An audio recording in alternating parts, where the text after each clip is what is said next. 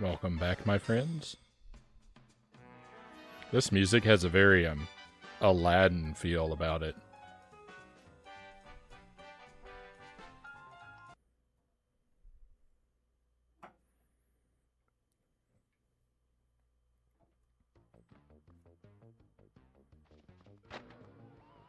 This music doesn't, but the title screen music does.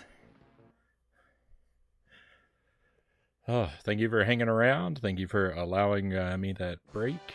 And welcome back to Pac-Man World.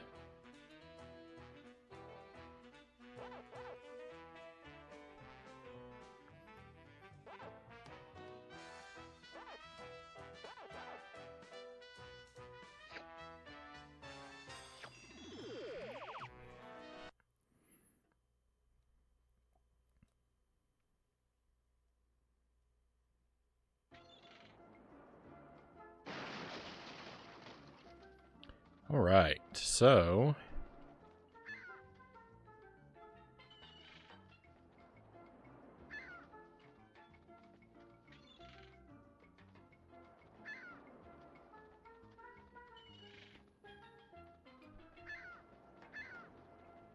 I feel like something isn't right. I think I may have once again lost progress. I think this game doesn't save when it says it's saving. Because I'm pretty sure we opened another level before.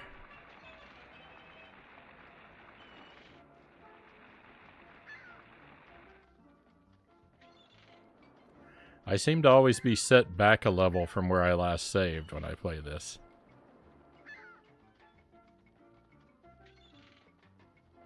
I don't think that's right. I'm pretty sure that we cleared this level last time.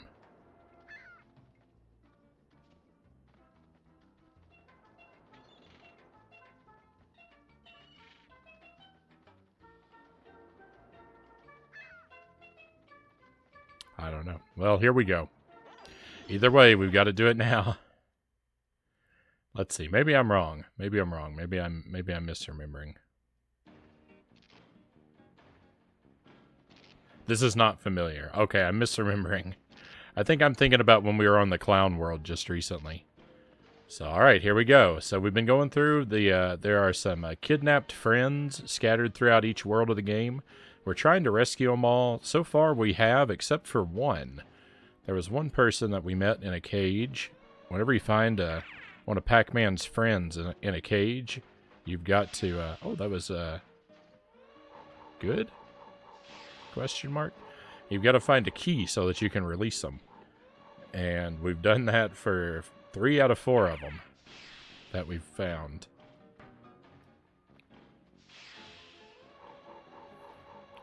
It's just taking a moment here to reacclimate to these controls. Well, maybe more than a moment. Can I just do this? Okay, there we go.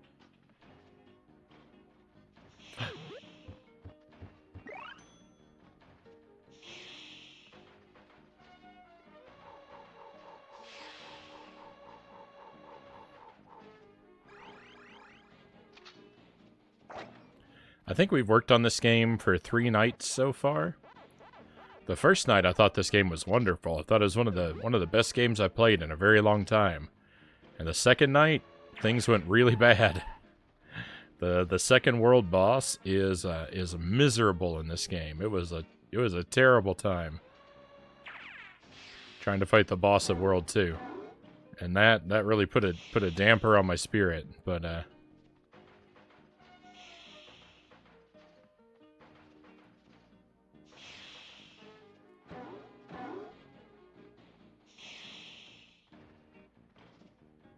things have been alright. Things have been pretty alright since then.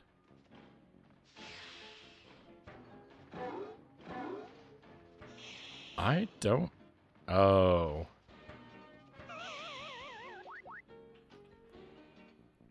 When you do a ground pound, you get your bounce after a ground pound is bigger than your standard jump.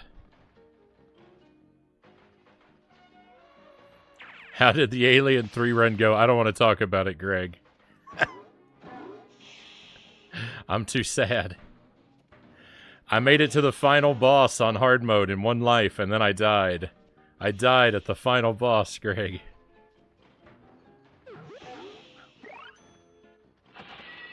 It was heartbreaking. I'll never recover.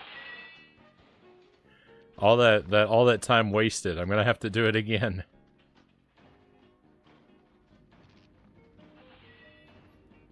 I mean, I'm so lucky. I get to play Alien 3 again. It's a good thing there are more challenges to look forward to completing.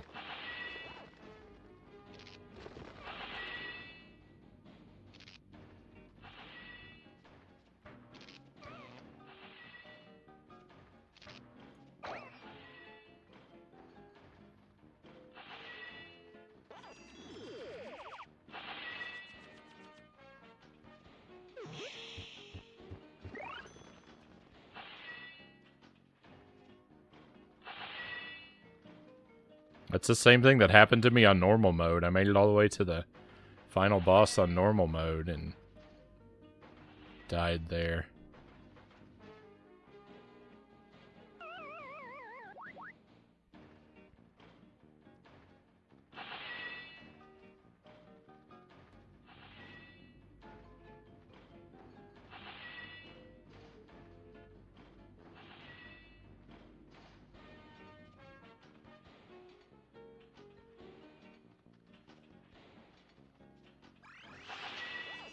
So we're gonna try Alien 3 again tomorrow night. We're gonna do it for the first part of the stream.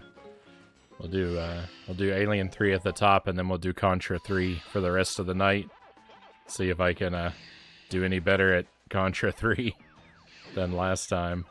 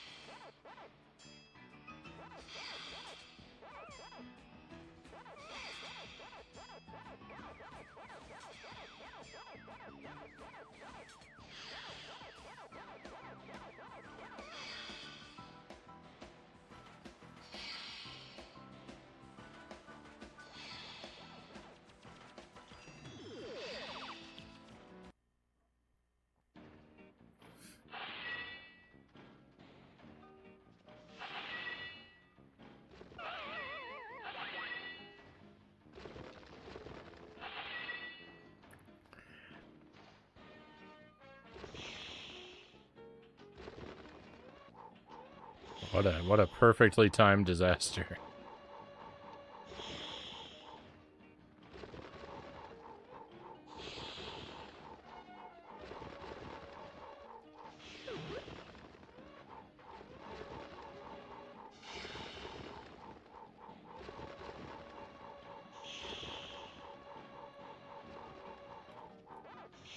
The rumble feature in the PlayStation 1 controller is really powerful.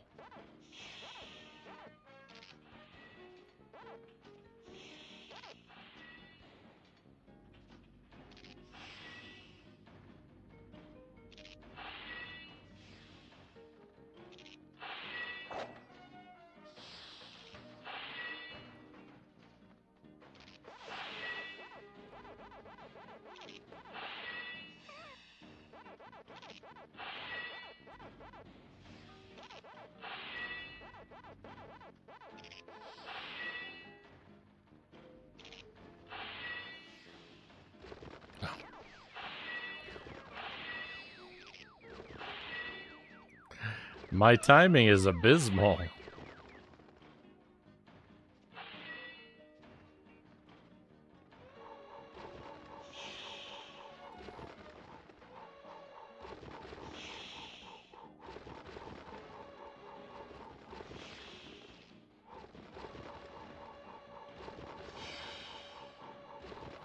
You couldn't pay someone. You couldn't pay someone to time their jumps more poorly than mine.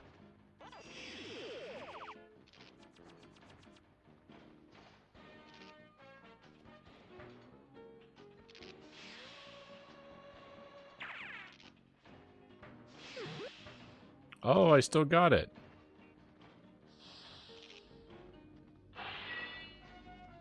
I thought I was going to miss that thing for sure.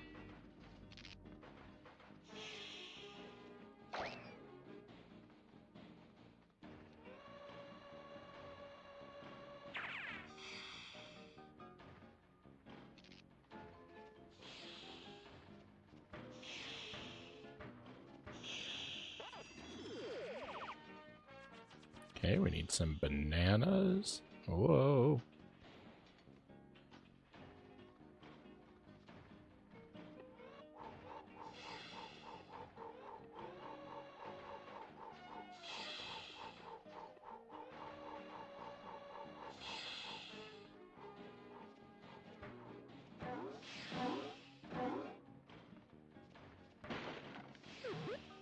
There's the bananas we need.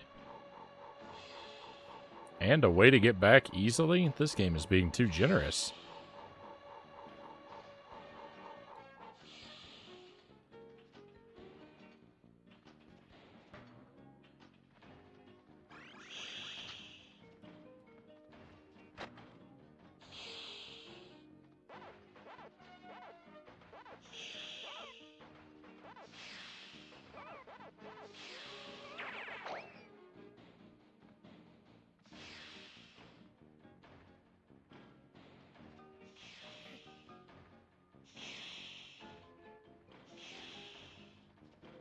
I don't know how to get this.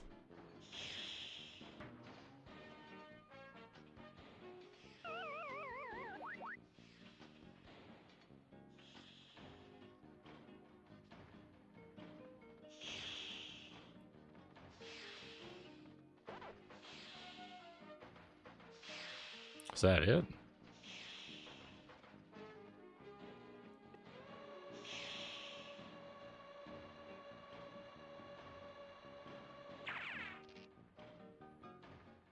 That was it. That was it. There was no point to any of that.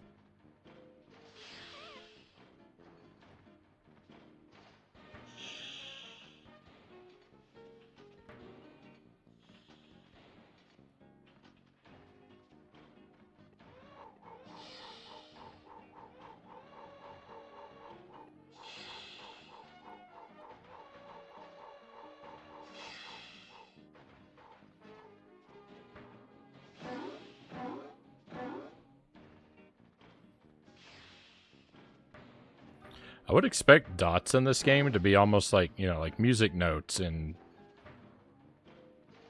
Banjo-Kazooie or something. Like an important collectible, but the dots really seem kind of worthless.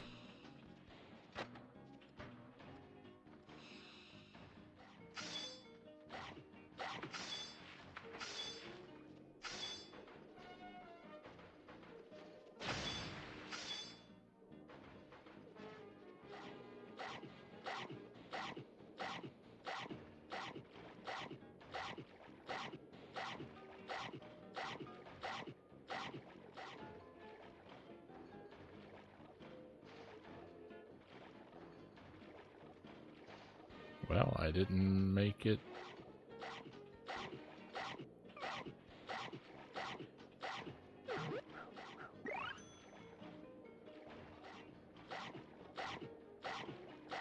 I didn't make it to that chest, is what I was thinking.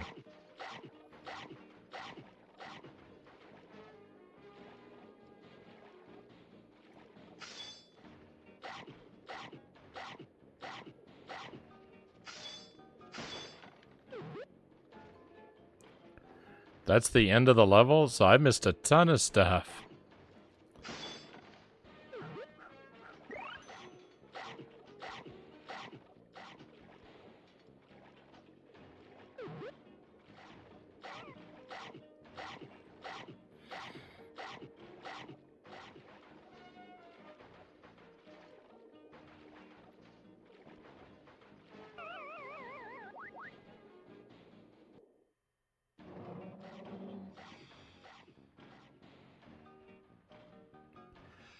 I don't understand. As usual. As usual. Look, there's someone in a cage back there. I was just talking about our caged friends. Look no further.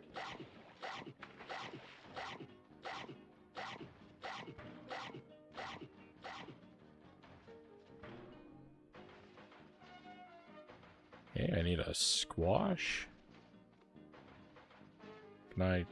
Is there an invisible wall here? I can't tell. Yeah.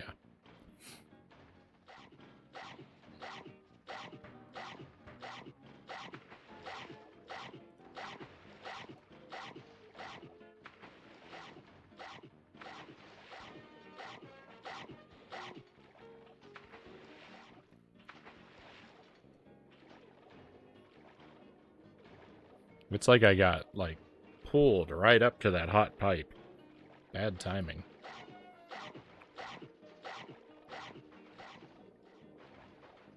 Is there anything back here? Hey, we've got a raid coming in. Nice. Hello, raiders. Don't know if you can see and hear me yet. But we eagerly await your arrival in the chat.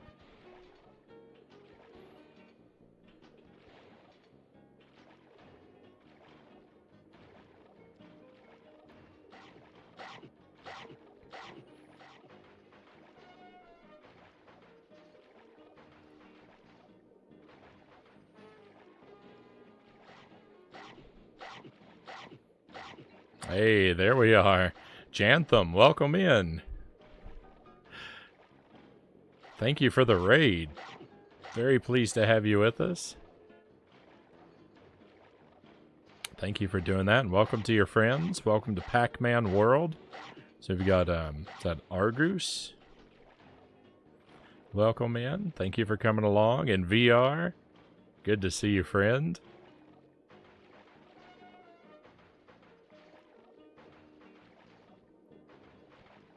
Thanks for the shout out. Hope you're having a good one, Frownie. I'm having a good time. Tell us about your stream, though. How did it go? Looks like you're playing Aria of Sorrow. That is a game I have not played yet.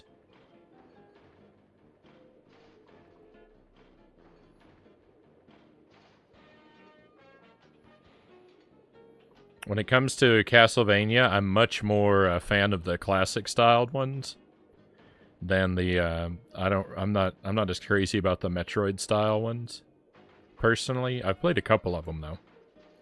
And I will play the others eventually. I'm just not in a huge rush for them. While we're just hanging out here, my friends, you can use that link to give Jantham a follow. That's what I'm up to right now.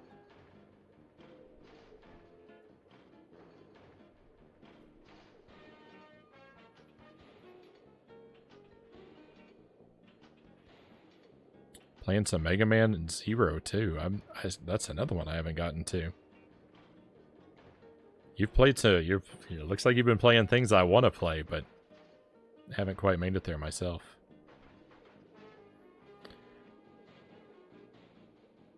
Jantham's About page says Variety PNG tuber who streams from Monday to Thursday around 11 p.m. Central. I don't know how quickly I'm going to be able to catch one of your streams. It looks like we overlap quite a bit. But as soon as I'm able, I'll do my best to do so. Greg says, I love Aria of Sorrow. My first time playing it. Just finished it today. GG. GG. Actually a super fun game. So I've played Circle of the Moon. When it comes to the Metroid-style Castlevanias, I've played Circle of the Moon and Symphony of the Night and Order of Ecclesia. I'm a real big fan of Ecclesia. That game I think is a lot of fun. That's my favorite of the Metroid-style ones I've played so far, I'd say. Circle of the Moon, it's been so long, I don't really remember it very well. And Symphony of the Night is okay, but I don't love it the same way other people do. I had fun with it. I don't really have anything to complain about with it. But Also, like, it didn't, set the world on fire for me or anything.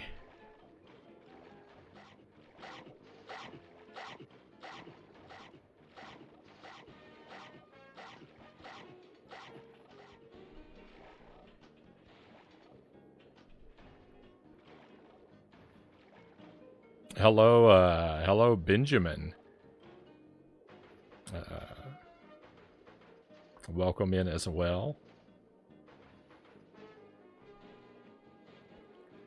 I have a list of games I've never played or finished before. When I finish a game, I spin a wheel, and whatever is chosen is what I play. I have no mechanism for choosing games myself. I've experimented with a couple things. Selecting games through viewer input, which is kind of fun on the one hand, but it creates a lot of problems for me on the other. It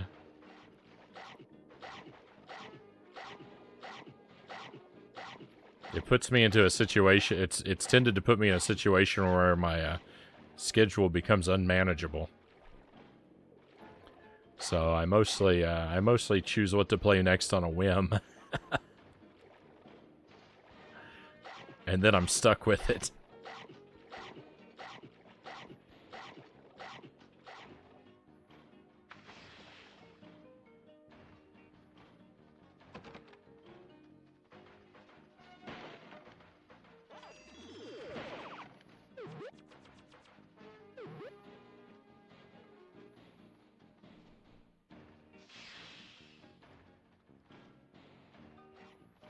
Sorry, I'm not really sure what I'm doing right now on this level. It's quite confusing. Like kind of an open world style level here.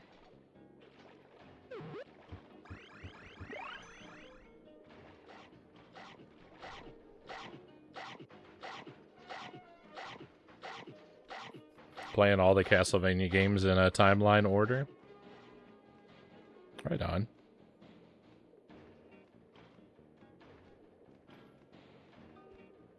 Playing Lament of Innocence.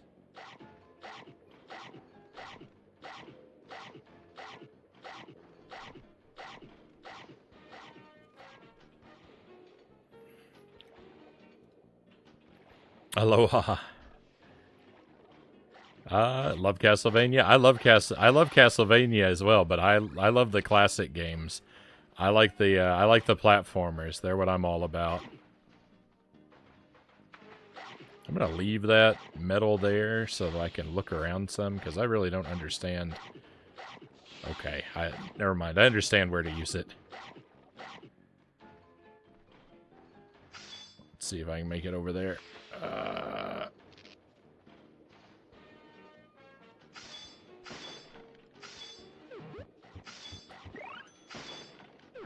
Victory. Alright, so far so good.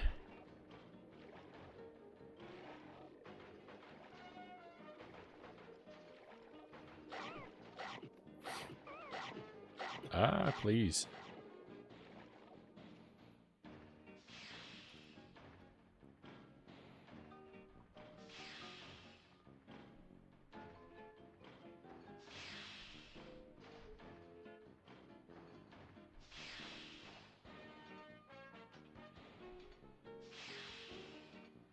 Sorry, I'm just catching up with the chat.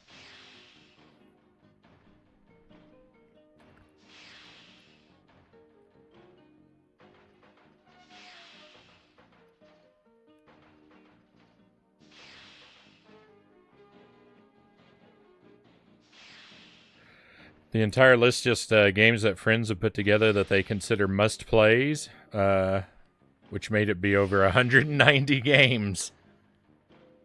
So you've got your work cut out for you.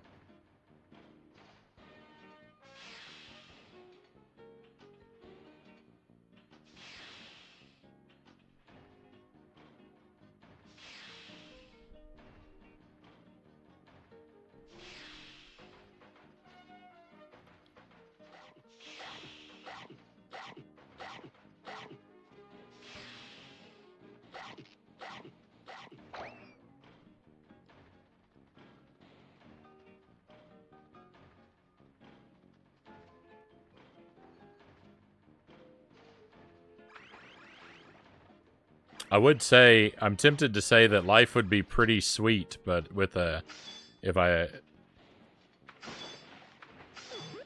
were if I had a list of must plays to work my way through, and I stuck to it, but who are we kidding? I love my trash.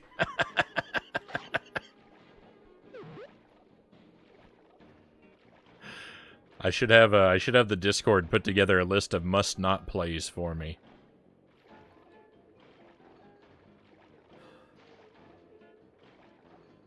So I can prioritize them.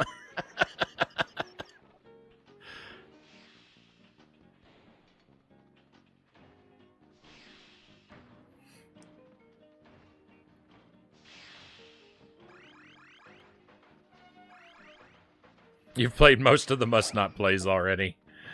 I've played well, that's true. I've played a few of the more like notorious ones.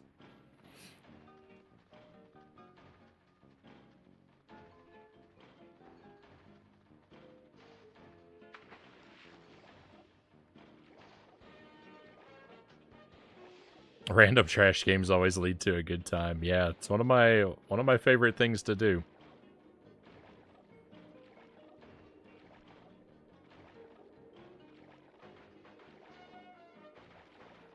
We've had a pretty rough night tonight. It's been a lot of ups and downs. My if you've noticed, my title mentions Alien 3. That's Alien 3 on the Genesis. I've been playing that a lot lately. Tonight I beat it deathless for the first time. And that was a tremendous accomplishment.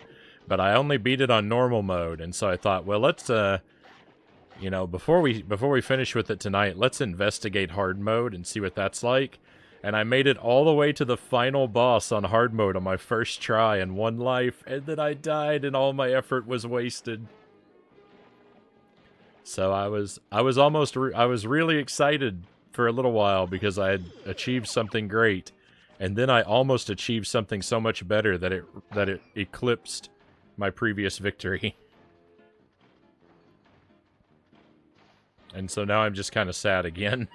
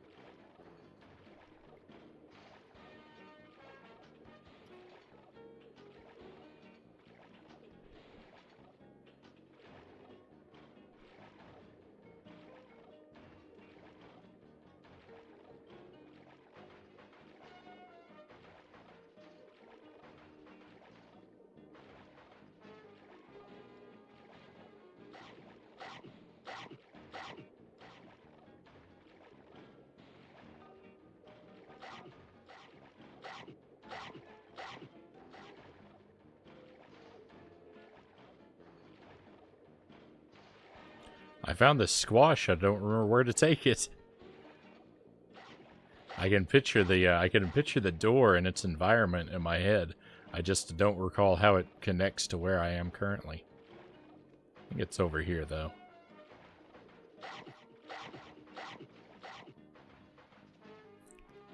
Yeah. If I hadn't said anything, I would have looked like I knew what I was doing.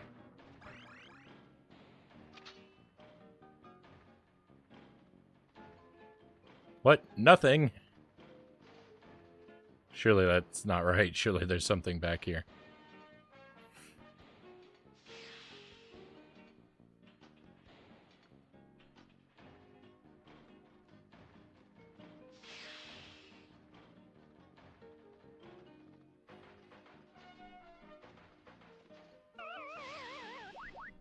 Well, that was an unfortunate time to die. Is this on PlayStation 1? Yes. Yep. We're technically we're using a PS2 to play it. because that's a lot more convenient for me. But it is the PS1 game.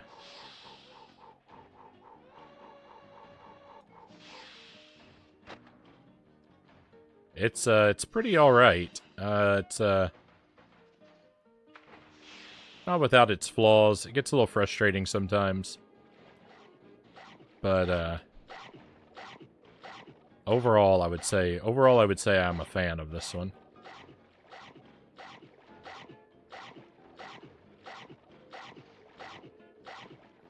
I'm just really I'm really perplexed at the moment. This is a more complicated level than we've seen from this game so far.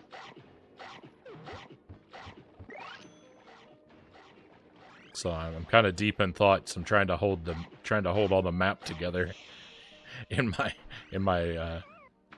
substandard working memory.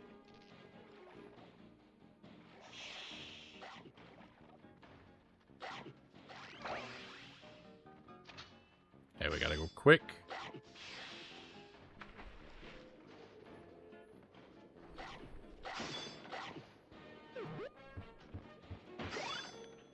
Perfect.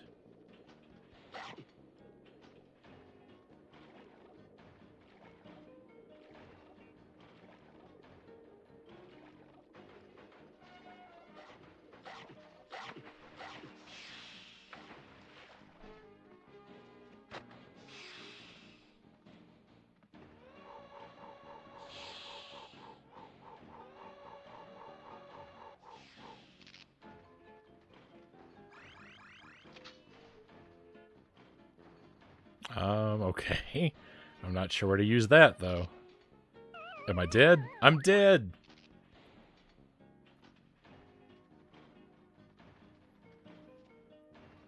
Alright, it didn't despawn, though. Okay. Take that over here. This is a really challenging level.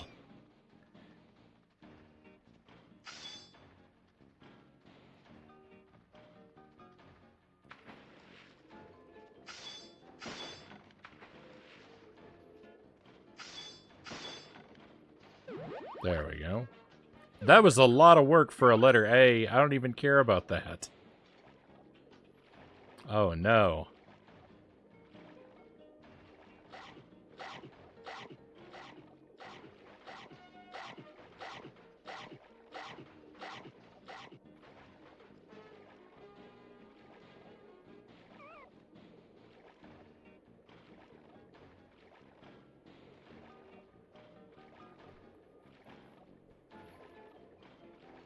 Castlevania, yeah, so like I said, I like the classic Castlevanias more than the Metroid style ones. I haven't played all of either of them. I've still got a few of each left to get through. Well, I've got about half of the Metroid style ones left to get to someday, and then 2 or 3 of the classic styled ones.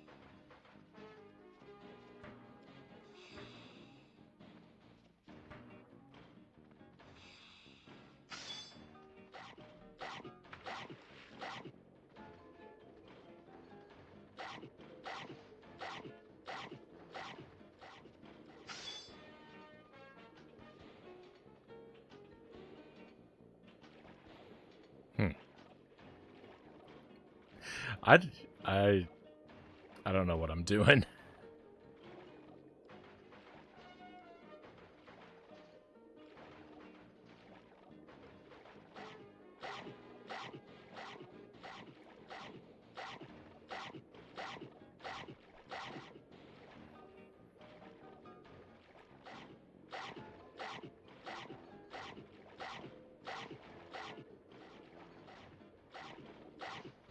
Let's just go as deep as we can possibly go.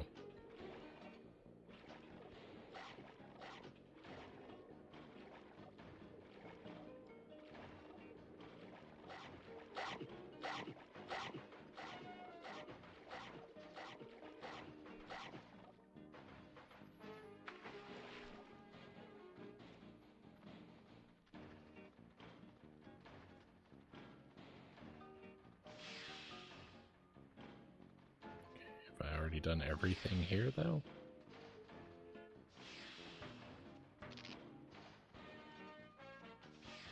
Oh, I have. That was everything.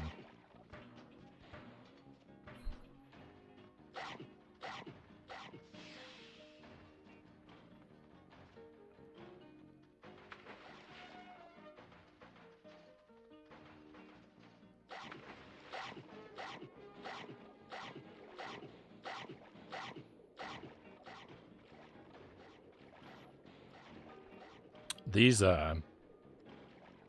piranha... These piranha, they make me think of something. They look like they belong in Banjo-Kazooie.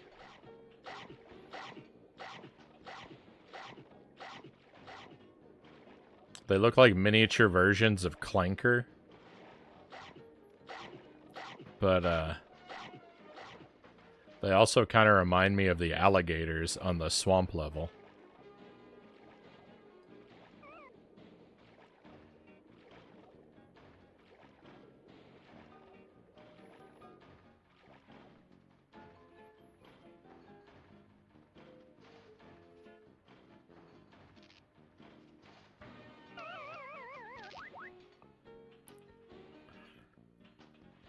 Is this where I was? It is. Ah, perfect.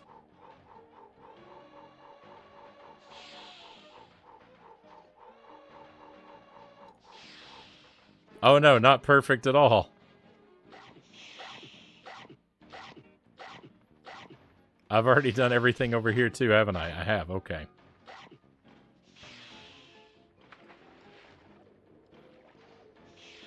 Okay, I got some cherries in here.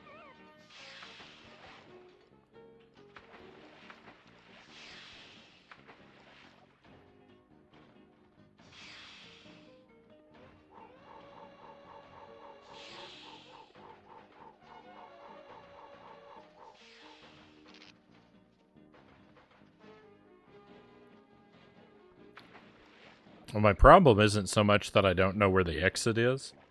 My problem is that I don't know where the key is. I think I know where the path to the exit is, but there's so many branching paths down here that I just want to, it's hard, I'm having a hard time remembering what I've cleared out and what I haven't, to know if I'm ready to start looking more toward the exit, which I think I am.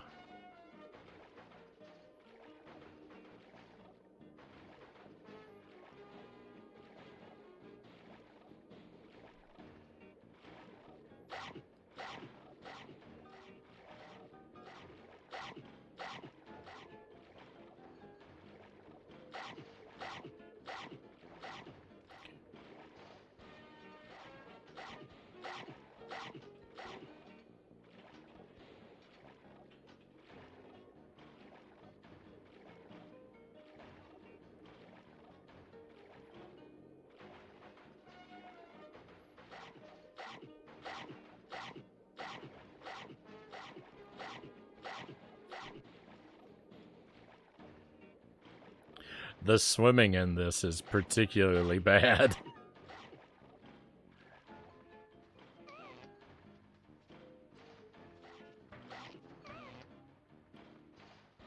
No, this is the stage end. But I never found a key.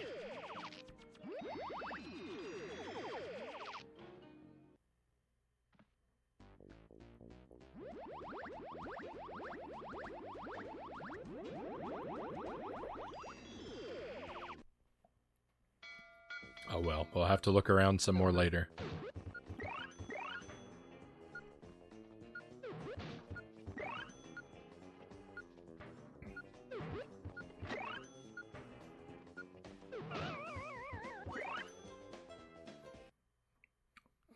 bonus level went rather poorly.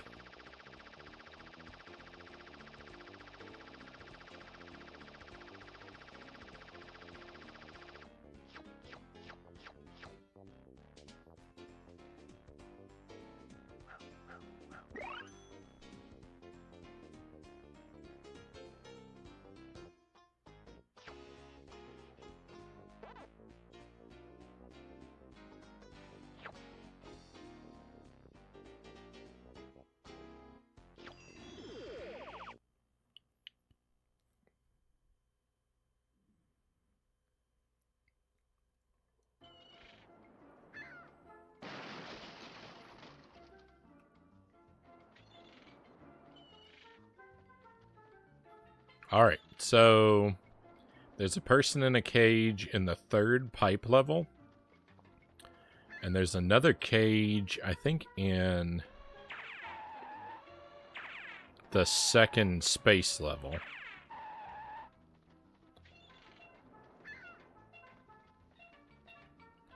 I don't recall exactly, but I think it's the 2nd of the space levels.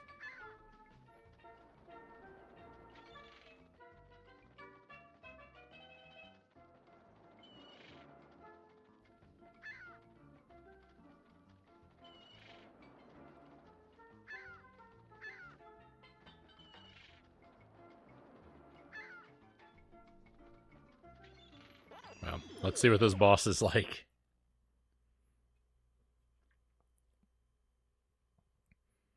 The bosses in this game have been by far the roughest part.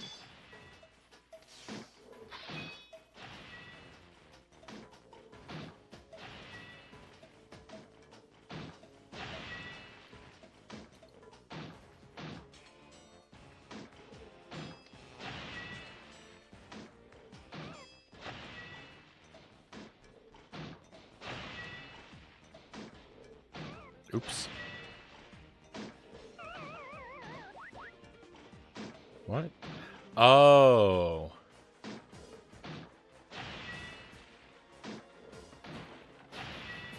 Oh, I understand this boss now. That's interesting. So we need to not be picked up by the magnet. We have to be metal in order to avoid the heat from the switches.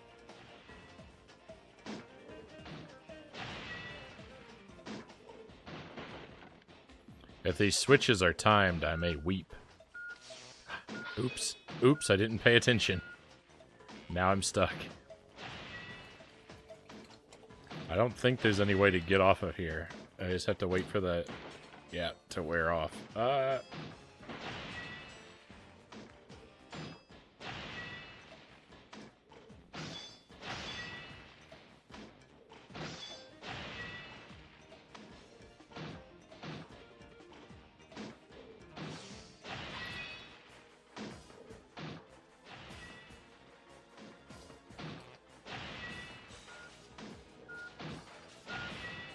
I must have been too slow.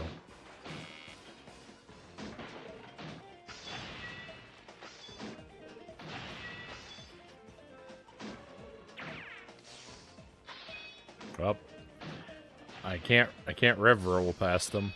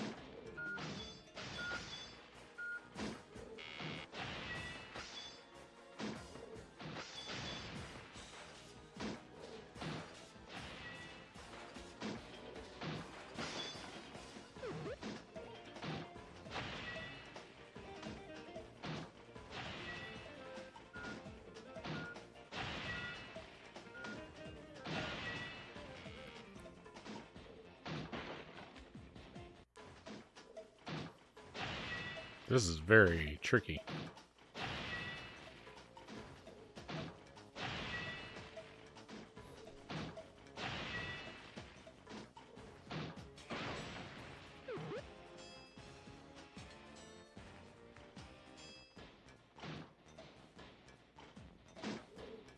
Hey, Cat Collide, welcome in. Thank you for the raid. Pleasure to have you with us, and welcome to your friends. I'm in the middle of a very confusing boss fight at the moment in a Pac-Man world.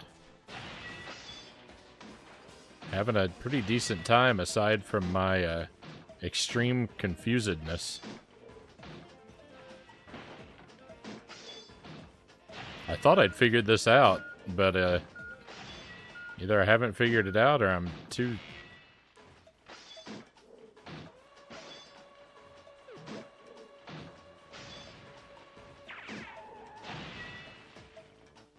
I don't know. I don't know what I'm doing wrong. But we'll keep at it until we figure it out. Here for some hot Pac-Man action. Well, it is very hot right now. All of these switches have been heated up, so I can't pound on them unless I'm a metal Pac-Man.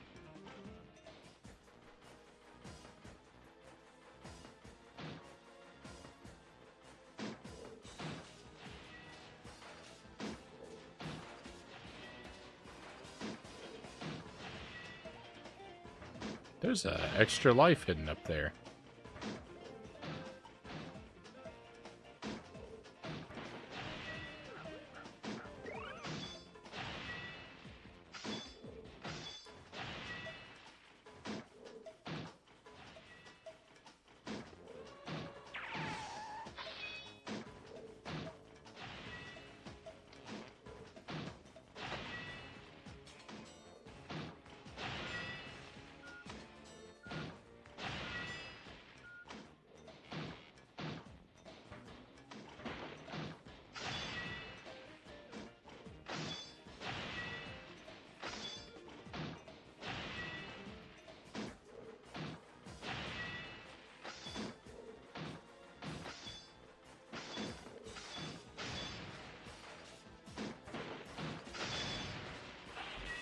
Victory! I finally did it. Okay.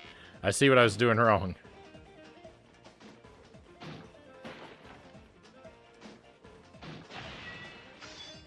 What were you up to tonight, Cat Collide? What were you playing?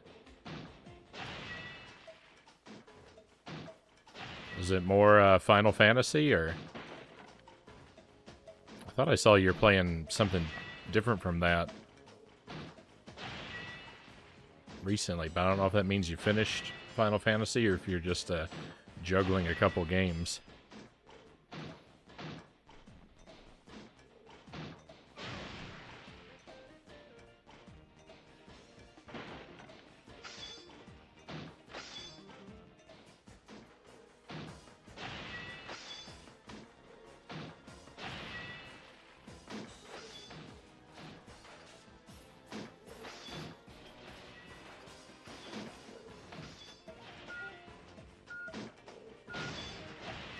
Wow, you have to do this so many times.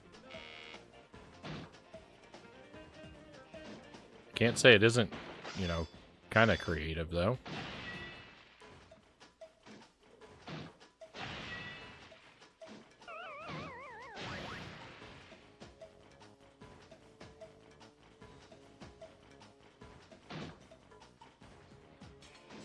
I don't know what I was thinking.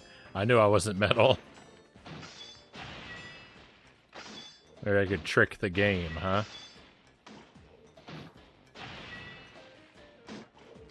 No, let go of me, let go of me.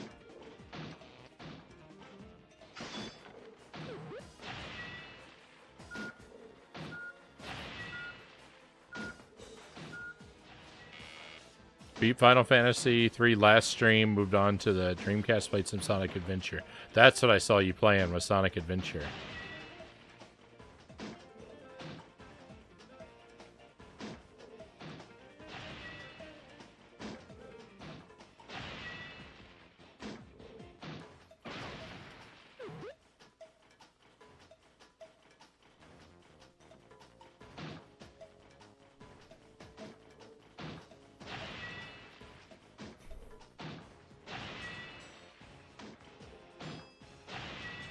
Hello, hello, Pookie.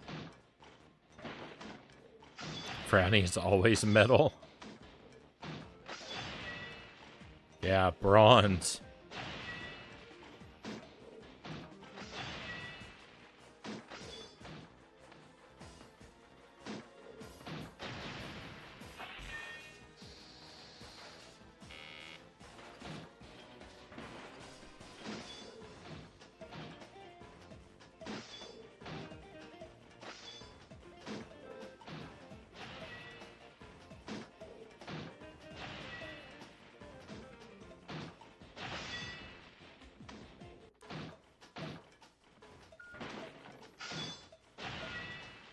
You know, if this were a Mario game, we'd only have to do this 3 times.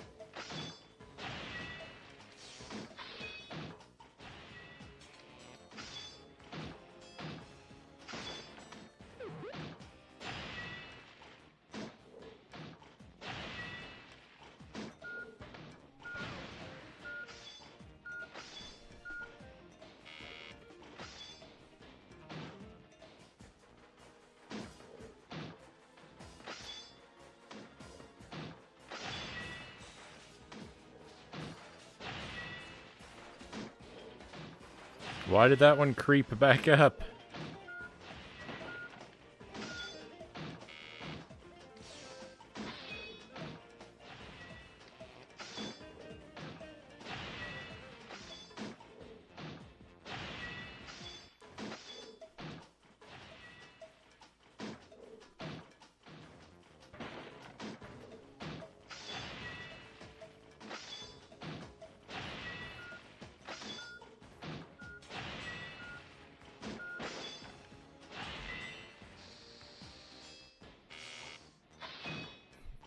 It grabbed me during the cutscene. Or during the animation.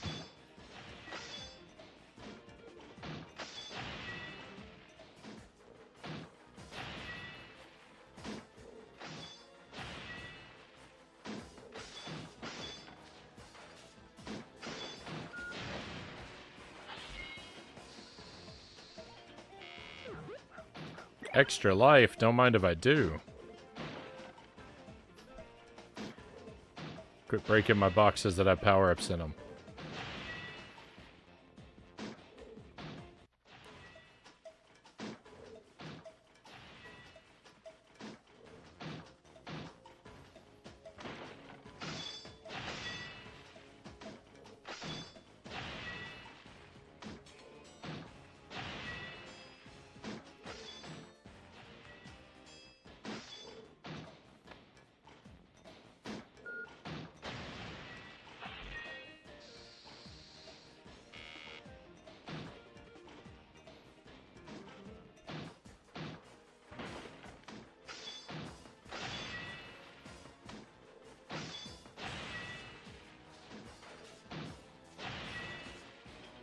No. This is kind of a really cool way to use the metal power-up, though. Can't really deny that.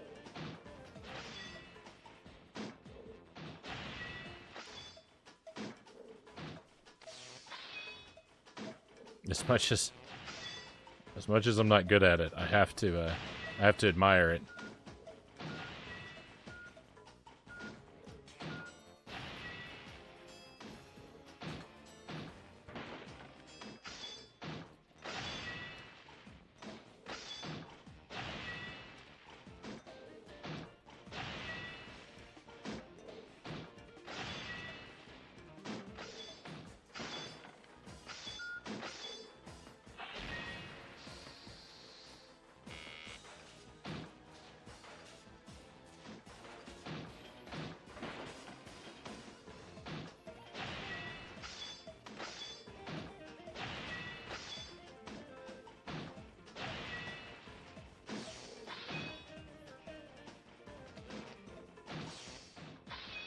Please. Please stop.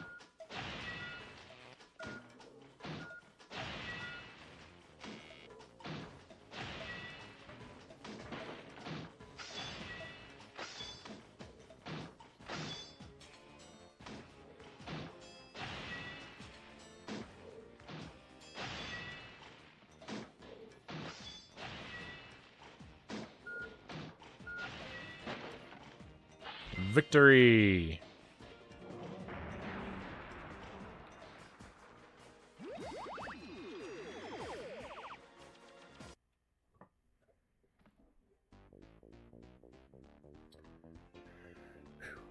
I wasn't actually sure that was going to be a victory. The timing there was woo.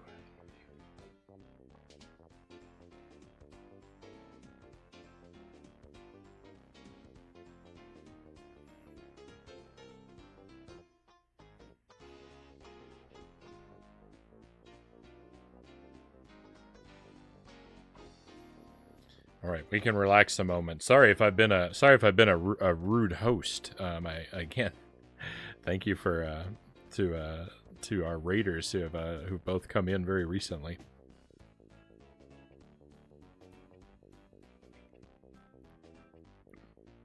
I've been absorbed in the game.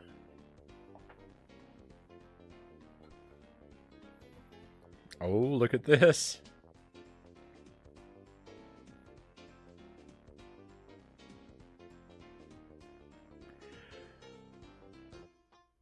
It's another raid. This time it's the legendary Bel Air Jeff. Welcome in.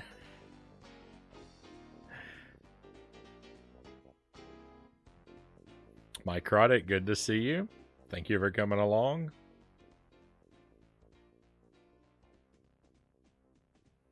Speaking of Castlevania marathons, here's Bel Air Jeff,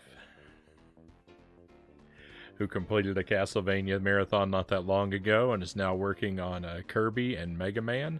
I think were you on Mega Man X4, Jeff? Correct me if I'm wrong. Let us know, what were you up to tonight, my friend? How did it go?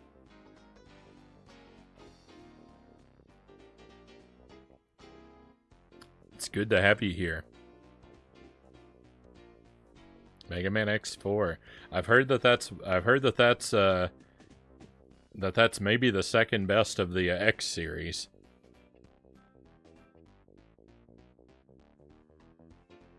I'm just repeating rumors. I've only played X1 myself.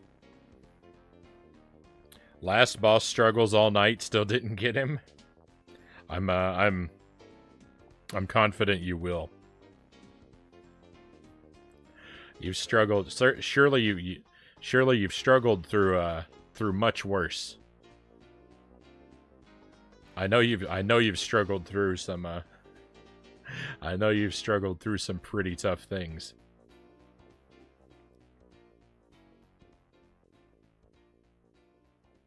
Is that a Saka Nakao? Thank you for coming along. 3D era Pac-Man. Yep, that's what we're doing. That's what we're doing. Lin Ling, good to see you again, and Venoman. Happy to have you here as well. Thank you for coming along, my friends. We've had a night of many highs and many lows. We've had a lot of ups and downs tonight.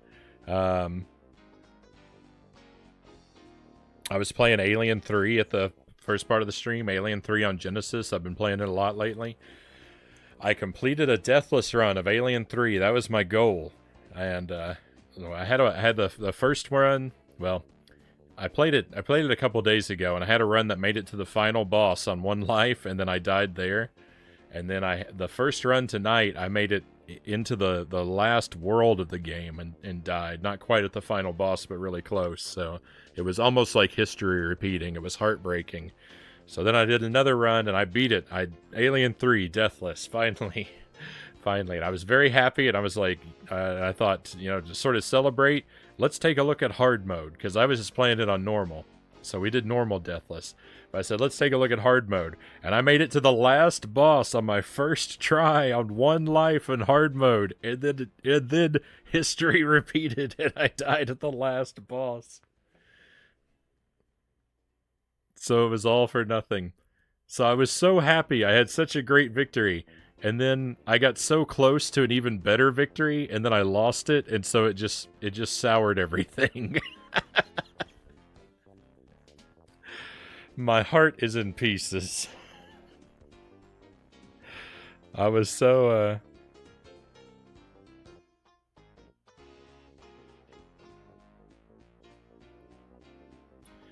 I was so, I was up and down and up and down. I just can't even finish my thoughts. So we're probably gonna play Alien 3 again very soon, so I can get that hard mode deathless run. And then since then we've just been playing Pac-Man World, and Pac-Man World's a lot of fun, but a little bit frustrating. We came with Matt. He went to Jeff. That went to you. Oh, is Matt as in upside down Matt?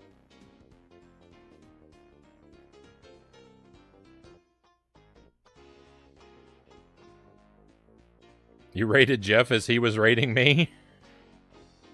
Well, I'm happy to have you here however you got here.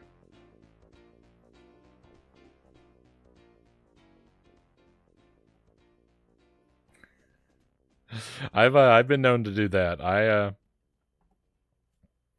I've been known to raid people as they're ending their stream or as they're raiding out. I'm not very careful. Bosses in those games are insane. I'm getting wrecked by Phase 3 Sigma. Just want it to end. Hang in there, Jeff. I have faith in you.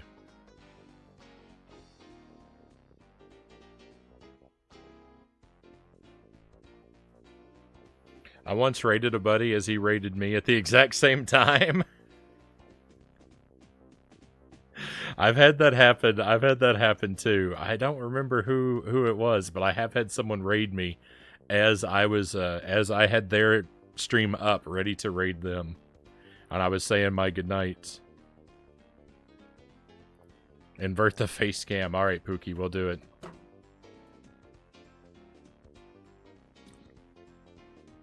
Jeff says, time for bed. Good night, y'all. Thank you again for the raid, Jeff. Always great to see you. I hope I get to see you more frequently. I hope I get to come by your stream. I've been doing all these massive streams. I keep eclipsing all of the people that I want to watch. I start before they go live, and I wrap after they're done.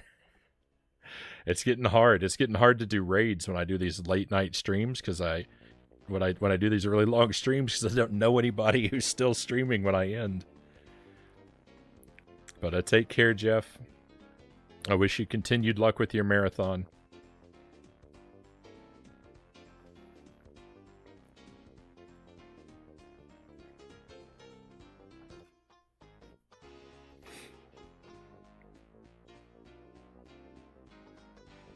Been shorter and less frequent. Well, hopefully, you're able to get back to it a little bit more often. Unless what you have eaten up your time is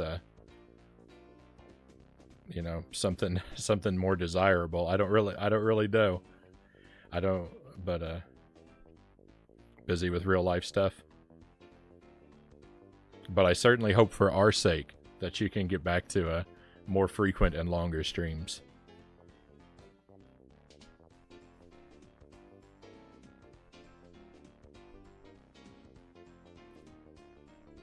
Does that cause an infinite raid? Yeah, it's like lining up two mirrors again in front of each other. All the viewers just loop back and forth between the two streams.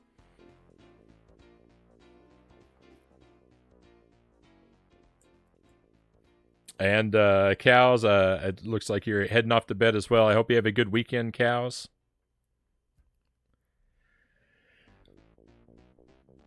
I appreciate you being here. We missed you when you were away earlier this week. We're very glad you're back, and we'll look forward to having you back early next week too.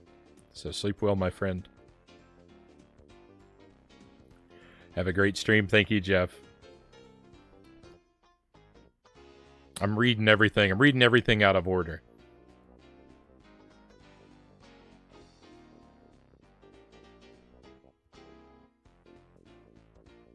Breaks the multiverse.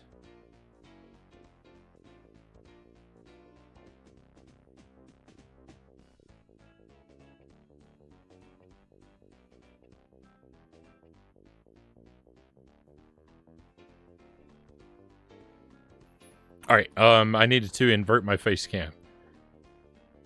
Oh, that was why. Because that's why you redeemed it, Pookie, in honor of Upside Down Man? Right on.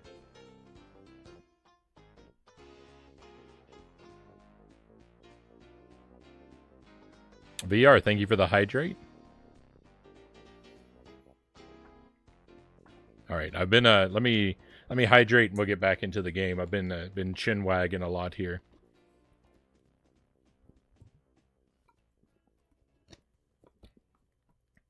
If you arrived through one of the raids, I'll just finally take another opportunity to welcome you in and let you know that I'm very grateful to have you here. Thank you for coming along. If you're not familiar with the stream, of course I'm Frownie. I stream several nights a week. We start up usually around 10:30 p.m. Central Time.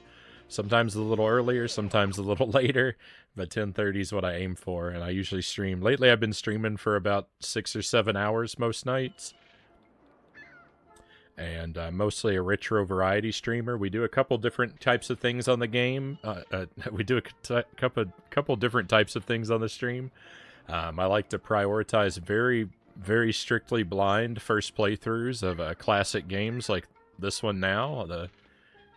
All the great games that I've missed out on over the years that I'm finally getting around to.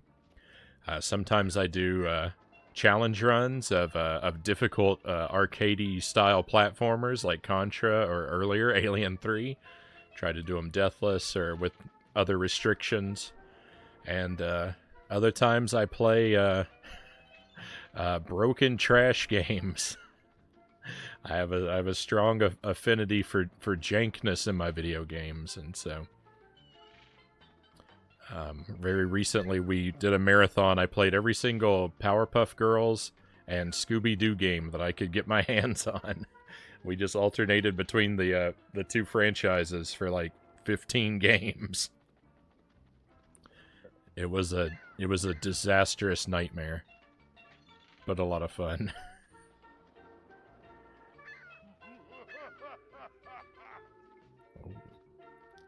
I don't recommend any Scooby-Doo games. I don't recommend any of them at all. They ranged from aggressively mediocre to catastrophically terrible. Powerpuff Girls had a much wider range. They're still mostly failures, but there were two decent games mixed in there, so it wasn't as it wasn't quite as painful. Can I go down here?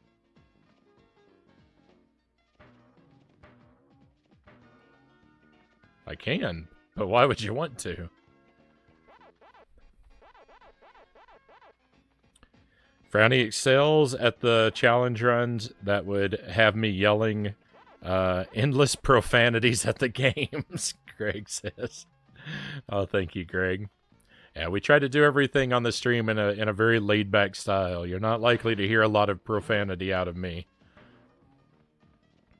I don't want to stress anybody out. This is supposed to be a relaxing stream. Everybody gets to kick back.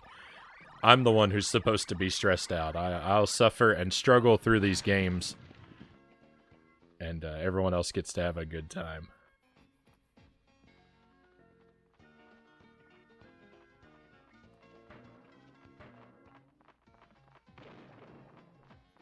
I like the spooky world here that we're in. First impression, this is a fine spooky world.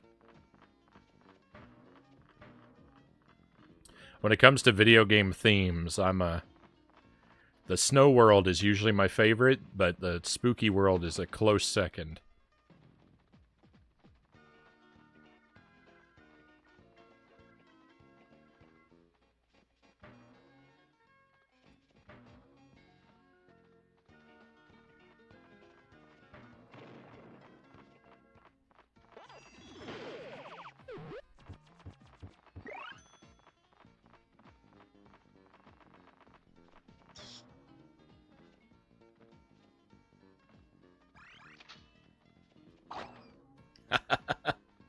Oh, wow. We've got another raid coming in. How hard is it to play upside down? Libont, welcome in. Great to have you with us. And Jay, oh hey it Jay, thank you for the raid, Jay. We are non-stop with the raids tonight. I'm feeling very fortunate, my friends. Thank you so much, everybody, for coming by. Let me do the shout out for Jay here.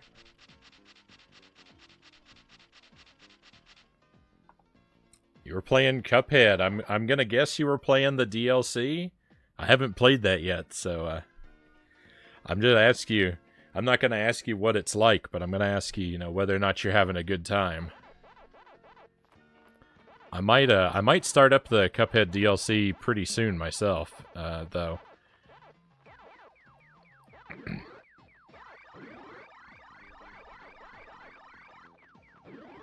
I'm actually gonna take a little break from playing retro games.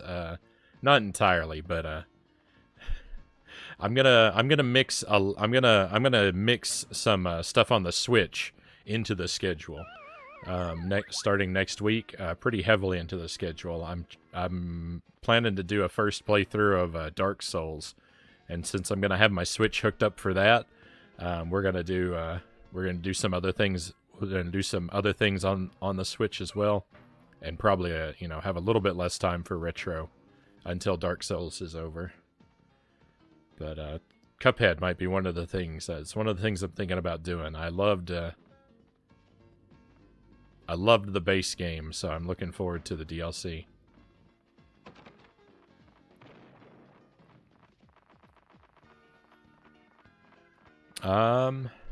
Not yet. I hadn't played the game in a long time, so I want to do the regular game first. However, now that we're done with that, I will start it next. Oh, you finished Cuphead tonight. GG.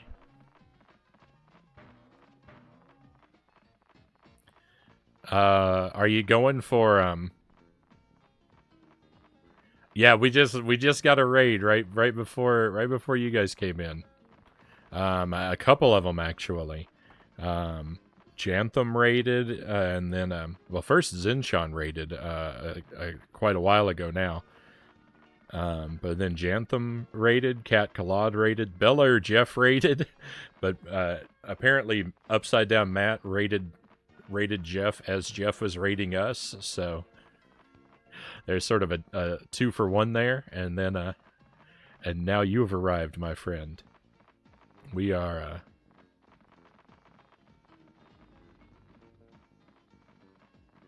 we're just incredibly fortunate tonight.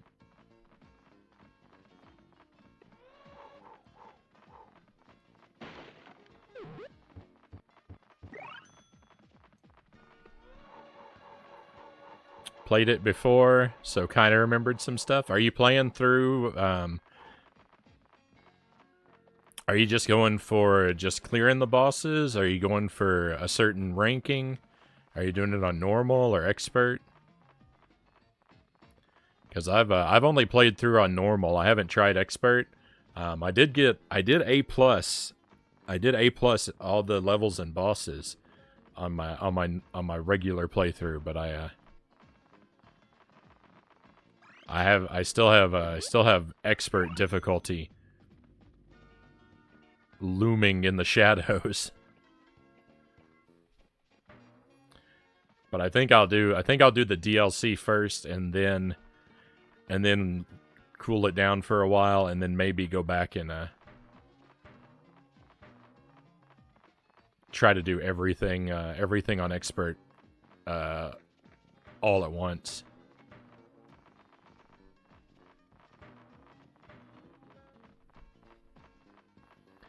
Right now, clearing on normal. I'll do as much as I can for highest rank later. Can't say I'll be able to do all of it yet, though.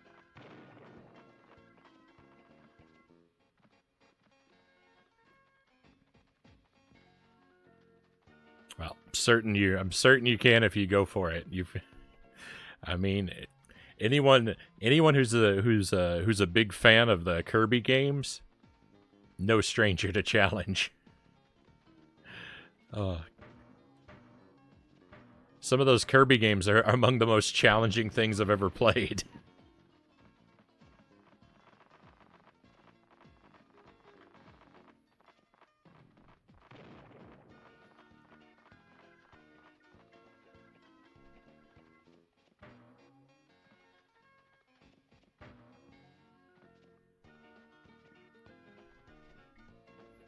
They're so deceptive. They're so deceptive. They lure you in with a cute and easy game, and then they throw a final boss at you.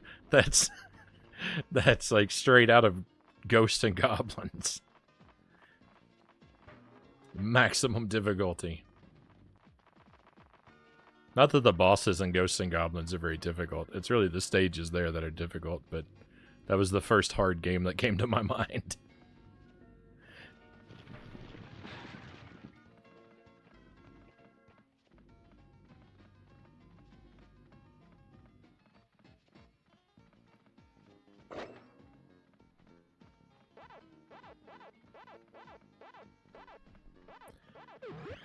Still need to actually play through. It's a tough game.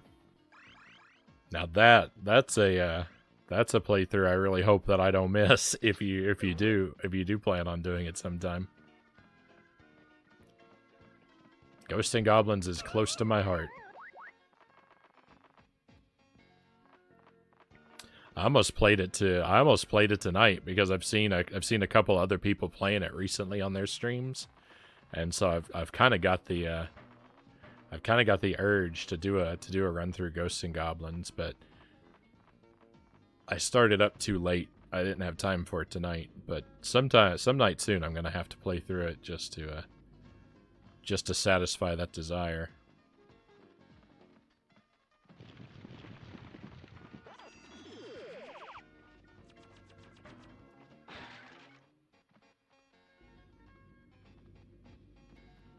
Looks like we'd better cross over here first.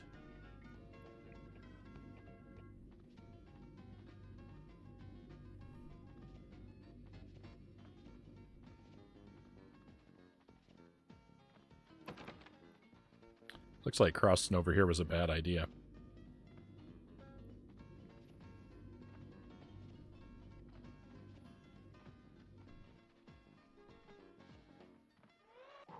Okay, that takes us back up. Oh no.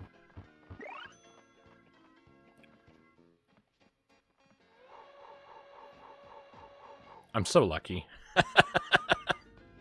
That timing.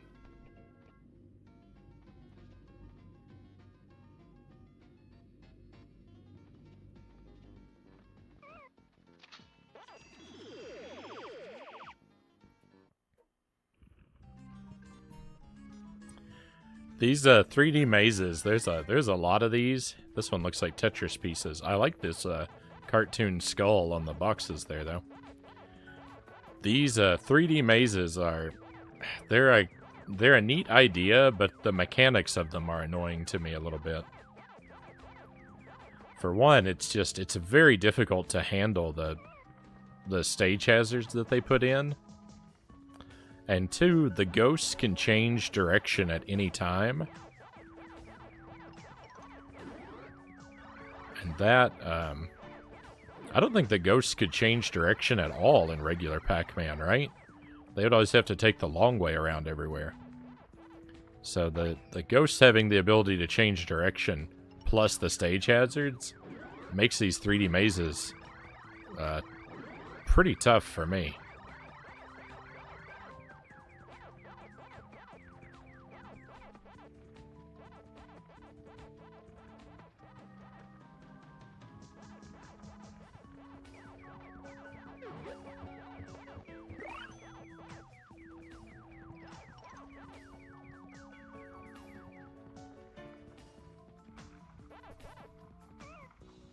You do get extra hits, though. You do get extra hits, so...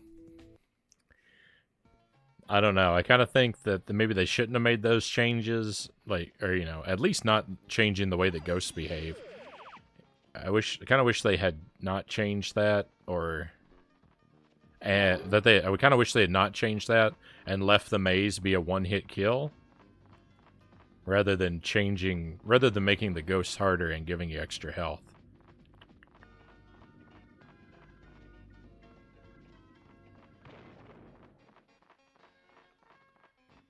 But who knows? For all I know, maybe they tested that idea and it was terrible.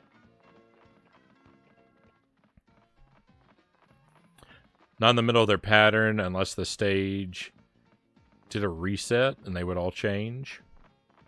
But not like constantly. It's hard to explain. I'm not super expert at traditional Pac-Man. I've played, you know, I've played a fair amount of the original Pac-Man, or the Commodore 64 port in particular. I've played a lot more Miss Pac-Man than I have original Pac-Man.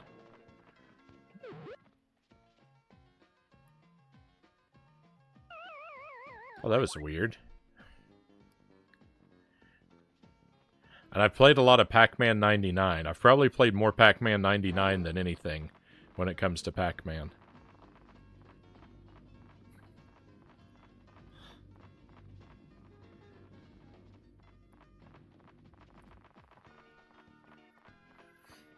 I don't remember the exact numbers, but I was checking my win ratio for Pac-Man 99, and I've played almost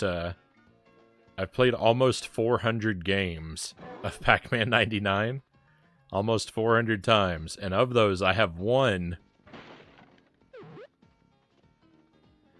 out of 400 times. I have won less than 30.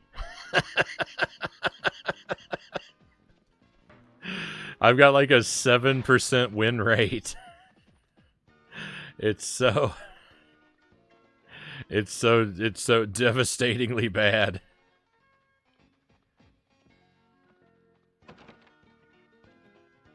But to be fair, I mean, part of the reason for that is you have to learn the game, right? So I lost a lot when I started playing it, and I can't. There's no way to make up for that, other than just play an obscene amount of Pac-Man, which, you know, I'm willing to do. I can get really consistently into the top 10. I finish out in the top 10 almost every single game I play, and frequently in the top 5. But just getting the win, I'm always tripping at the finish line. My Pac-Man 99 end game is real weak.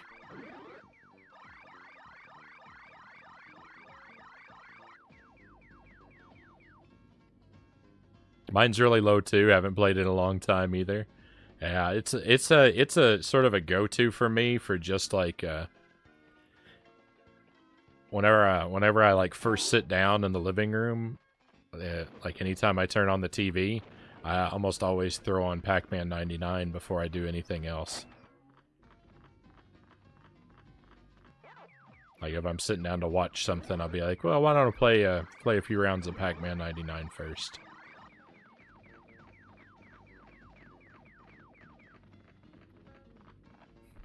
It had been Mario 35 for that before I was before Nintendo took that away from us. I'd play Mario 35. Mario 35 I was really good at. I would comparatively. I probably win about 2/3. I've probably won about 2/3 of my games in Mario 35.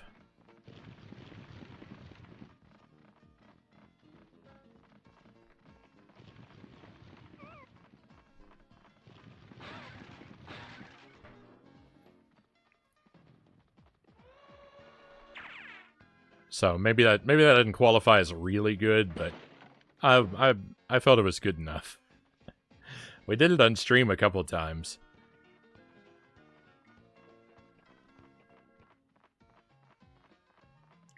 I'm disappointed we haven't seen any new announcement for 99 games. Zelda 35 or something similar would be great. Yeah, I wish that they had. I wish they had. I don't know, developed the idea of Mario 35. You know, add in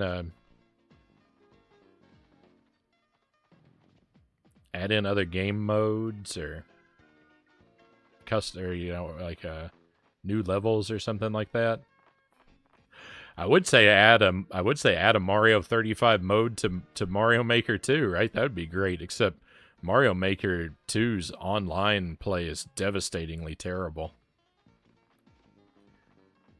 I don't know that I've ever had a worse experience online than when I tried playing a Mario Maker 2 versus mode. The connections are just so horrible.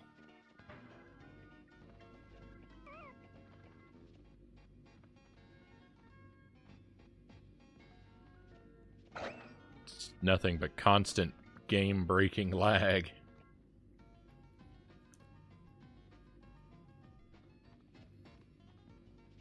But I do really like that idea of, like, you know, Battle Royale interpretations of classic games. So I'm definitely with you there. I wish there were more stuff in that formula.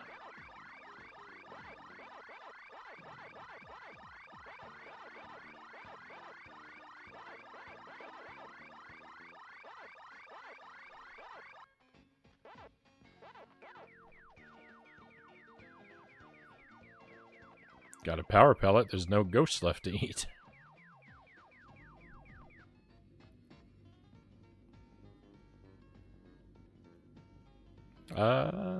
Pookie says, pretty salty. Mario 35 disappeared. Didn't have a Switch while it was a thing.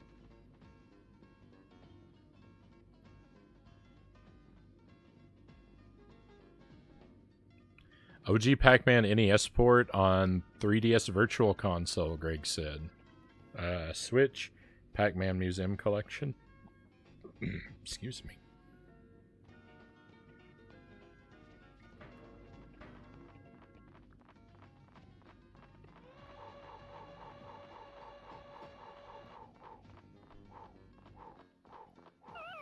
I think we played Pac-Man on the Atari 2600 one night on the stream, too. I know I've played it. I think we played that on the stream for a little while.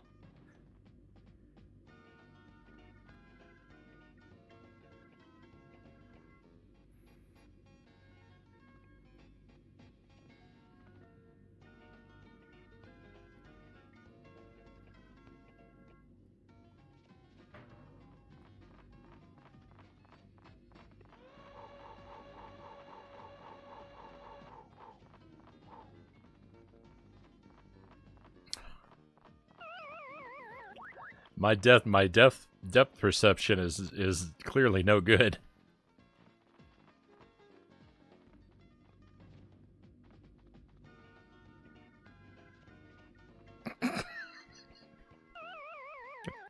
I'm sorry. Pac-Man Atari. Yeah, it's pretty bad. I don't think it's I'd rather play Atari Pac-Man than some of the other garbage I've played on the stream, but it's definitely not a proper Pac-Man experience. Legendary jank. I would say if you have only ever played Pac-Man on the Atari 2600, I would say you have not played Pac-Man.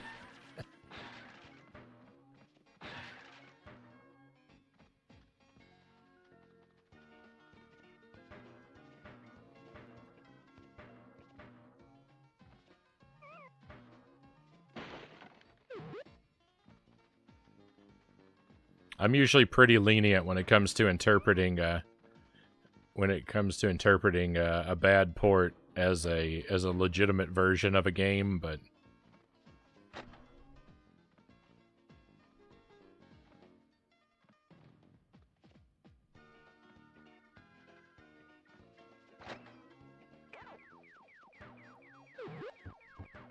Pac-Man 2600 is unacceptable.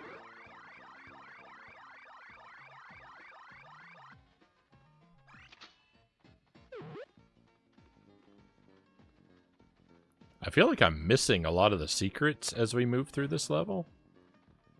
But, I mean, I've got all the letters, so I can't be missing that much, right?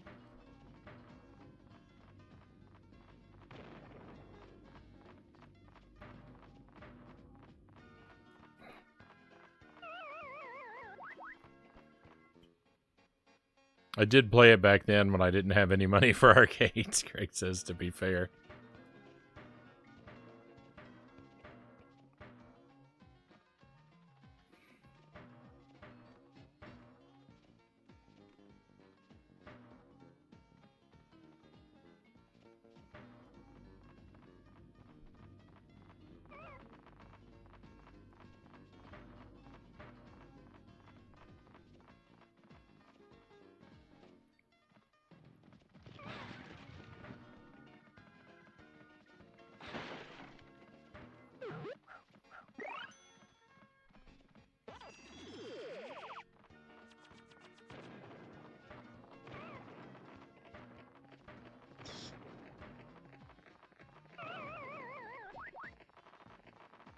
I saw a secret chest hidden away down there.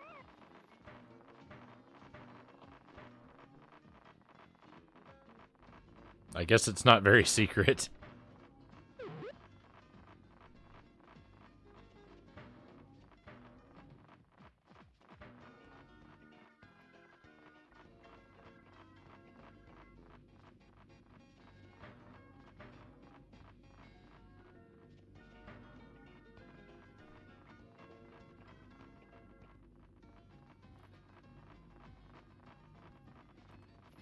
Here's a question for anyone who may know. The Model 2 PlayStation 1 controller, right? The original PlayStation 1 controller does not have joysticks, but they did release a PlayStation 1 controller with joysticks. That's what I'm using right now.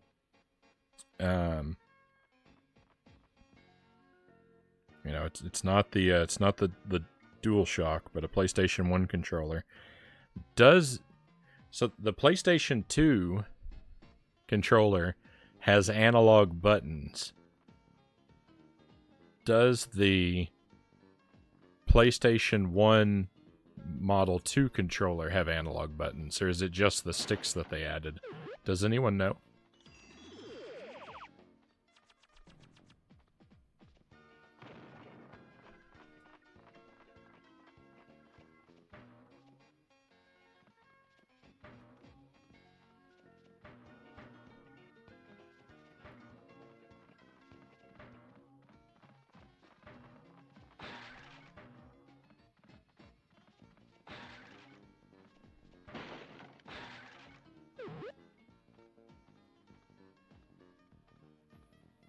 No, like the buttons on the PlayStation 2, the face buttons, the triangle, circle, X, square button, those buttons, unless I'm mistaken, I believe those buttons are analog and that they're pressure sensitive.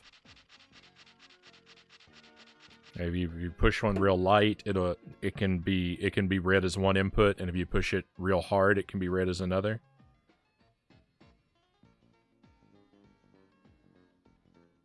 I could be ill-informed. I'm historically much more of a Nintendo guy than a PlayStation guy.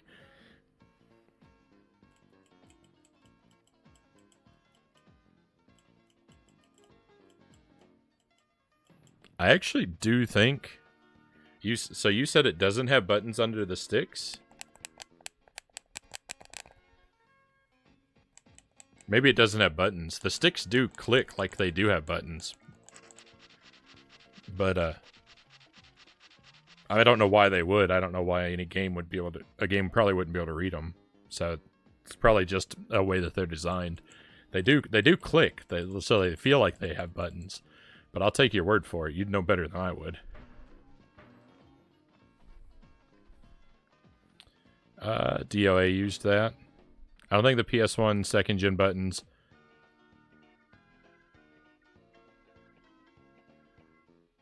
I don't think they. I think you mean that you don't think they were analog. Yeah, L3 and R3. Don't think they were analog.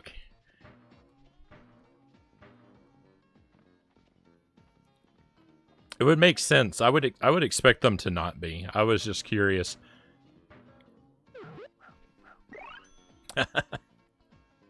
Whoa, I thought I was dead.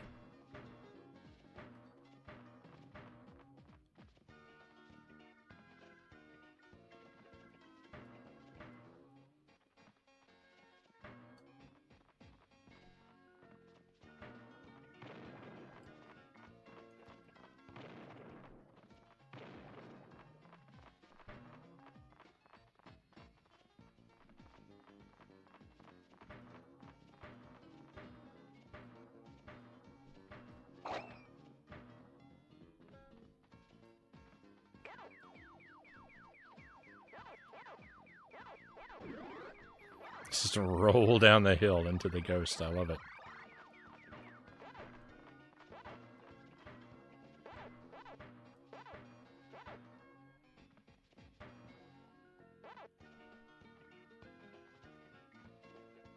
Look at that moon. That's a pretty nice moon back there. It's only like a little sliver of a moon, but you can see the whole thing. Planet Pac-Man never has a new moon. I missed the inn. We can go back for it. Victory. Alright, and that appears to be the stage.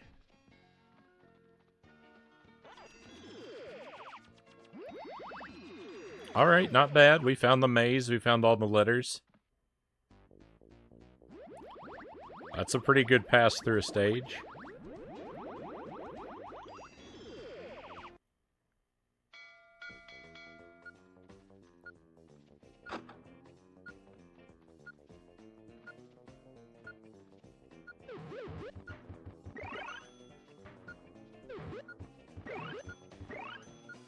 Oh. If you bounce... Oh, never mind.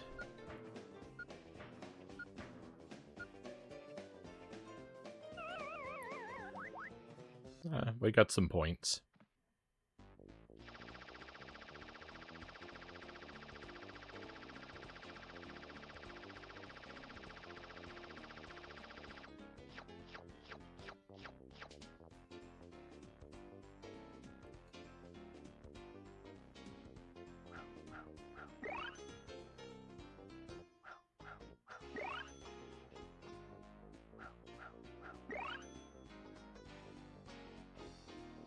Got some lives back, too. That's very important.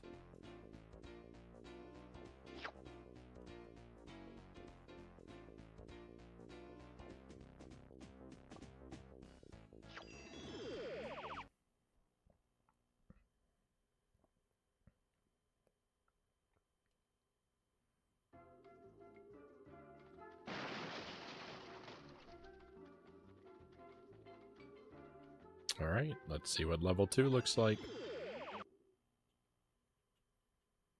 Creepy catacombs.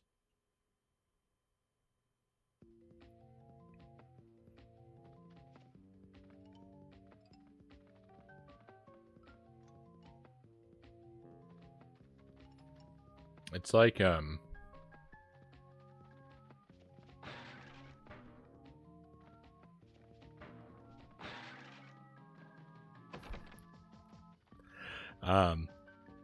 I said before that the snow levels are usually my favorite, and the spooky levels are usually my second favorite.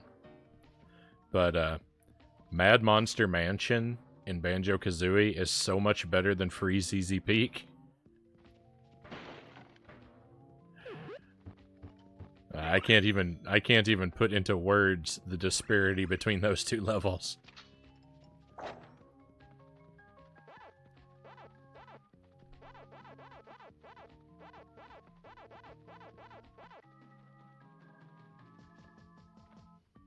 Though Freeze Easy Peak is the scarier level between the two, because that giant snowman is terrifying.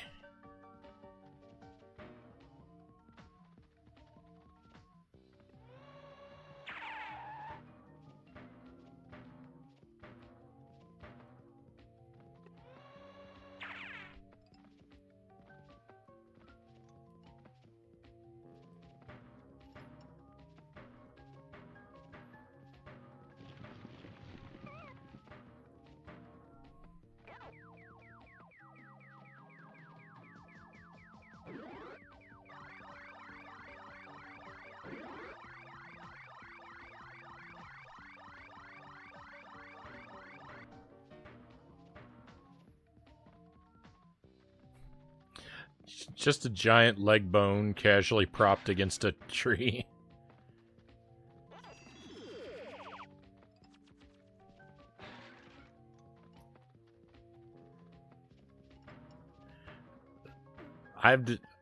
Well, first of all, this is a living tombstone. But the skeletons. Look at the skeleton. I didn't properly appreciate the design of the skeleton. Look at him. He's got a top hat, and he's carrying around one of those, like, a Scrooge from A Christmas Carol, like, candle on the platform. But the thing is that he breathes fire at you with that he uses that candle to ignite his breath when you get nearby. This skeleton is the best. I don't know why the skeleton needs to purse his lips to blow a stream of air. So far as I know, skulls don't have lips, so that's a bit strange, but wow, what a design. What a great enemy. Oh, these guys are invincible. They're like the big thwomp. Well, the small thwomps too. Or no, the womps. They're invincible until they fall down.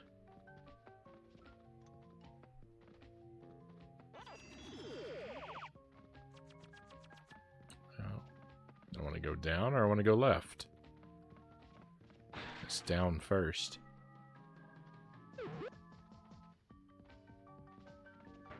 Uh-oh.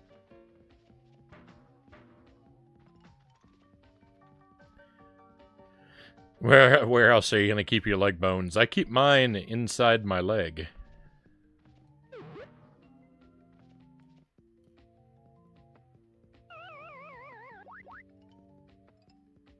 I think I've been upside down for a required amount of time. Much longer, in fact. As usual. So we'll go back to normal.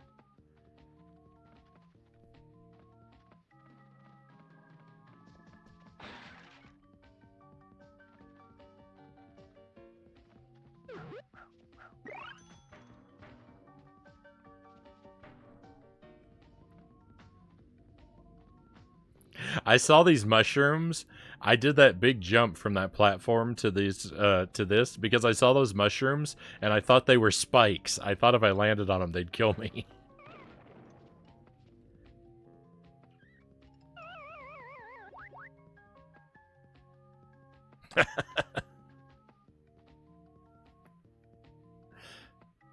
Uh-oh.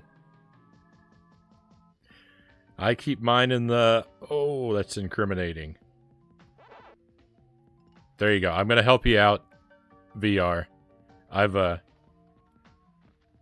helped destroy the evidence. No one will have to know.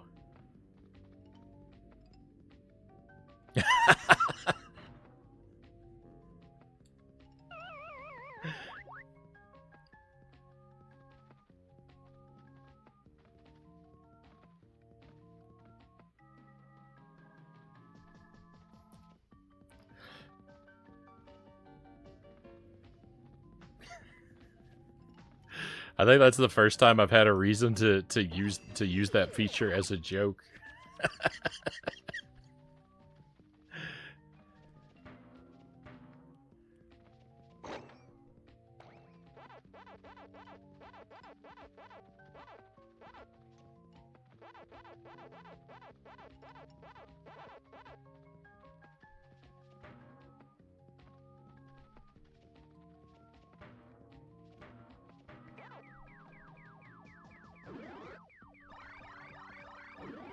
I do it all the time.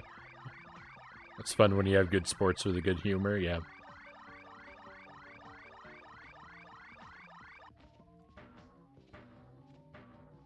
I think my friends around here would be okay with it. It's just I haven't had an opportunity for something clever.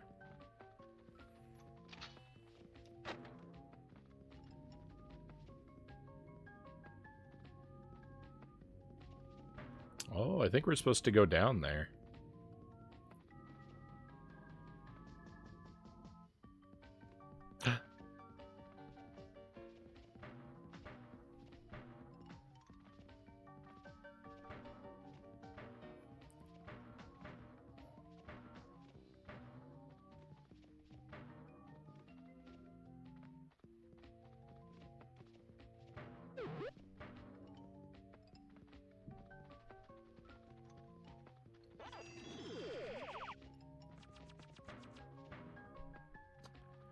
Oh, I haven't seen one of these spiders in a while. I forgot how to attack them. That's how long it's been.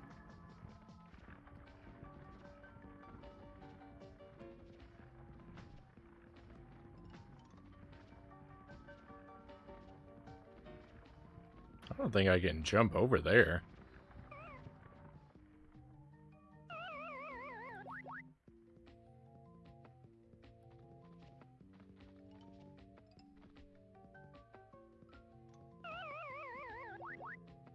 Oops.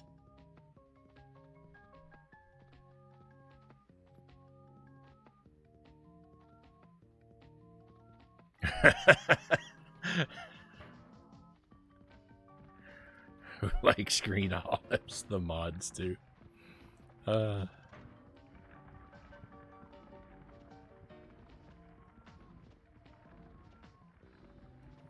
gotta say, I'm with those mods. I like green olives.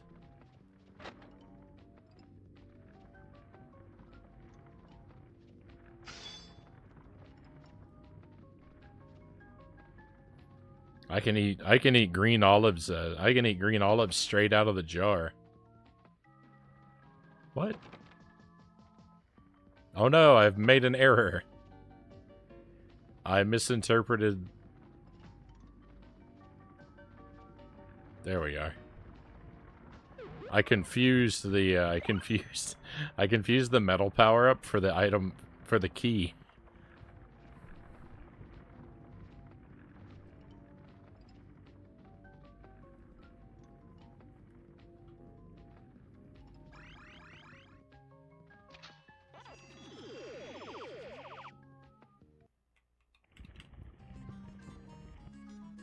Oh no, we have to play in the dark? That's too scary.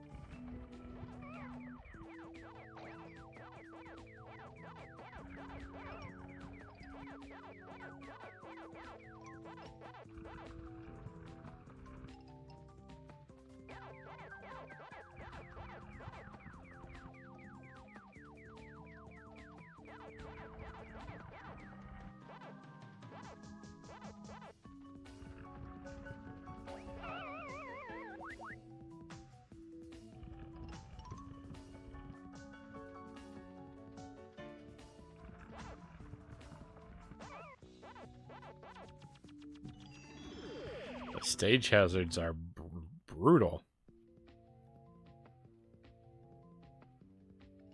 Still trying to figure out my great aunt's mother's Spanish rice recipe. I know she used Frank's Red Hot and unpitted green olives, but I still can't get that exact flavor. I don't think I've had a version of Spanish rice quite like that.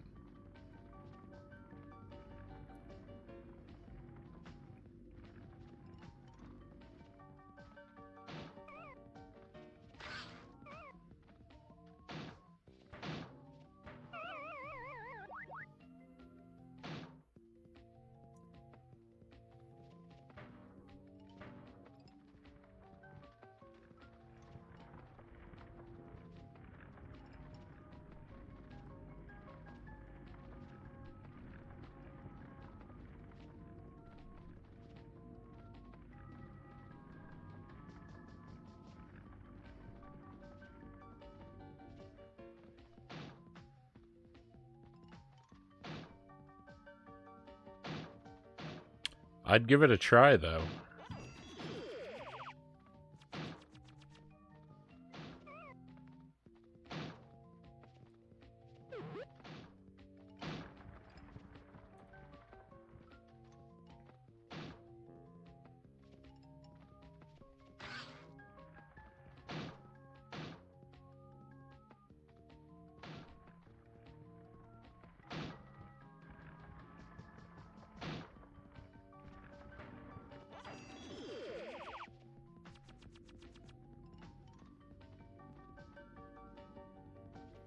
When it comes to Spanish rice, though, I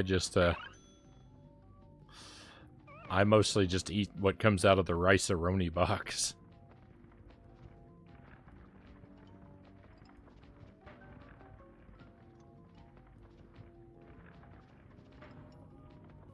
I don't have my own. I don't have my own from scratch version of Spanish rice.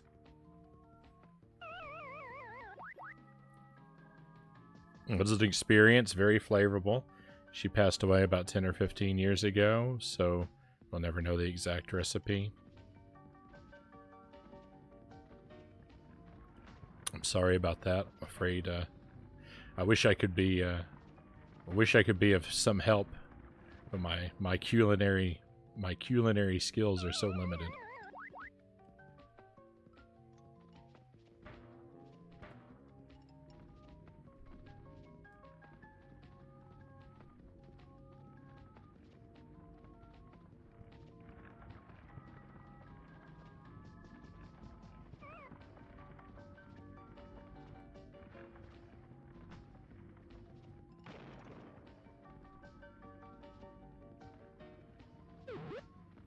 I don't have any, I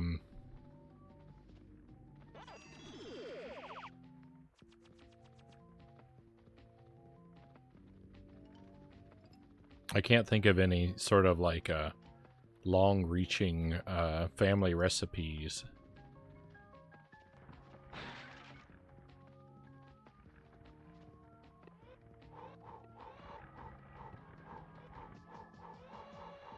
Like that, or anything in particular that like my like where any of my older relatives had like, you know, a dish like that.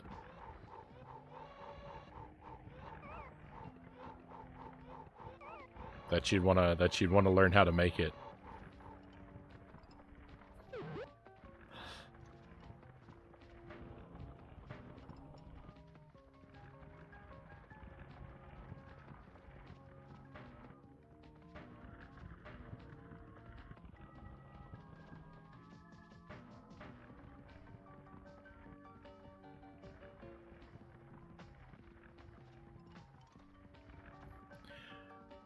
I think it's probably because I think most of the things that like my extended family, where I have an extended family member who's good at making a particular food, most of them are dessert foods, and I'd much rather eat a savory dish than a sweet dish.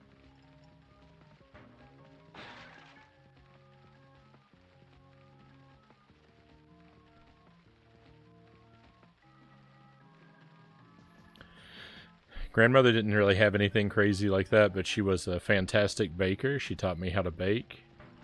I'm a pretty horrible baker. I don't know. In fact, I don't know if I've ever successfully baked anything. I think everything I've ever baked has come out a disaster.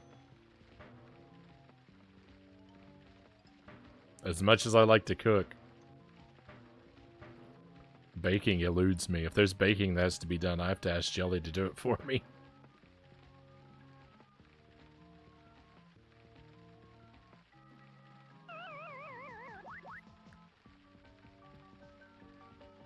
Places like that usually have an invisible wall holding us in. I kind of don't even think I was supposed to get up there though, so I don't know. I don't know what my feelings toward that area should be.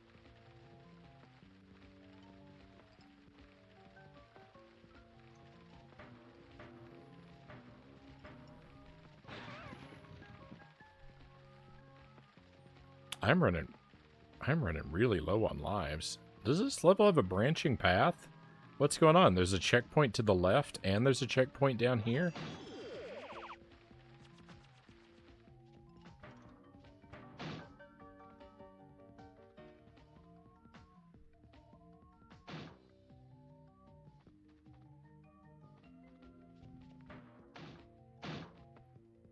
Baking for the most part is just following everything to a T and setting a timer. It's amazing what you can mess up, though, if you really try.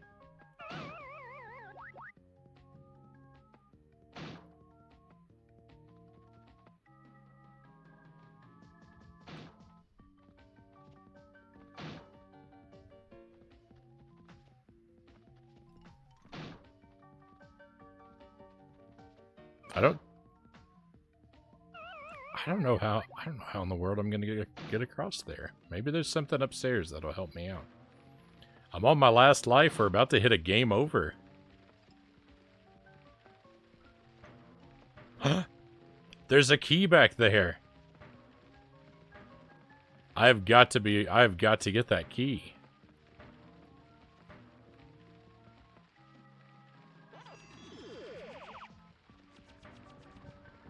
Whatever it takes, I've got to find a way to get that key.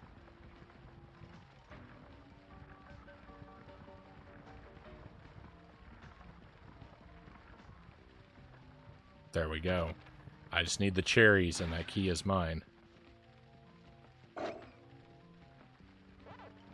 I don't want to play that game.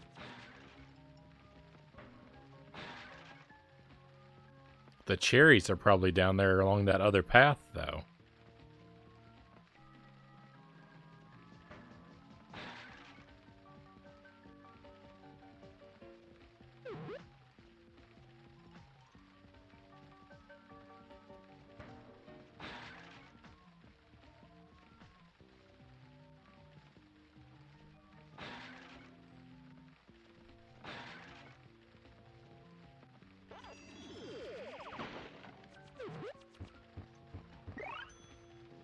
Peaches.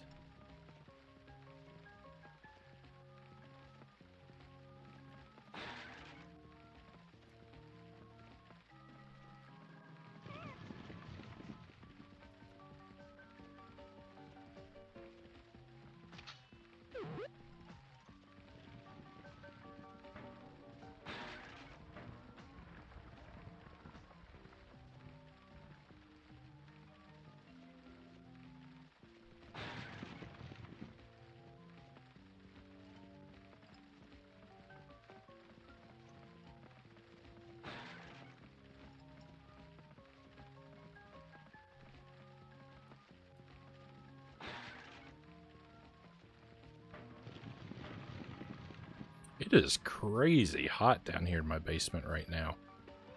Usually it's freezing cold down here, but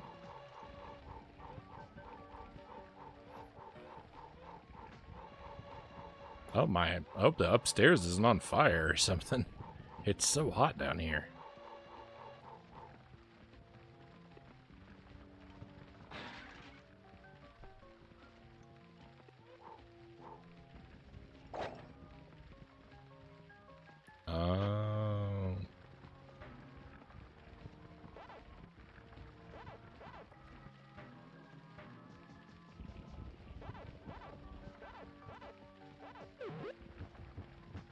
Cool.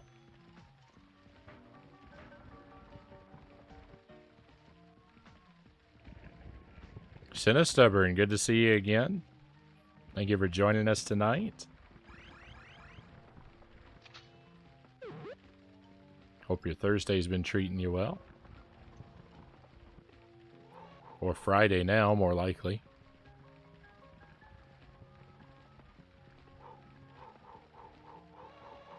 Hope you're doing well. I'm doing pretty well. I've had a night of successes and failures.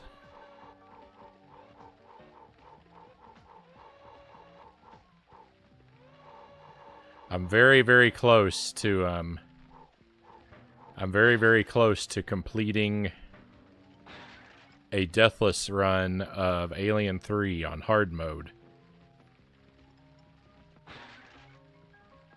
That's a goal I've been working toward lately, and I almost achieved it tonight, but I must sadly report that I failed.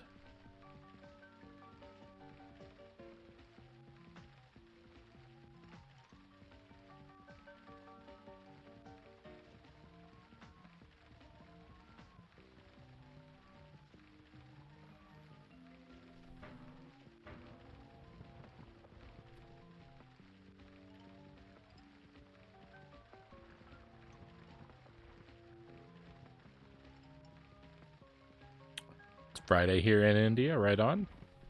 It's technically Friday for me too, but it doesn't feel like it yet.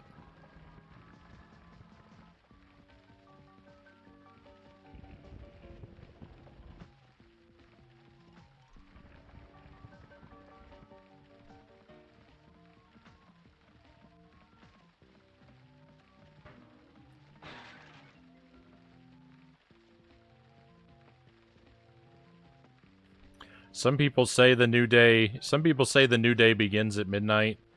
Some people say the new day begins at sunrise.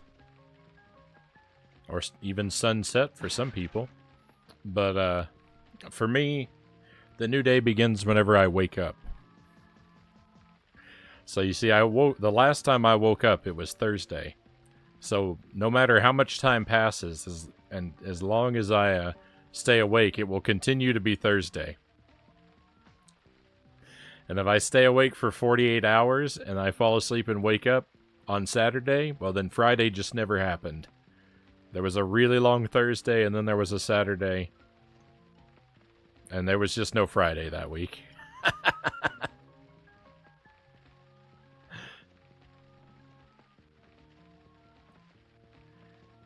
That's how I interpret time.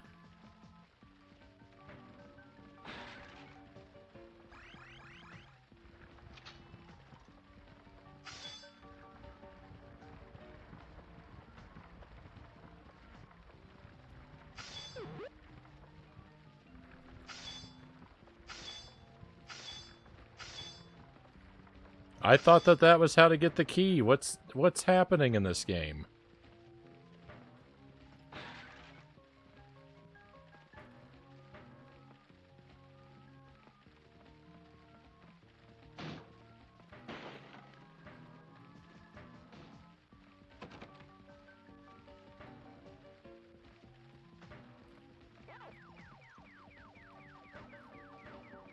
I don't really care about these ghosts at all. I guess I'll eat them because they're here, but...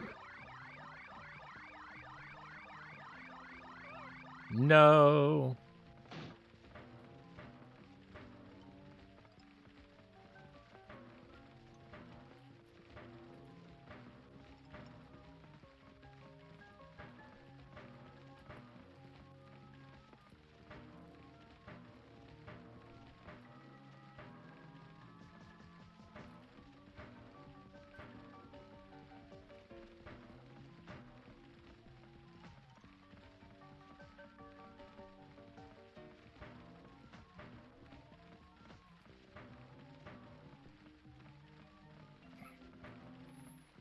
I've impaled Pac-Man.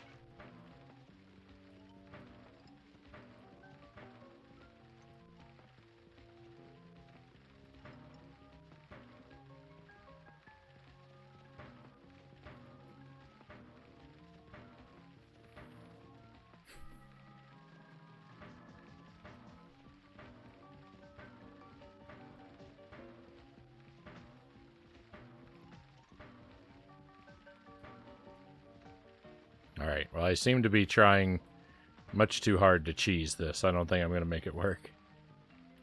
When you work night shift like I did, every day is never the day you think it is. I've certainly been there.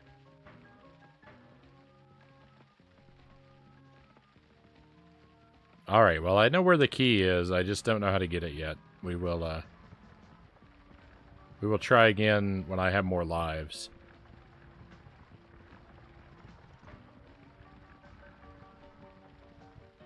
Evening, Frownie. Looks like I'm slightly late. Sparrow, welcome in.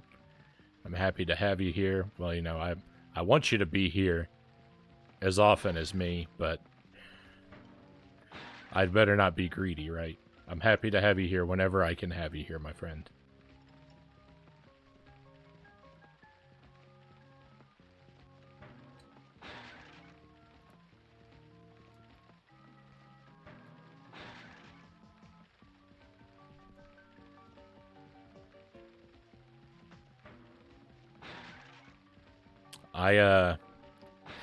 I beat Alien 3 tonight, Sparrow. I got a deathless run on normal difficulty, and I was so happy. But the story doesn't end there, because then I tried to play it on hard mode out of curiosity. I wanted to see how much harder it was. I made it to the final boss on a single life. I almost cleared it on hard mode, and I lost it at the final boss. I'm heartbroken. It ruined my victory. I achieved such a great victory. But then failing, coming so close and failing an even greater victory, it soured the whole experience.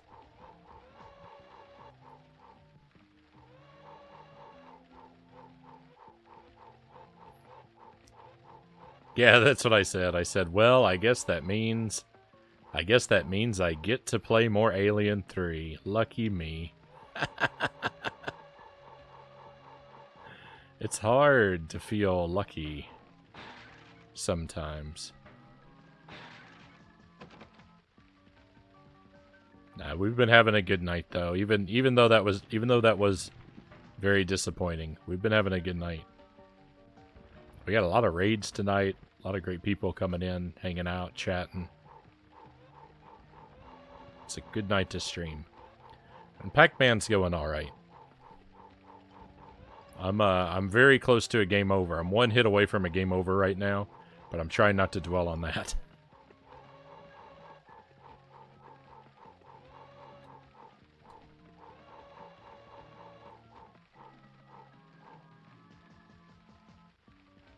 This is actually the level exit. Yeah, I guess that's what we got to do.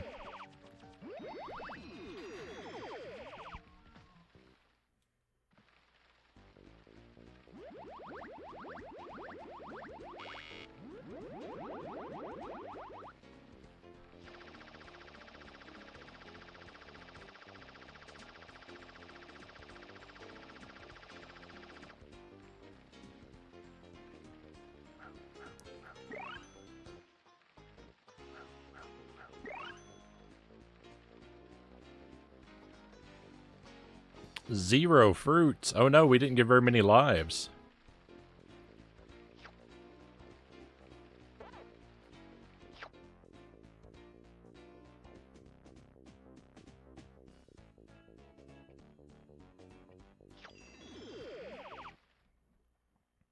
Four lives may not be enough to,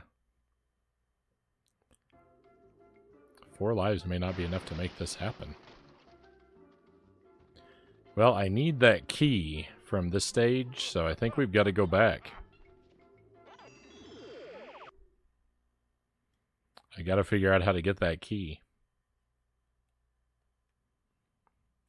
This one is proving to be pretty cool. I'd say this would serve as a great prelude to the likes of Crash Bandicoot and even Croc, although the latter hasn't really stood the test of time. So I have a Croc game. I have a few Crash Bandicoot games. Those are franchises that we are going to experience on the stream at some point. Um,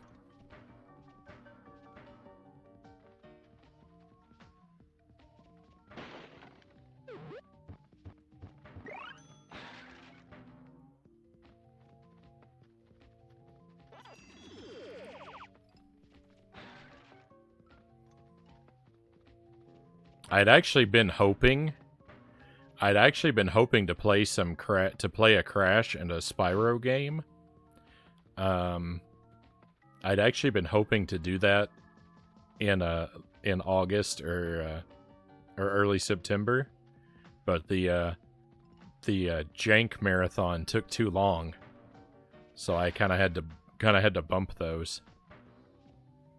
But the original plan when I finished all of those Powerpuff Girls and Scooby games, the original plan was to follow them up with Crash and Spyro, but they took too long.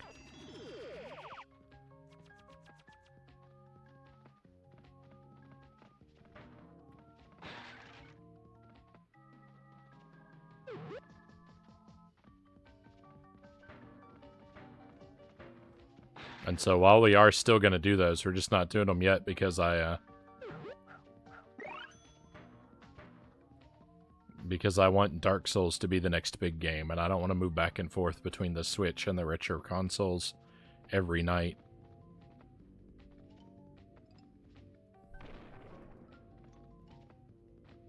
I thought we'd still be doing Pikmin. It really has to be the first in the series because I am biased, and that is the best. We'll see. I might let you down with the entry that I begin with.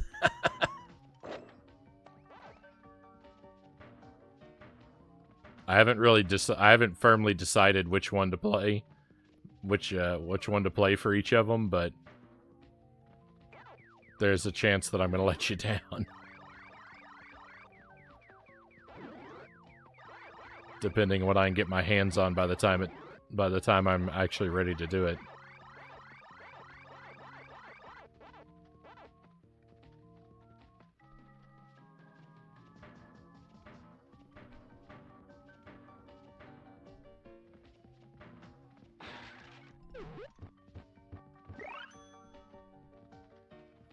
I don't actually have Spyro 1 yet.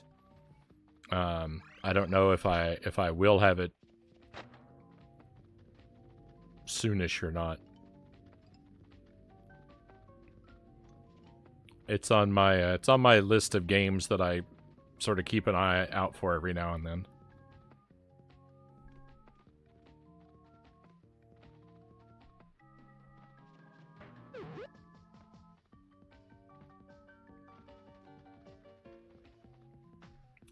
For playing Crash and Spyro, I'm certain I'll have to have a please no spoilers on speed dial. People have generally been pretty good about not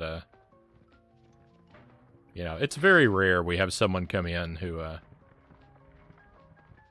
spoils things too hard. And even if they do, a gentle reminder of the policy usually puts people back in line. I can really only think of one person we had that sort of relentlessly backseated, and that was during Cuphead. I kind of lump backseating and spoilers together. They're for me, they're kind of the same thing.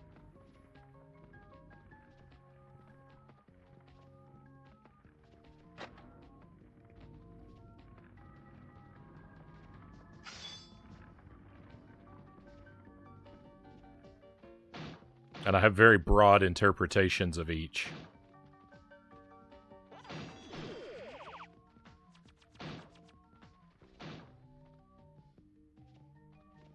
Popular games come with that kind of crowd sometimes. Yeah, I'm kind of worried about that with Dark Souls. I think that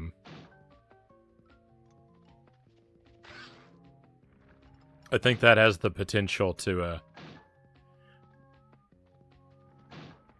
to draw a lot of people who want to help me out, or if when I am undoubtedly struggling with it, people are gonna want to speak up to end the suffering, but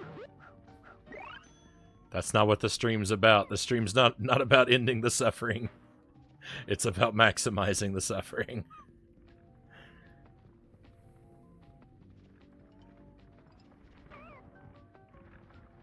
But we'll see, No need to be pessimistic. We should expect the best of everyone.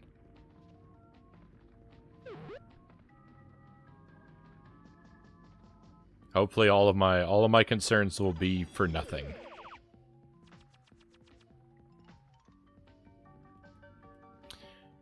We may have only had the one incident. Yeah, there's only one I can really think of.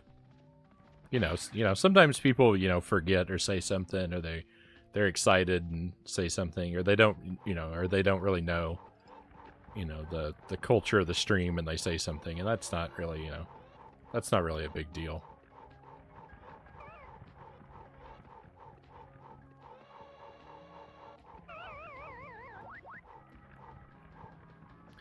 I don't know what is going on with this part right here. Am I supposed to rush? Well, what do you know? I was just supposed to rush.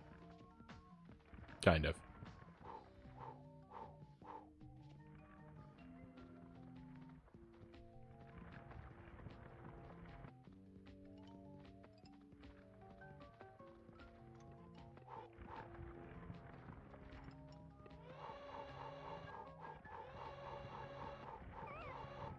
Yes, Sparrow. I even noticed that. I even noticed that with someone recently, and what you were doing. I appreciate you for that. I should have said something before.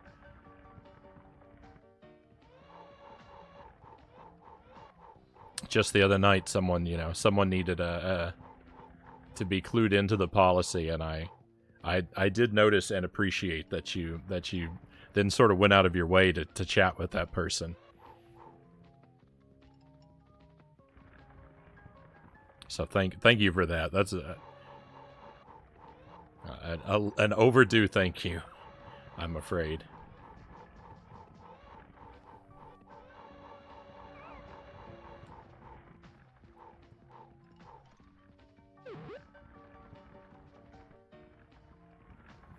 Dark Souls has a rough crowd. You'll get the backseaters and the get gooders. Oh, I don't mind get gooders. I'm one of the get gooders.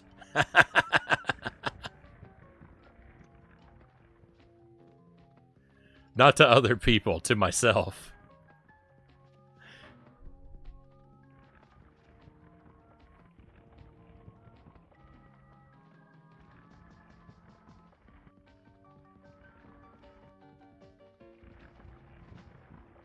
But like when I watch when I watch a stream and someone's struggling with a game I know how to play, on the one hand, I'm really enjoying it.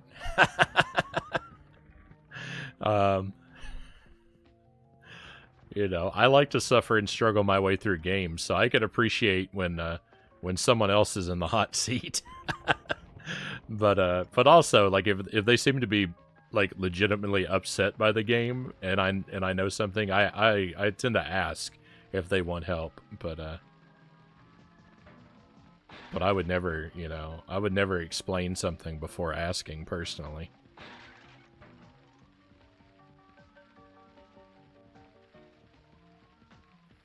I always try to assume people don't want help.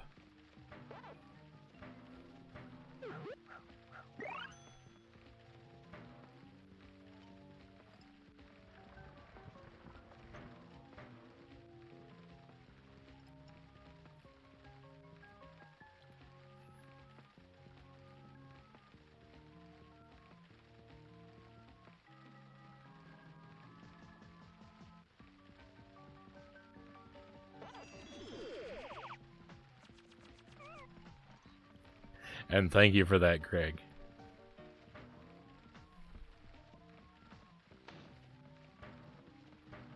And also, thank you for helping me when I have asked. because I did need your help for Castlevania 2. And I appreciate you waiting until I cracked and then swooping in to save me.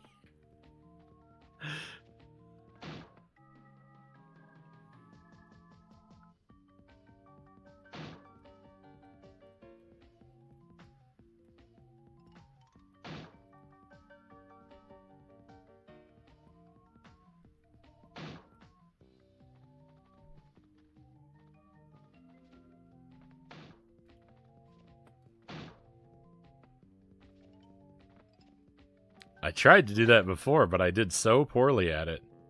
Nice. Oh, it's so much easier from this side.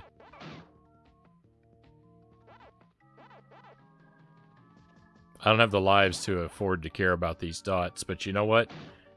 I'm not a coward. I care about the dots.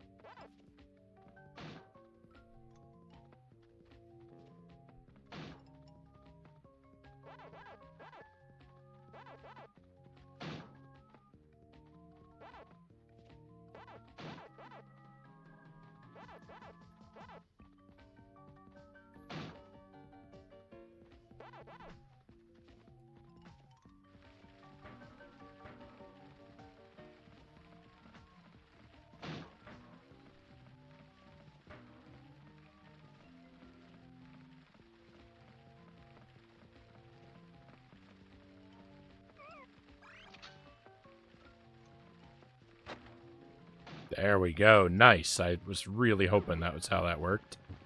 We got a key.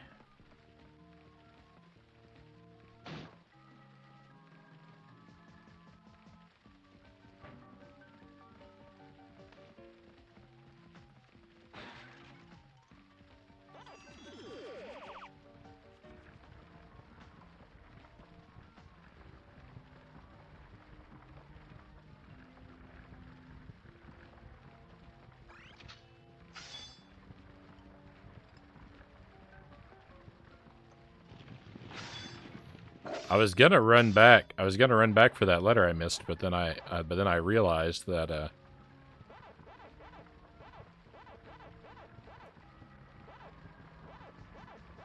I skipped over one of them earlier anyway, since it's our second pass through the level. So there wouldn't have really been much of a point. Oh, there's another cherries.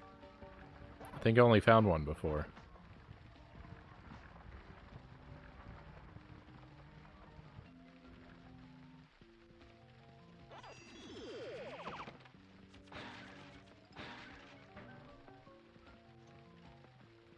Whoa.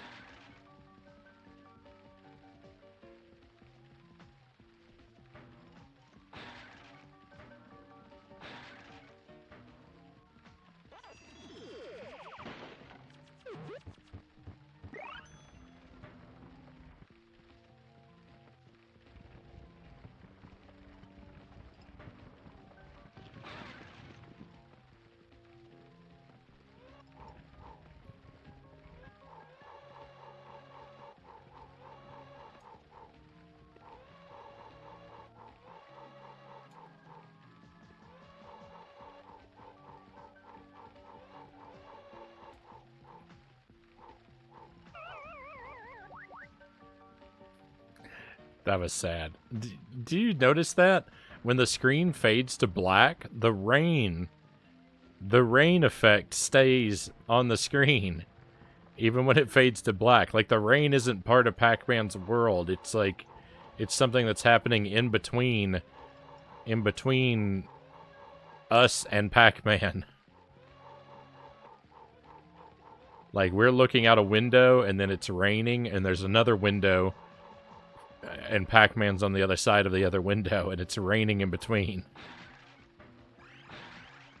That's what's happening.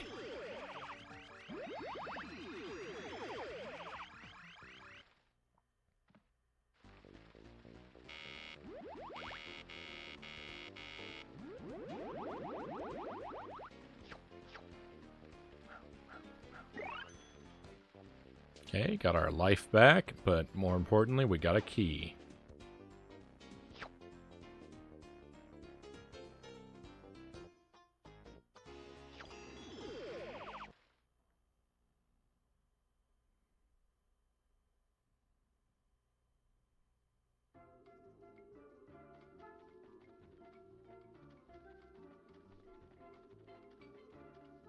I think the final boss is through here. He's laughing at me. Grave danger. Let's take a look at this next level and see if we get an opportunity to use our key that we found.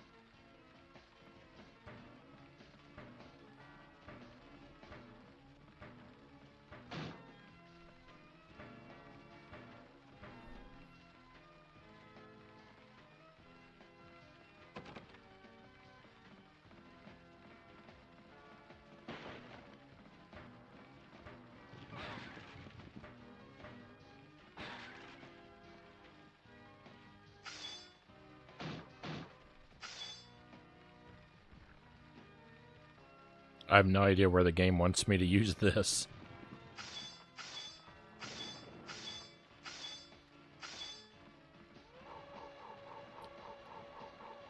And my guess for where I might use it turned out to be wrong.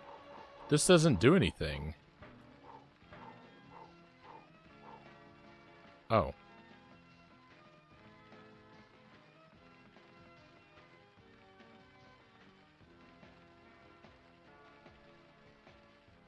Yeah, that's really weird to me sometimes, like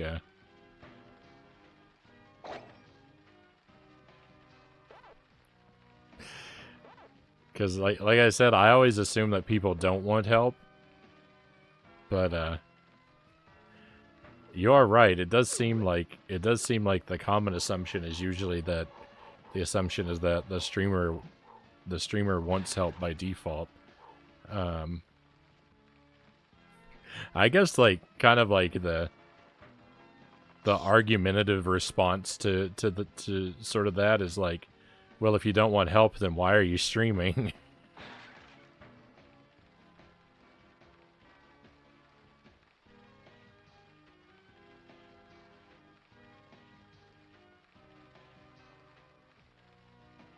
Which, you know, clearly I don't agree with that attitude, but because everything that but I could see people thinking like that.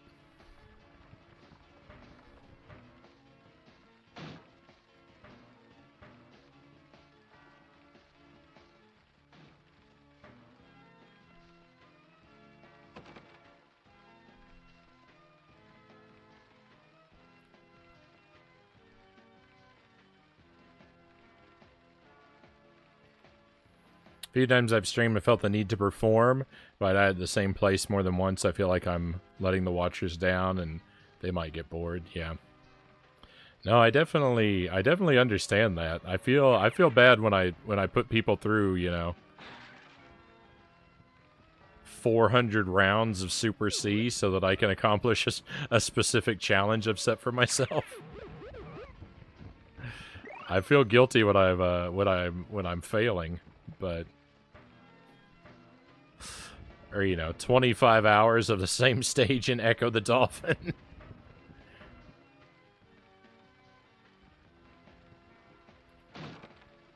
But I don't know, I appreciate the struggle and the grind. I like Like in the streams that I watch, I like to watch people puzzle things out. I like the eureka moments and the very sort of like nasty struggle that sometimes it you have to endure to get to them. So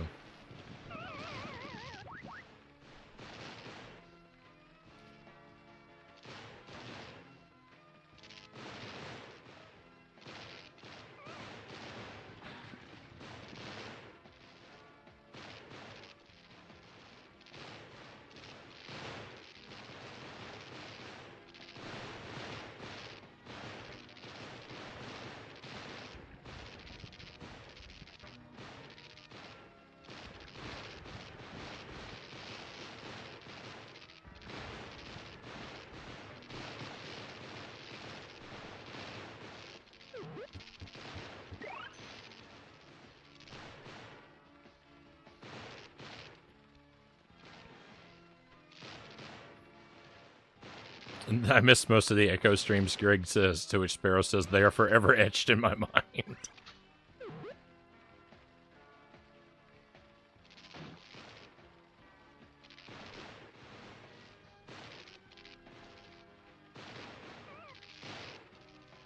I feel like at this point I should be able to recreate the final stage of Echo pixel for pixel. Just for memory.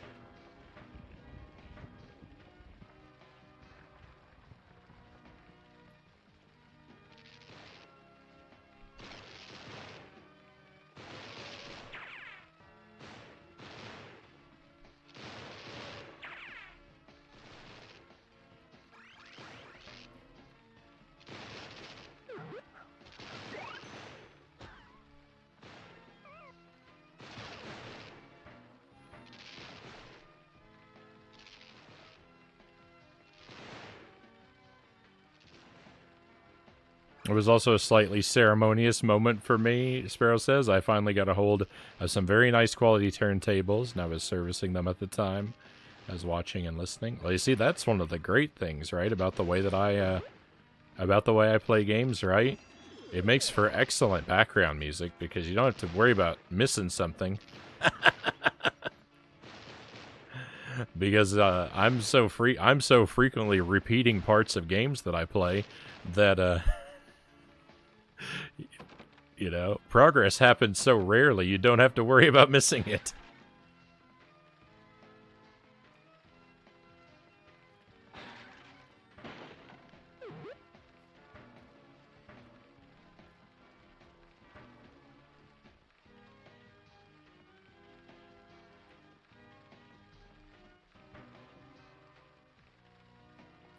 Echo does have a good soundtrack. The last stage, though, the music for the last stage is not among its good soundtrack.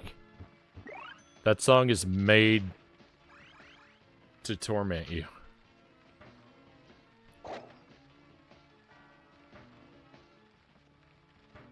And they're like, it's the last stage. We made it so hard, even the music is hard to listen to.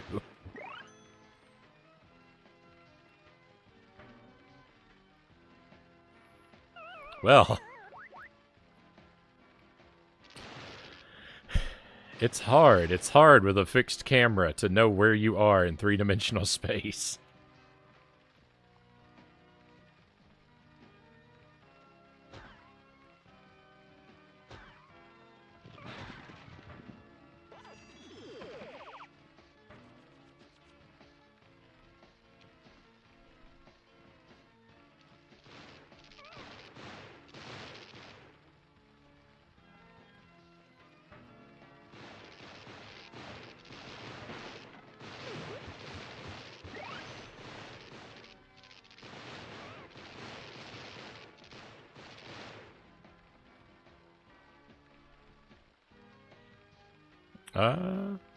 Mythical Red Goddess, pleasure to have you with us. Thank you for saying hello. Thank you for being here. Good morning. I guess I came with a raid and have been lurking. I've been fortunate enough to receive a lot of raids from some good friends. You could have come through from Zinchan, Jantham, Cat Collad, Bel Air Jeff, Upside Down Matt. Upside Down Matt raided Jeff, who raided us. Or Ohayat J. Well, you got so many raids, I had to look at the list. I couldn't remember everybody, unfortunately. Oh, thank you for the follow. Thank you very much, Mythical Red Goddess.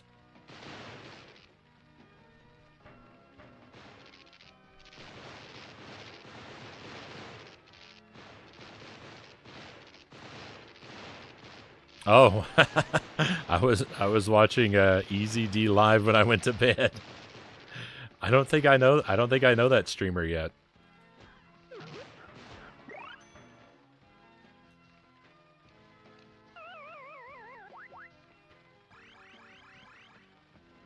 Oh, I've gone the wrong way.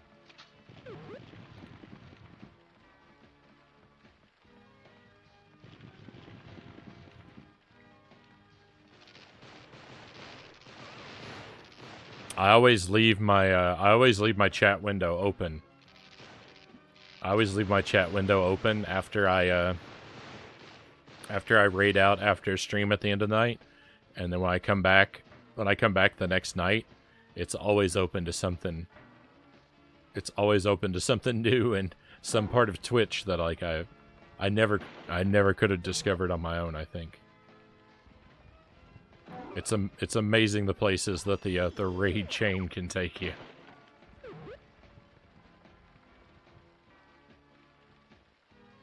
I know. I told you. It's been a very lucky night for some fine raids coming in.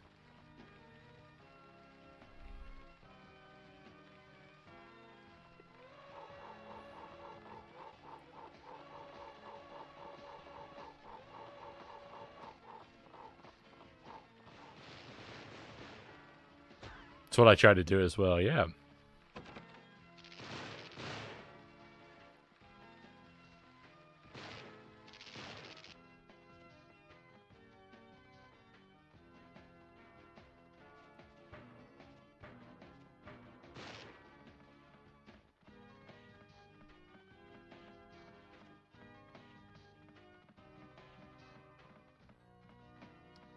Oh my.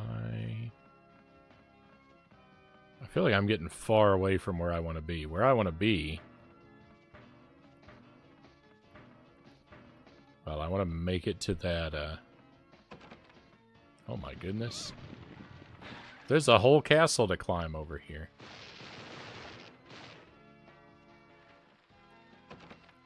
I saw a person in a cage in the background, so I need to get into the background.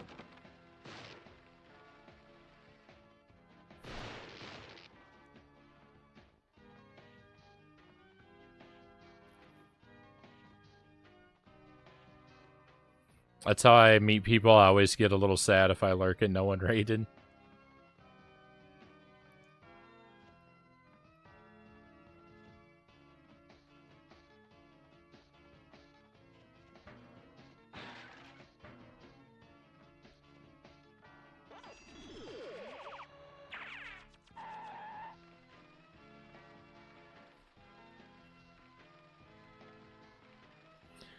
Unfortunately for me, I am woken up by someone eventually, and that marks the end of my stream hopping. I leave so the thing is, I leave the computer downstairs. I leave my Twitch window open all night. But after a stream, I switch onto my tablet. After we raid out, whoever we raid, I pull them up on my tablet and I watch them upstairs in my bed until I fall asleep. And so the chain of raids will only go so far on my tablet usually, because I'll usually fall asleep during the streamer I've raided at some point, and then I'll usually wake up to whoever they raided when their alerts go off or something like that. Or if they're significantly more animated than one of my friends, that I'll be jarred awake, and I'll have to shut it down on my tablet. But then down here it keeps going even when I shut it down on my tablet.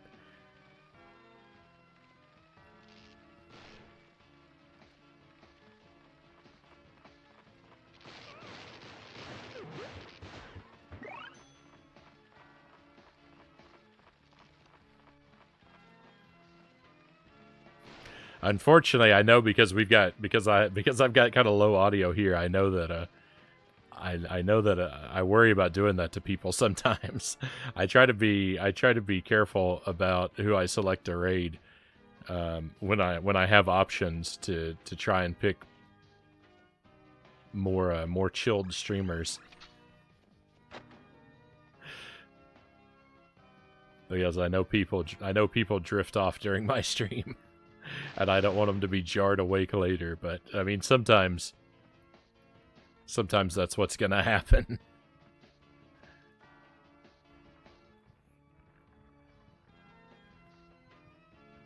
Been watching a YouTuber that has loud metal music for his intro and outro, and I daren't fall asleep to those vids.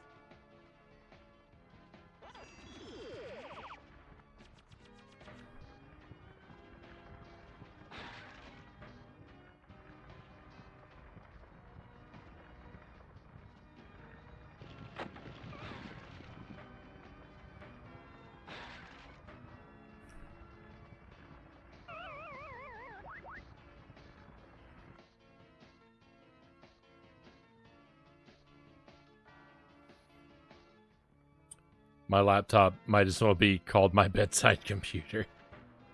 My laptop is basically my desktop. It never leaves. It never moves, except on the very rarest of occasions. And my tablet I carry around the house with me everywhere.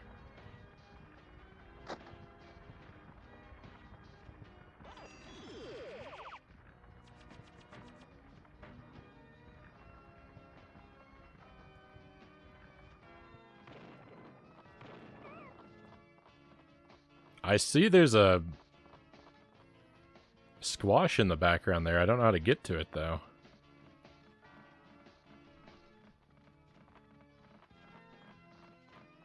There's a lot going on down here. Oh, look at that. Spooky skulls. Oh, it looks like we can go down there safely.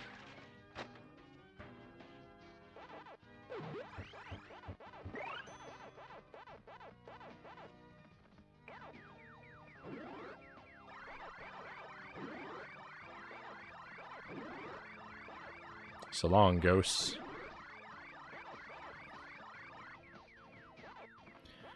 Have a gaming laptop I did the same thing with. It was a desktop. Sadly, the motherboard is failing. Yeah, I dread the day when I'm gonna have to replace this laptop for the stream.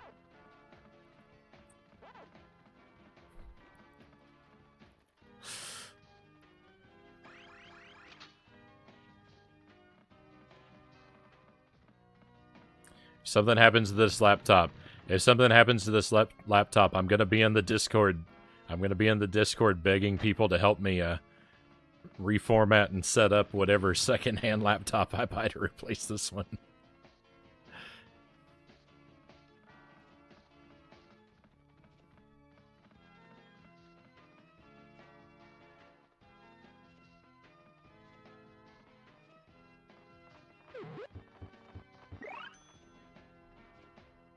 Haunted coffins.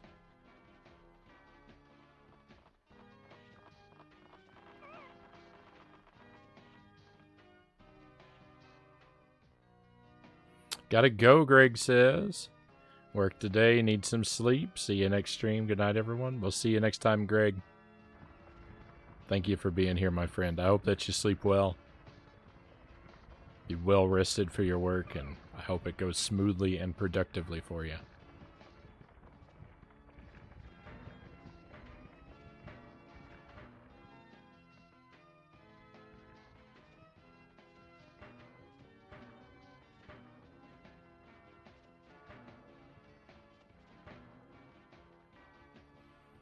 Can you excuse me a moment, my friends? I'm hearing a noise from upstairs that has got me slightly alarmed. I'll be right back with you. I guess I can let you guys listen to this music. Hopefully I'll be right back.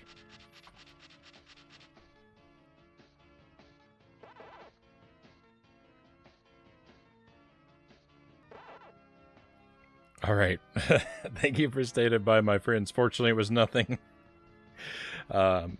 Jelly's alarm was vibrating against a piece of furniture in a way that was making it amplify. And I thought it was my cats growling at each other. But fortunately it was a false alarm. Nobody's fighting upstairs. They don't usually do that, but you never know. They do annoy each other from time to time. So it's better to check on them. I'm going to get ready for work, so I'm going to lurk. I hope you have an amazing stream. Thank you. Thank you again for the follow, my friend. I hope that we'll get to enjoy your company again in the future. And I hope that you have I hope that you have a stress-free and productive day at work.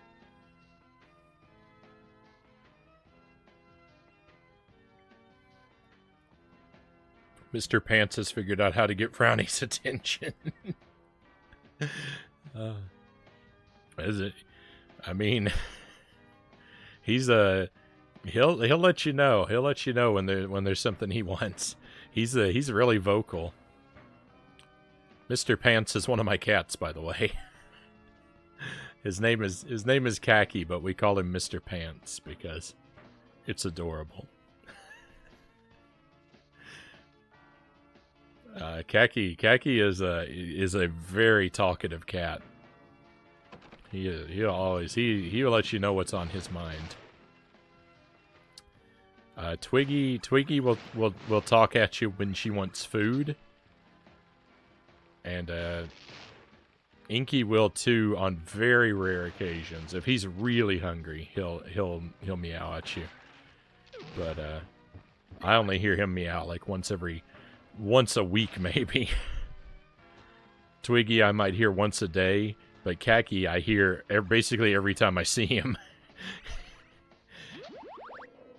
Whoa, thank you for the bits. Thank you, Mythical Red Goddess. Thank you. I appreciate the 200 bits. Thank you for your generosity. Smooch kiss smooch, darling. You are my hero. We have to stop Pac-Man. I will meet you at his party.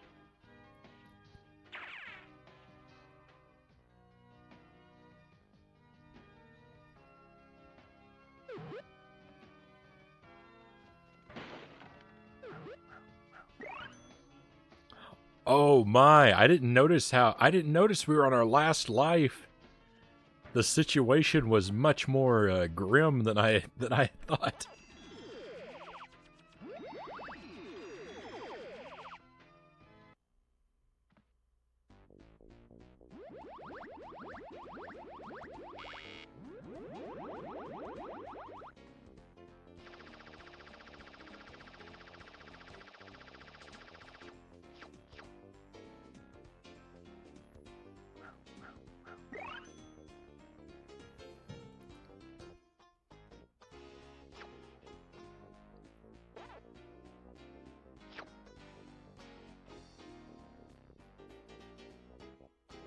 Wolfman, good to see you again. I hope you've been well, my friend. Hope your Friday is getting off to an excellent start. Or that it's been well if you've lived through a lot of it.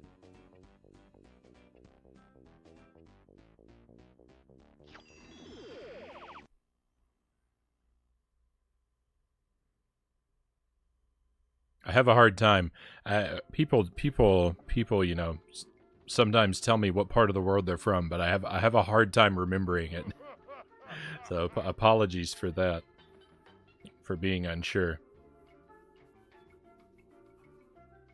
But Alien 3, let me tell you all about it. We did 3 runs at Alien 3. The first run was a 1 death run yet again. I didn't make it quite to the final boss, but I made it really far into the game, and I died on one of the, like, a couple levels away from the final boss. And then the rest of it went smoothly. So it was a 1 death run. Our second run, I did it. I got the deathless run. It was perfect-ish. It was an ugly run. There were so many close calls, and I made so many blunders, but I never died, so the run stayed alive. We made it through, and we got the victory. And then I said, well, just for curiosity's sake, let's do a run. Let's try it on hard mode. Let's see how hard mode goes. And I played it on hard mode, and I made it to the last boss on 1 life on hard mode. I almost first tried deathless hard mode, but I died at the last boss and ruined it. And then I beat him on the next life. And so it was a 1 death run. And so I can't really be happy about my victory for the normal run, because I almost had a victory that was so much better that it spoiled the other victory. So we're going to play Alien 3 at the start of the stream tomorrow. Oh, Death Clonic, welcome to the stream. Thank you for the follow. Skulls are very appropriate. It's spooky in the game. It's spooky in my room.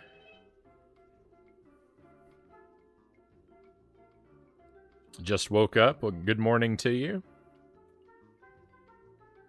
I hope that you've slept well and are well rested. Darling, you cannot defeat that imposter Pac-Man without all your friends. Find them. Oh, all the friends are mandatory. I love it. Okay, cool. Now I don't have to, Now I don't have to apologize for backtracking to go look for the rest of our friends. It's mandatory. Because I wasn't going to fight Pac-Man. I was going to say, I'm sorry, but we have to we have to free all of our friends before I'm willing to fight the final boss. But guess what? I have to. I guess I should apologize for not finding them on our first pass, but... I mean, I tried real hard. That has to count for something, right?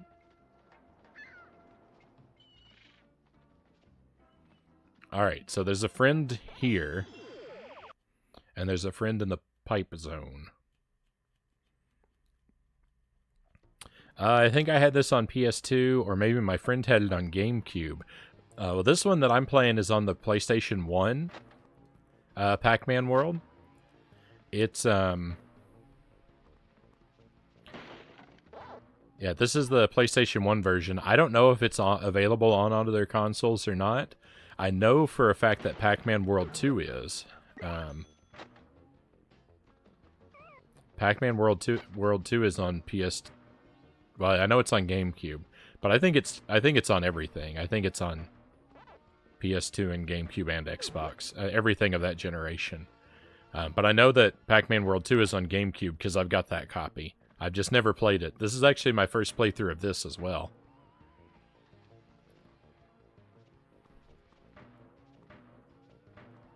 It's pretty fun. It's a little frustrating in places, but you know, what game isn't, right? It's mostly the bosses. Like some of the bosses are, well, really it's just 1.5 boss. But, you know, 3D platforming with a fixed camera is, I think, always going to be a little imperfect. And this is a fairly early example of that. Well, I don't know. Mario 64 was 3 years earlier than this, so maybe I'm being too kind.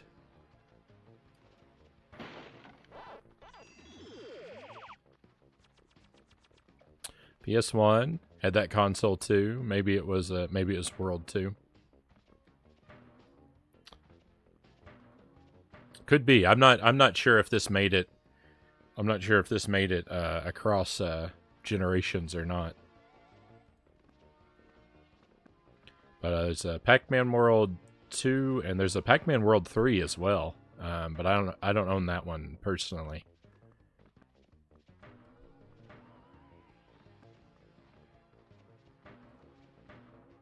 Can I not go backward? I guess I can't.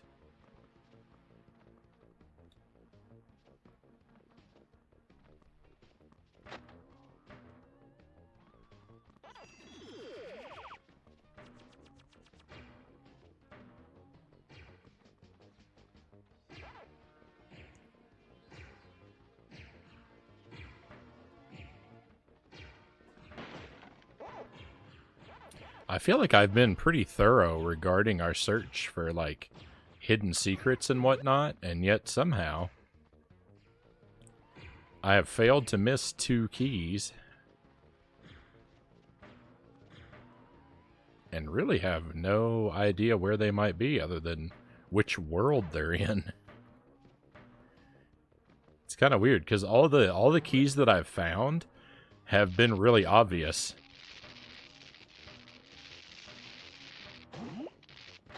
But the ones I haven't, I don't even have a suspicion about where they could be. A few years ago, I was looking into making a spiritual successor to Conker's Bad Fur Day. When I researched the best platforming games, they were all 2D.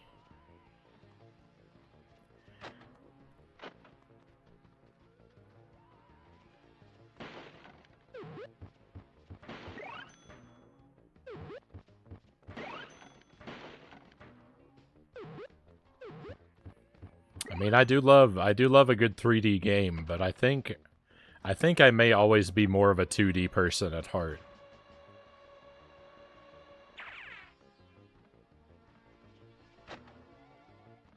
If I had to choose, if I could only play 2D games or 3D games for the rest of my life, if I had to choose one or the other, it wouldn't even be difficult. I would choose 2D games.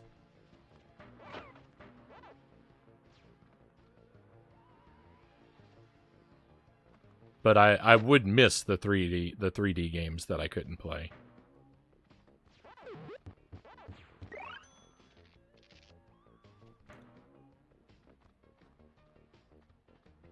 Yake, good to see you. Welcome in. Welcome to more Pac-Man World. Oh, Thrifty Anvil. A belated hello to you. I'm sorry I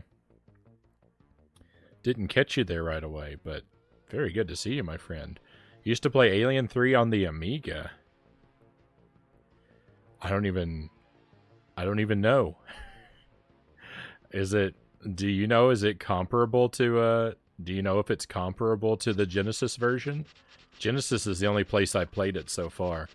I'm probably gonna take a look at there's a version on the Game Boy as well that I own. So I think we're gonna look at Alien 3 on the Game Boy at some point. Since I kind of like Alien 3 so much.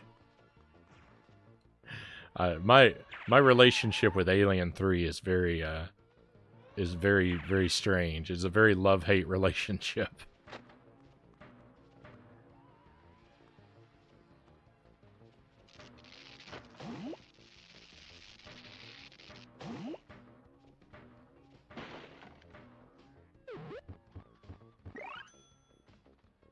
I'm not always sure. I'm not always sure which of us loves the other and which of us hates the other either.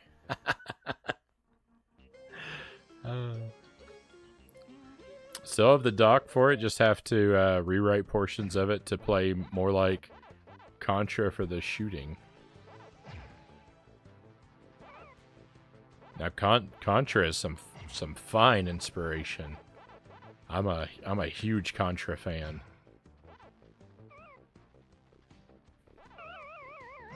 I'm as huge of a Contra fan as you can be with only playing a few of the games, though. I'm a big fan of Contra, but I'm also new to the series.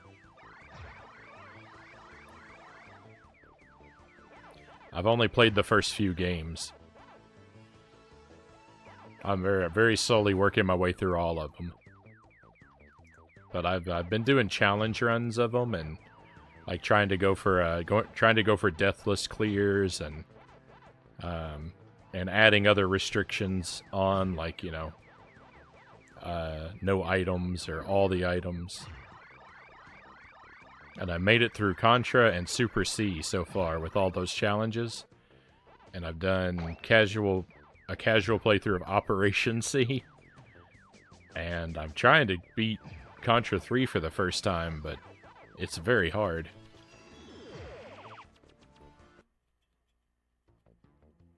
I'd pick 2D as well. Thrifty Anvil says 90% of the best indie games are 2D.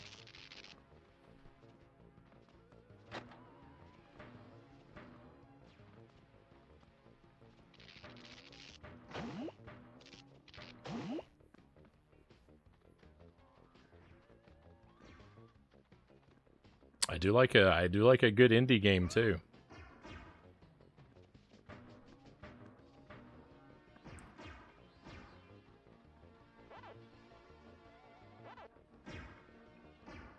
I think it's the same game.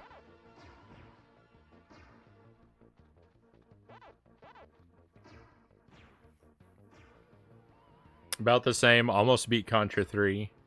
Beat 1 and Super C. Yeah, I really love the first Contra, and I like Super C even more. Super C is my favorite of them that I've played so far, but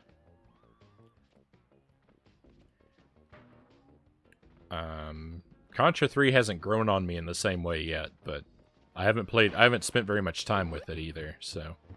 And I can tend to be pretty slow to warm up to new games. I have sort of a cycle that I go through with every game I play. Right, I start playing a game, and for the first while, I'm like, oh, this game is pretty good. I really like this. Look at this. Look at this. These are all great. These are all wonderful things. I have nothing but praise. And then I start to struggle a little bit, and I say, I hate this game. It's the worst game ever. I can't stand it. And then I beat the game, and I say, this is my favorite game. And that cycle is always the same. It doesn't matter if I recognize it. I can't change it. I like the game. I hate the game, and then I like it again. Or usually, and sometimes I even love it.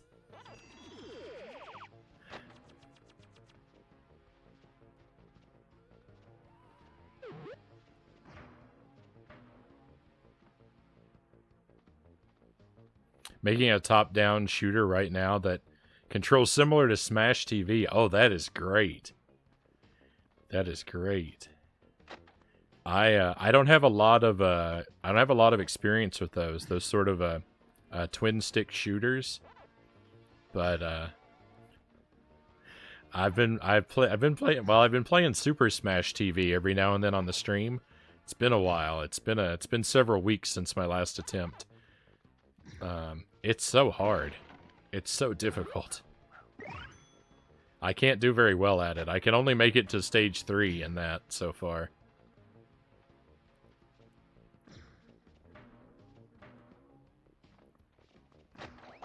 I've only played it on the Super Nintendo, though, so I haven't actually played it with joysticks yet.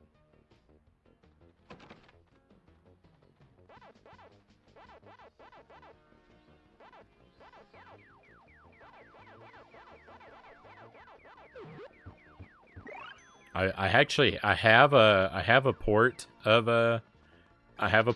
Smash TV on the PlayStation 2. So I'm pretty sure you could use the. I haven't played it yet, but I'm pretty sure you can use the joysticks on the PlayStation 2 controller to play that. But and I want to do it, but I'm afraid if I play the PlayStation 2 version before I beat the Super Nintendo version, it'll ruin the Super Nintendo version for me.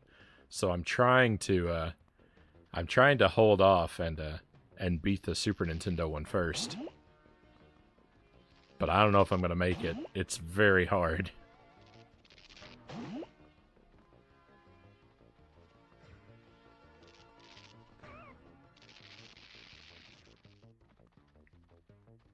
You like those types of games where it's locked 8 directions of shooting? I didn't really think about the axial locking.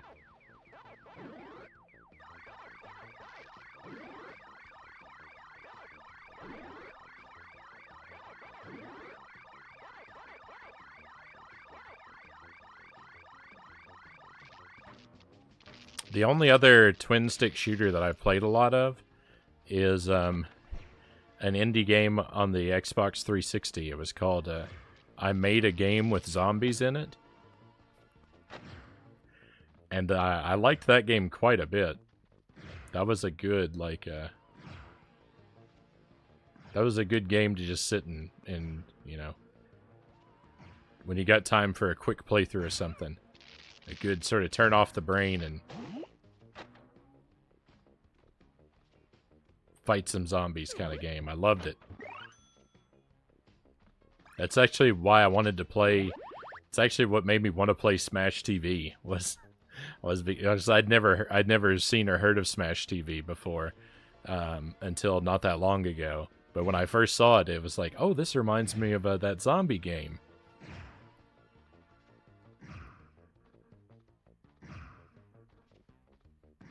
I think it's available on Steam as well, but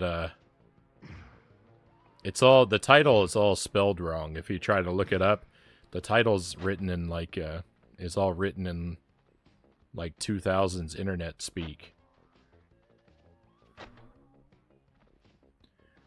But I think it's available on Steam, but I think it's different. They redrew the graphics or something. There's something about it that's different from what I've heard. I haven't actually looked at it because I don't really play a lot of stuff on Steam. Great name.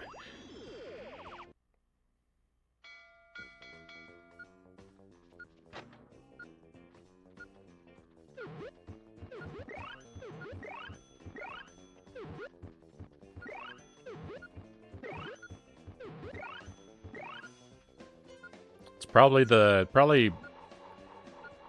probably the most fun I've out of a $1 video game that I've ever had.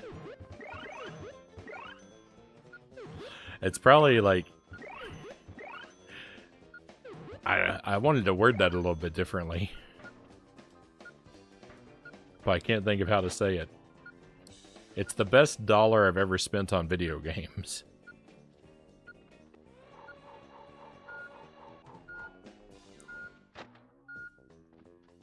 You know, if you take a $60 game that I bought and you divide the fun that I had by 60, it's not proportional to how much fun I got for the $1 I spent on that game.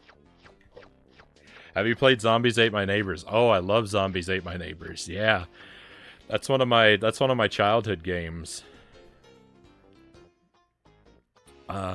I can't get super far into it. I can get about halfway through, or well, last time I played it, I could get about halfway through. When I was young, I don't know how far I made it when I was younger.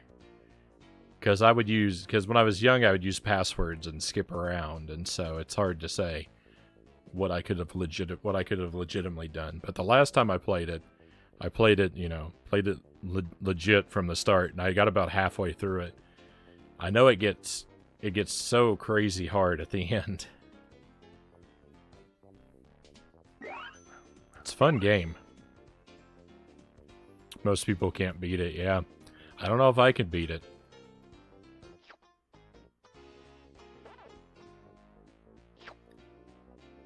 It's definitely one I should play some more.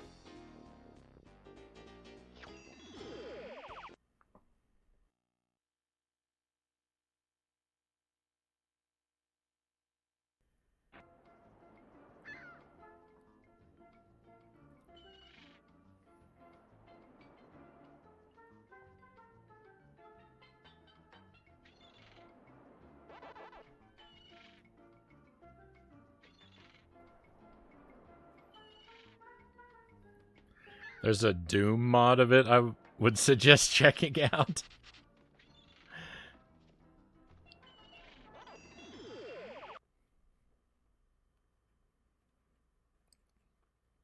They make Doom mods for everything, don't they? That's pretty appropriate, though. I would say that's a pretty good fit.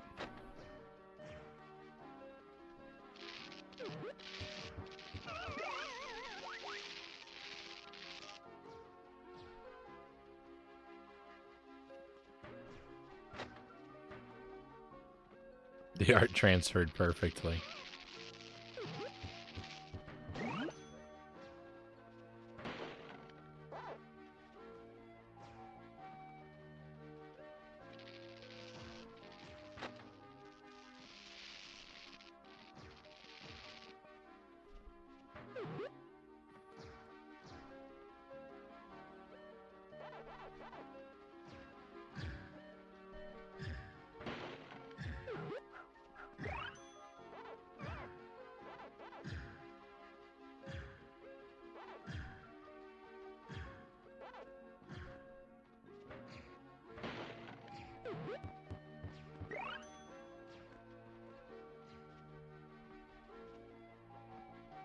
I like the space music here. This is a good music for space.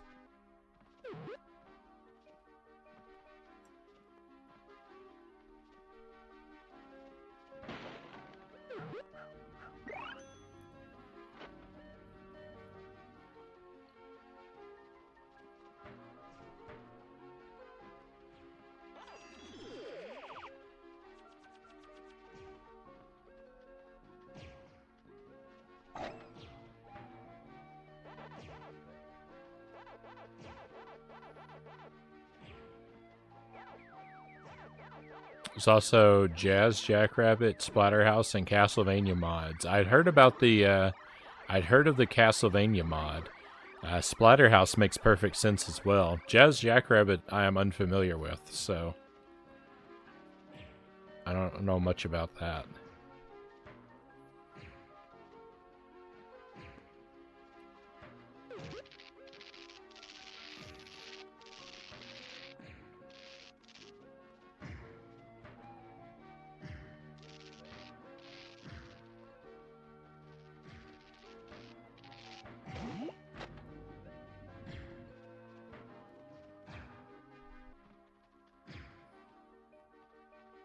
It's a DOS platformer.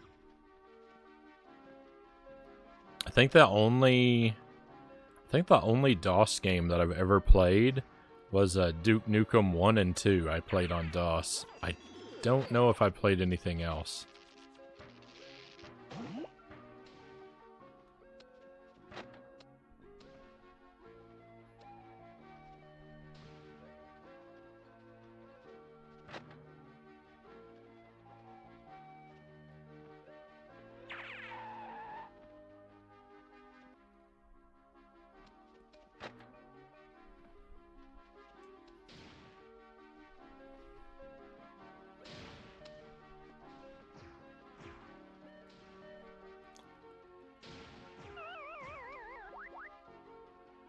DOS games are so good. I used to play Commander Keen all the time, Thrifty Anvil says.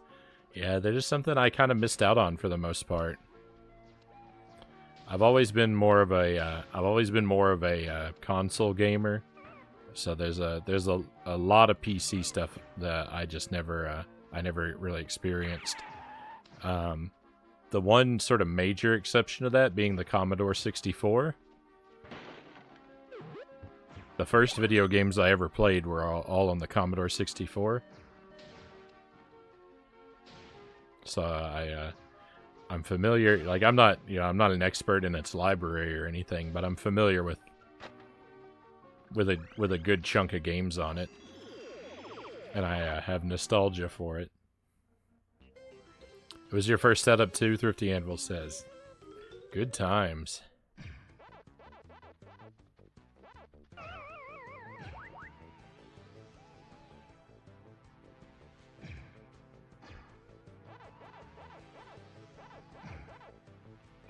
Jill of the Jungle was an old DOS classic, Wolfman says. I don't think I've ever heard of that one.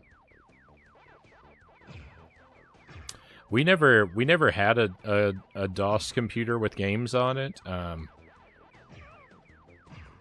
played Duke Nukem on my dad's work computer, but we never had one at home for playing games on DOS. We went straight from the I think we went from the Commodore 64, and then we didn't have a computer again until Windows XP.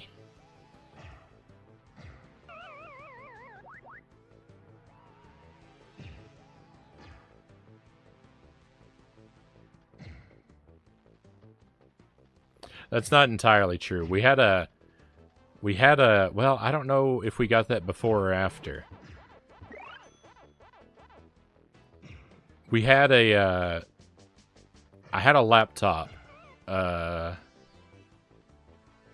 had a laptop with DOS on it, but the only thing it was ever used for was the word processor for homework. But I don't remember if we got that before or after the computer with XP. You would think, why would I do it? Why would I do it on there if we had the other one? So it seems like we would have had it before, but.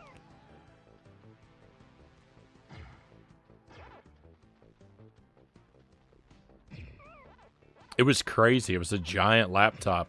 It weighed like 80 pounds with a 40-pound battery.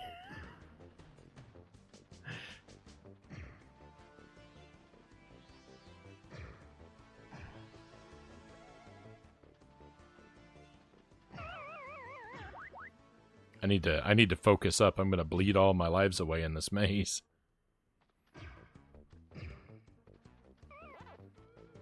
There's only 9 dots left. I'll just tank the damage.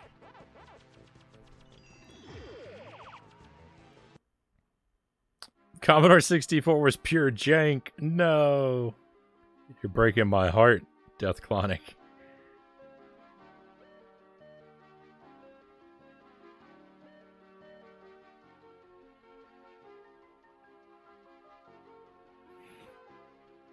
Chaz was made by the Gears of War creator.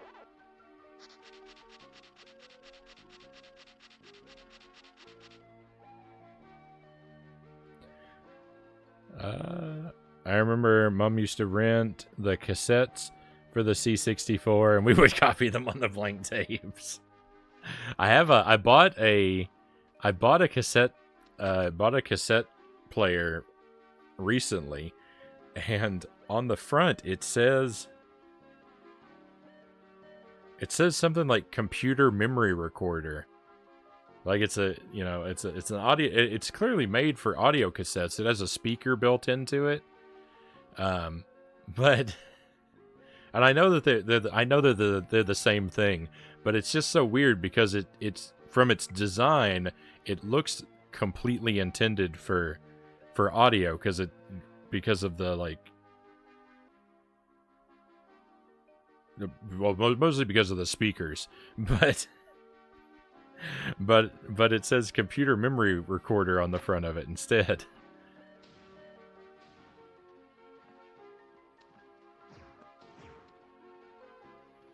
I don't know anybody who sits around listening to computer programs on their cassette tapes.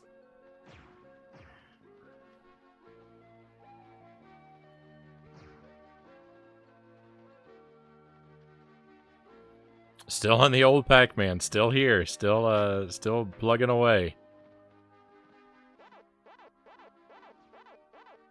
It's called EDM.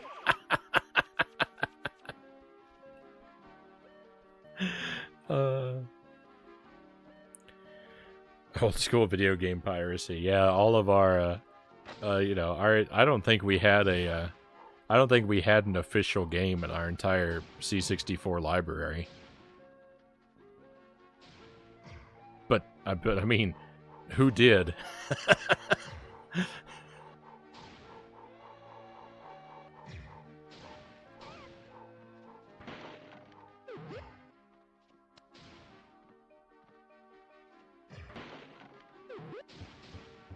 I was talking to my dad about the I was talking to my dad about the C64, and he says that we had the cassette memory unit for it. I don't recall ever using it, but I mean, I'll take his word. He'd know better than I would. But I have no memory of the cassette of using cassettes with our C64. I only remember the the great big floppy disks.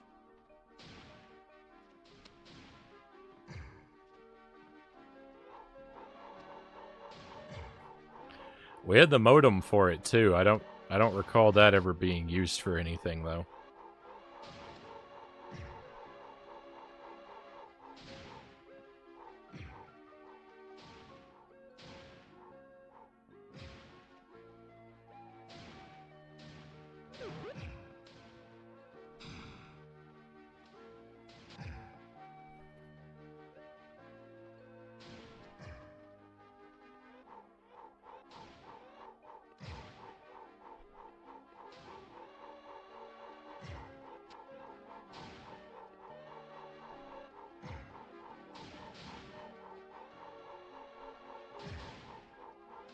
Oldest console in my house was the SNES. Not a bad place to start. We had the C64, and then at some point we got an Atari 2600. But the thing about that is, I remember pretty much nothing about the 2600. I don't remember a single game we had for it. We had some of the paddle controllers. I remember the console and I remember the controllers, but I don't remember any of the games. And then once we got an NES, it was just all Nintendo stuff from there forward.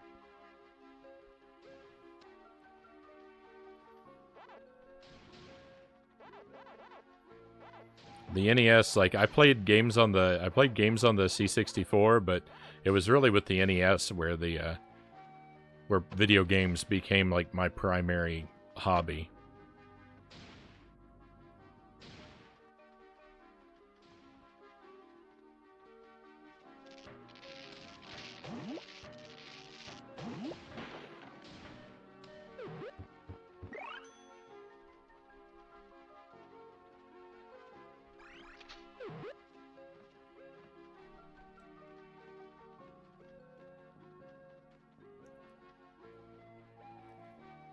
It was a Super Scope edition. I never had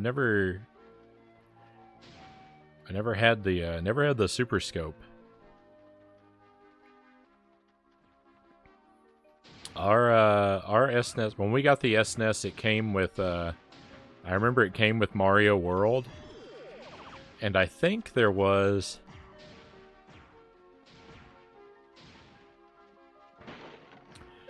our SNES came with Mario World, and I think it came with like a I don't know what you would call it, like a certificate or something that you mailed into Nintendo, and then they mailed you a copy of Mario All-Stars, because we got that in the mail shortly after. As it's fuzzy, but I don't we didn't buy that game. It was sent to us. I think it was part of a deal with the SNES that we bought.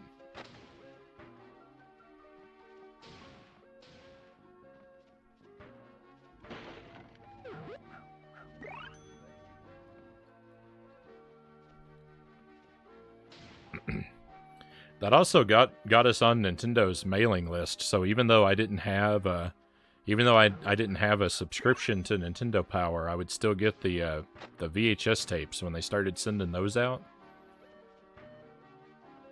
for games, like with Donkey Kong Country and such.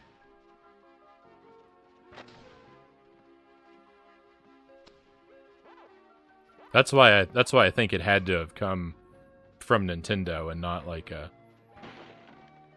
some sort of deal with the store or whatever.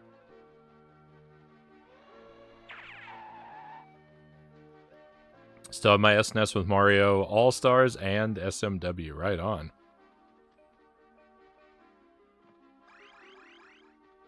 I miss the old days. Lots of good times.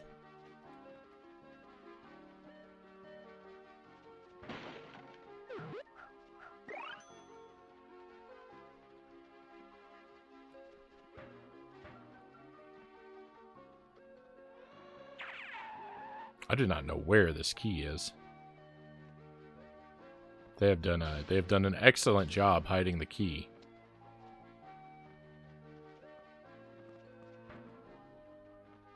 How did I miss that switch before?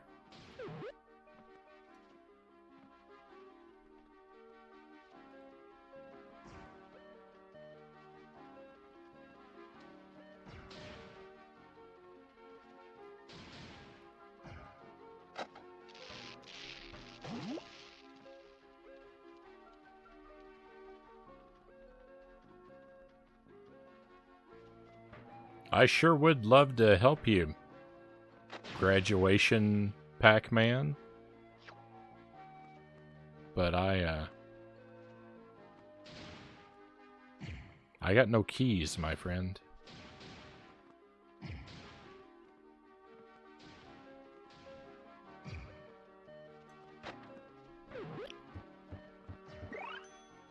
I found the key. What? How is that where the key was? That made no sense.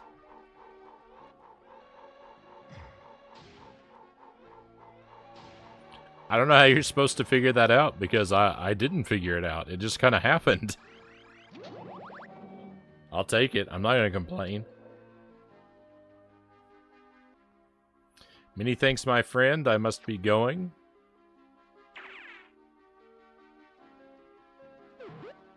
And away he goes. Alright, I just gotta make it out of the level without dying.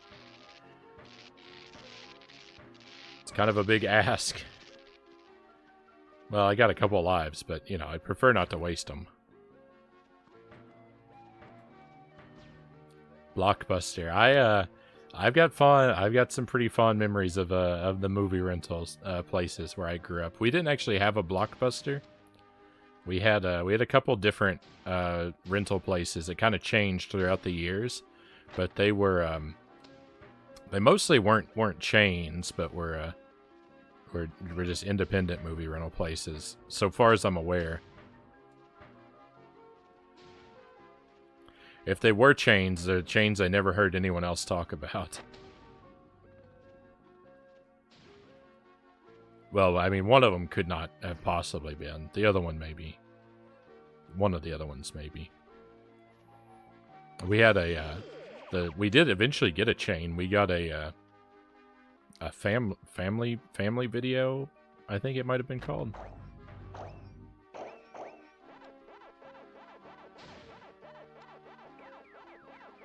But we never had an actual Blockbuster anywhere near me.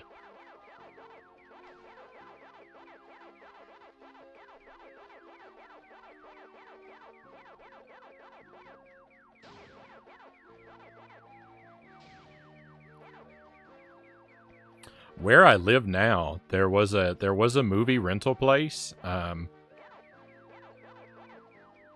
like 3 blocks from where I live right now, and it only went out of business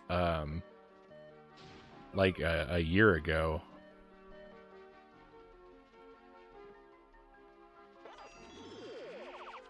Year and a half ago.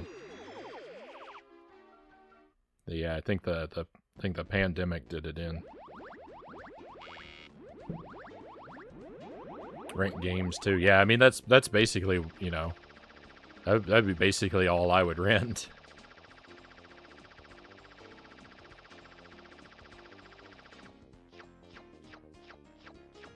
Never rented a console. I know people would rent consoles sometimes, and they definitely were available, but we never rented a console. Only games.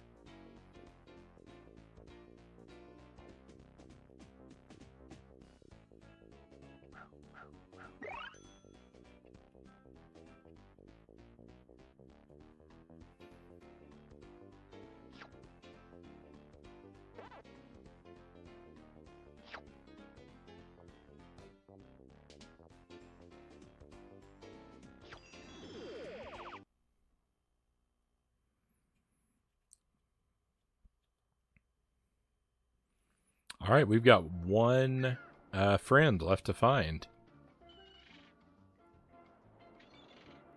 I've deduced that Pac-Man has imprisoned others that you must rescue.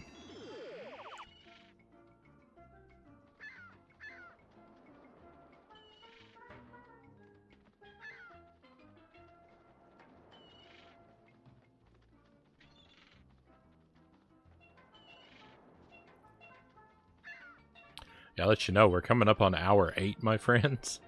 I am gonna take another look for the key for the person that we have yet to rescue. But if we do find them, I don't expect that we're gonna go through the end game tonight. I don't know what it's like up ahead, but I want to prepare your expectations so you're not too let down. I don't plan to go much further than just finding the last of the people we need to rescue, because I don't know how much of the game is left ahead, and I don't know how difficult it would be for me. So I don't want to start something I can't finish.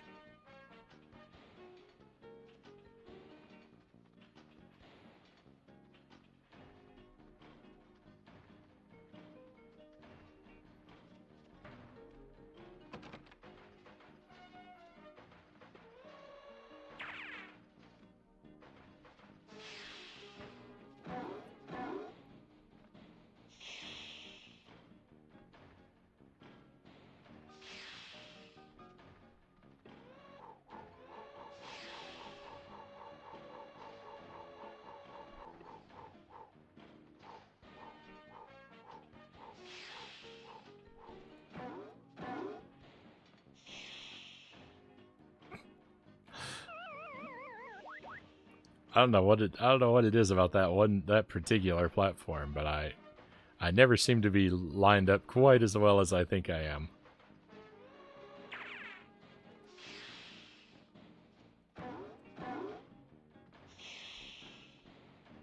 It's my carelessness. It gets me every time.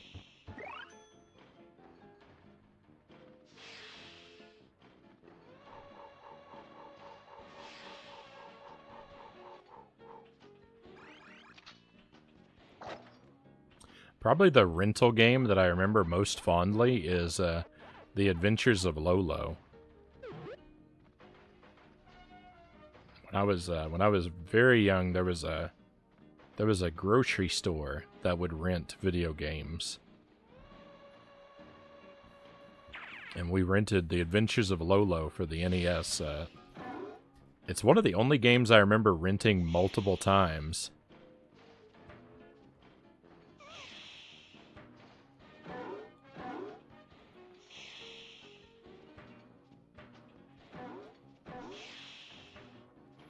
We rented a lot of things, but my parents tended to... What is that noise? My parents tended to discourage me from renting the same thing more than once.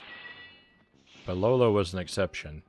I think because my dad liked that game.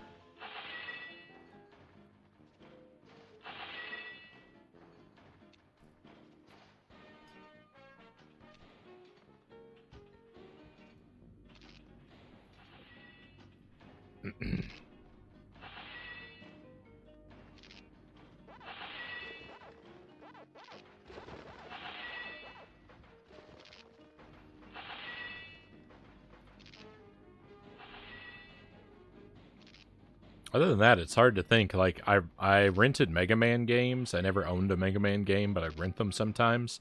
But I didn't like Mega Man games when I was a kid. Clearly, my opinion has changed. But when I was young, I don't know. I think they were too hard for me or something. I just couldn't get into them. But I know that I rented some of them on the NES. Probably, maybe even all of them. I don't know. I don't have specific memories of which ones. But some of them on the NES, and I know I rented Mega Man X at some point.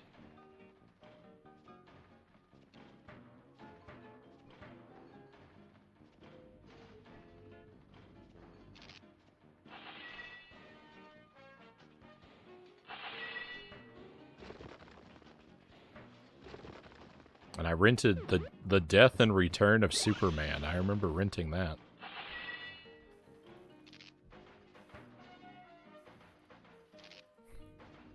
I don't know why. It's very, very odd. It's like very random, the things you can remember sometimes.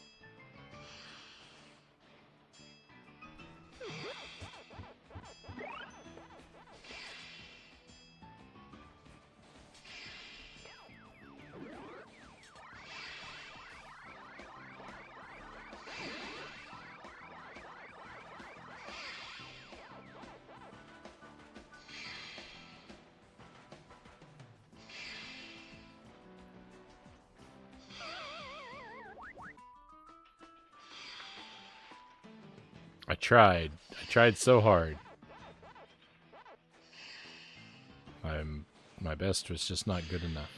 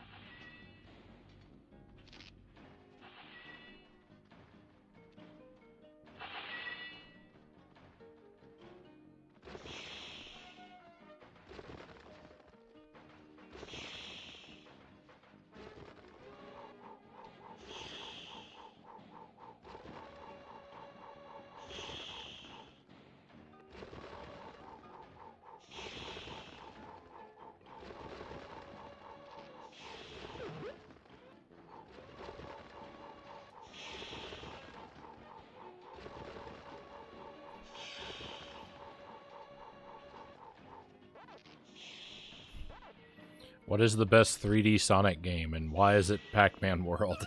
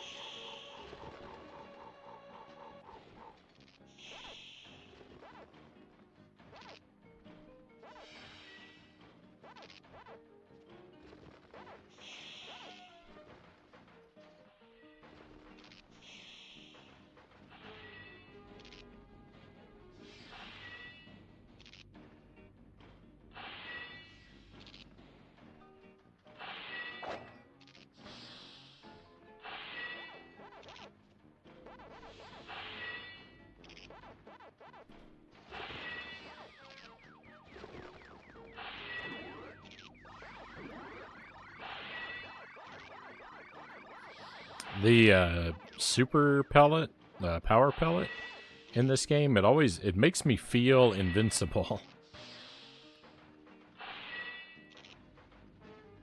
Like in that situation right there, like when I get the power pellet, I feel like I could run through non-ghost enemies or jump through those falling gears.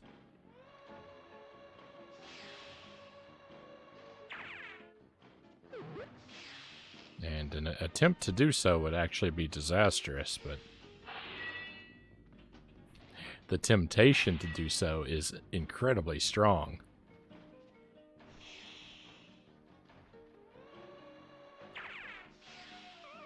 What am I doing?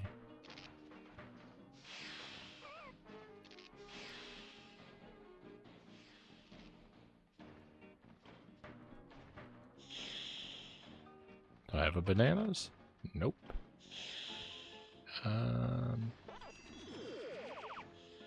Saw that land down there. I wasn't sure if that was something I could interact with or not. Oh no!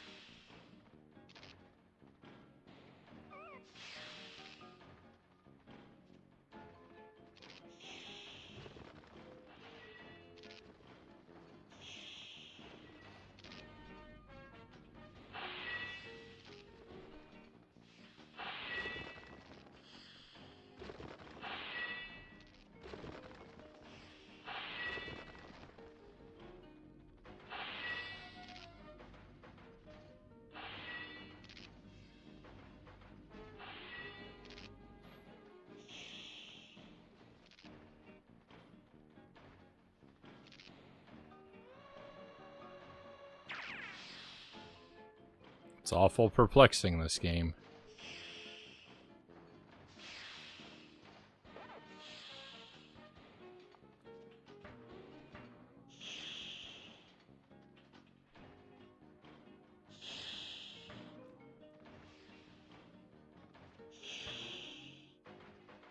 Think I can stand on these pipes? I think not.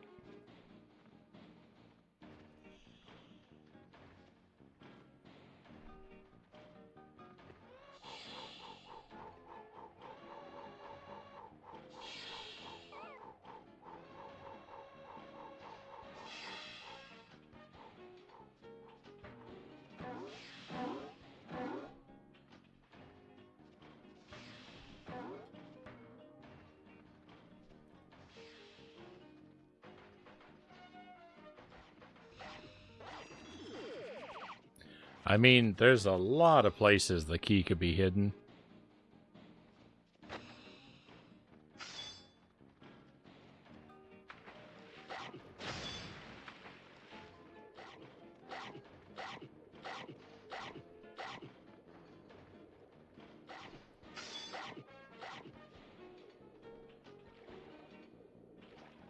This is a level that's just filled with potential hiding spots.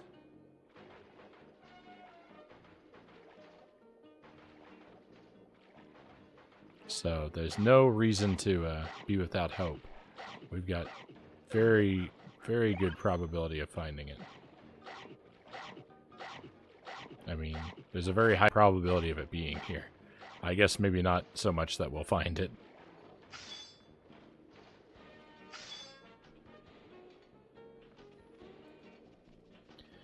Oh, why? Pac-Man?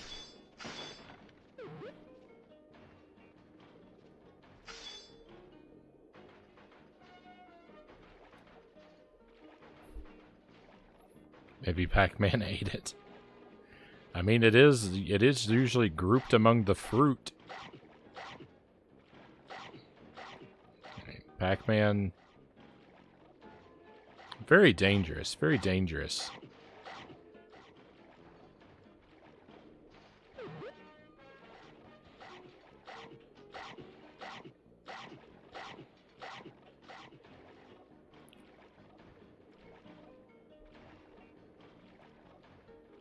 To have a game filled with edible collectibles and yet one of them is a deadly choking hazard.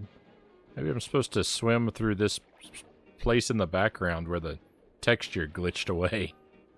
Is that an opening?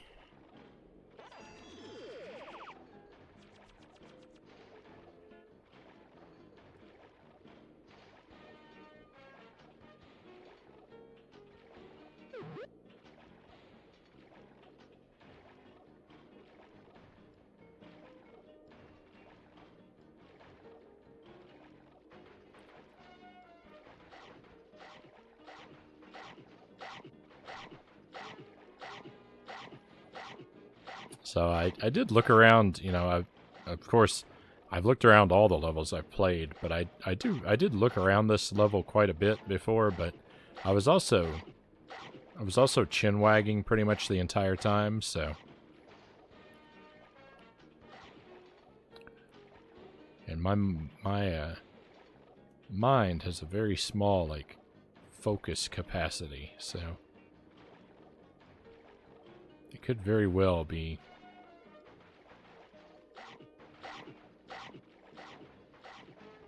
somewhere I have thoroughly gone over before. This level keeps going and going. This isn't even a small piece of it.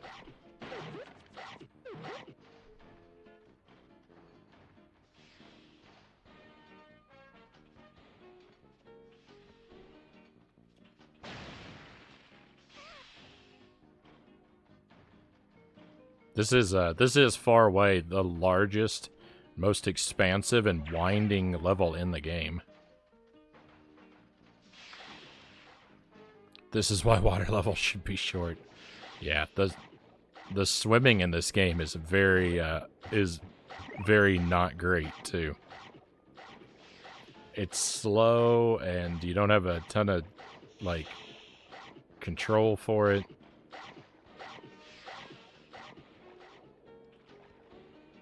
It's just awkward. It's very awkward, the swimming in this game.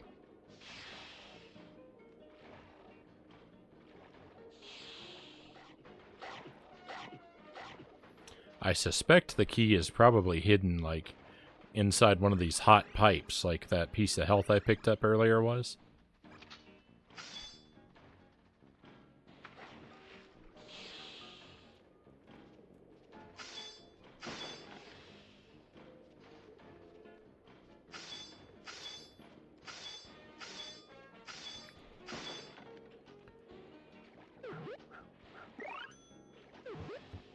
Glad we got that life.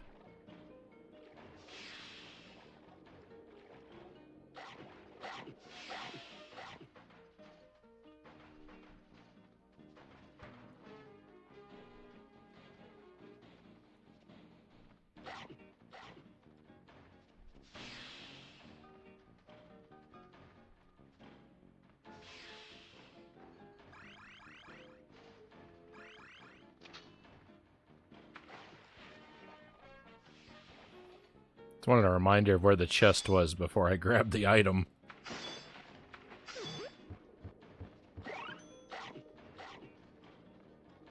Is there another chest? Great.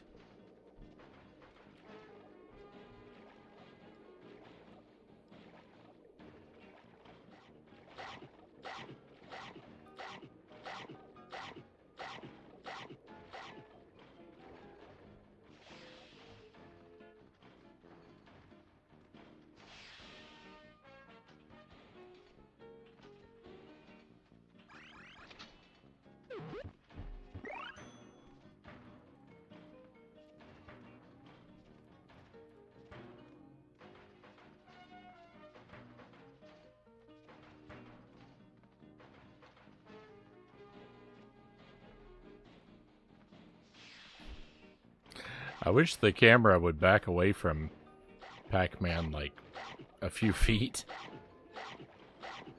I feel awfully close.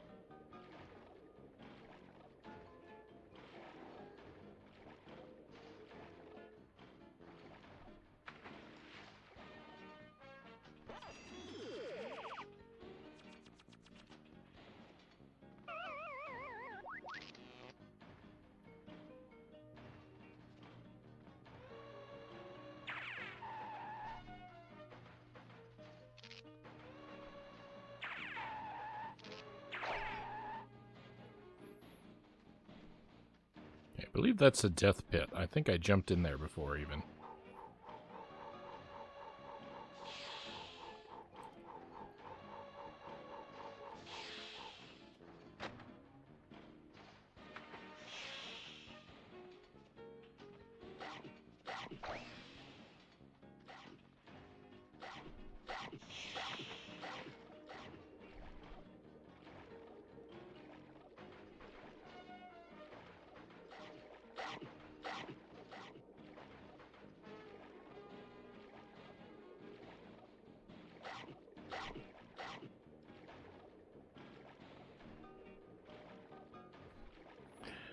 So tedious. Water levels. So tedious.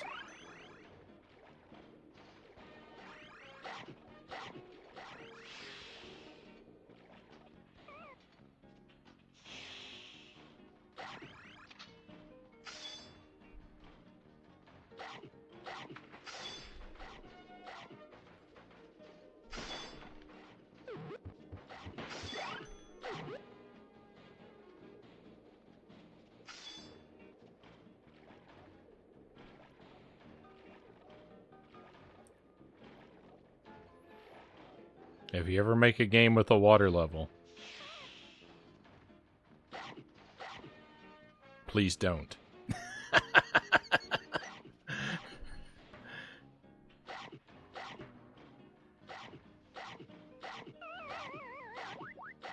I went through the wall.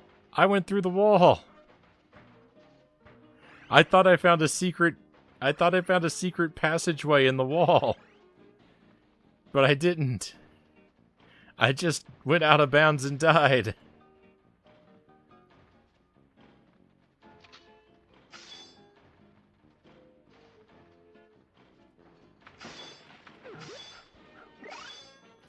Oh, cool. There's a hidden door here.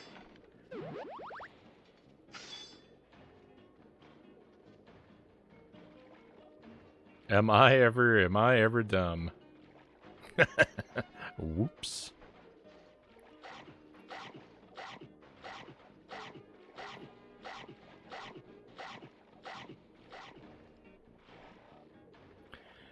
Well, you know, we played all of those. We played all those broken Scooby and Powerpuff Girls games, and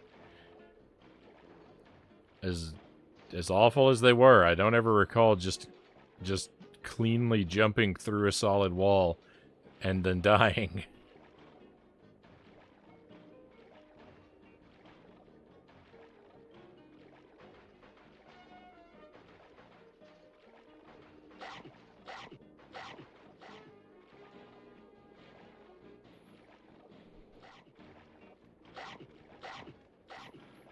That chest down there, I wish I'd been able to open it. I'm pretty sure that we got it. We got to it. On the first pass through this level. Well, I think we might have anyway. But I wish I had been able to open it before so that my curiosity would not be eating at me right now.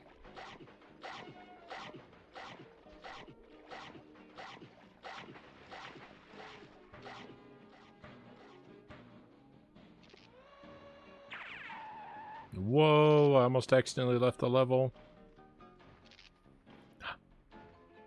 The railing wasn't solid either. I'm going through the walls. I'm going through the railing. It was solid all the way around except in the front. I was running up against it the whole time.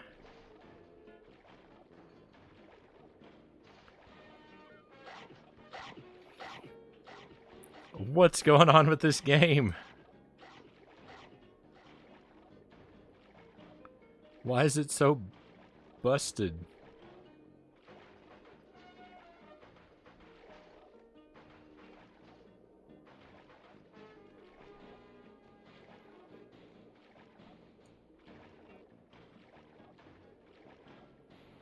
It's dangerous to look around. Look, right here, the texture, again, it's coming out the wall. The whole game is falling apart. The seams don't line up. I can't believe this.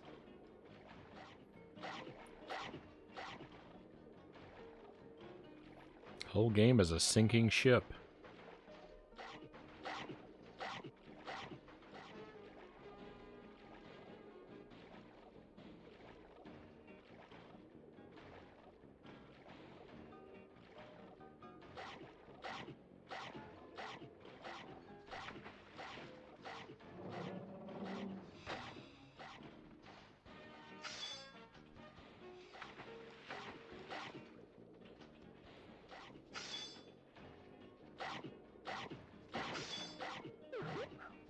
There's that chest I couldn't get to before. I have now discovered that it was, in fact, an extra life. That's what I thought it was, actually. I should have said that before I opened it. And then I would have looked like I remembered something. A pretty rare feat.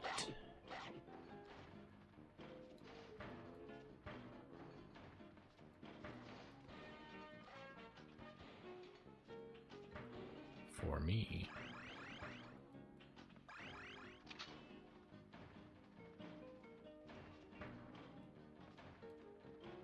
What was in here?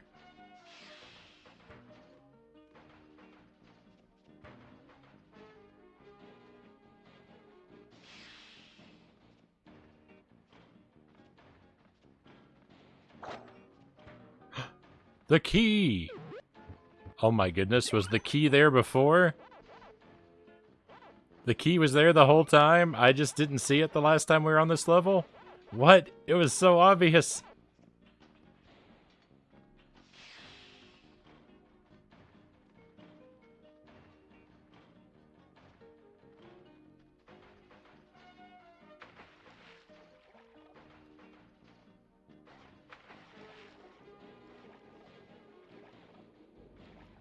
The water level's up in here now. What?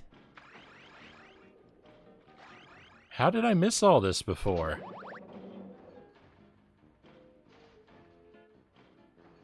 Cool, thanks for the rescue. Swim out pipe 1 to exit.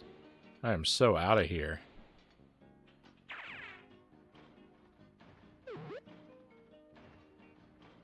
Thank you for the GG, Wolfman.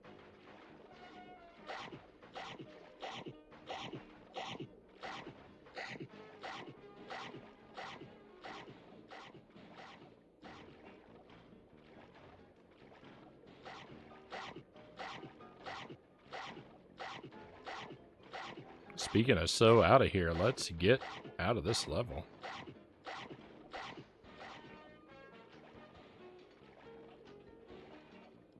I don't know how I didn't see that key before.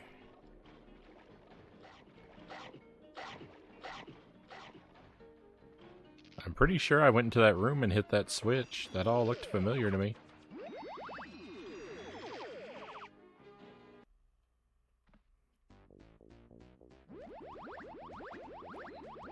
I am just stunningly bad at multitasking.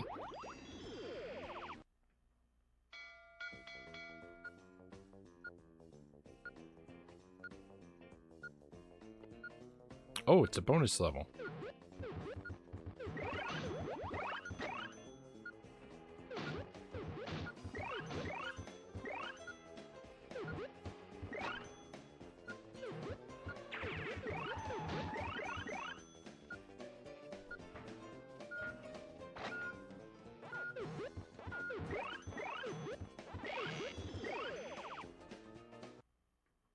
All right, we did okay.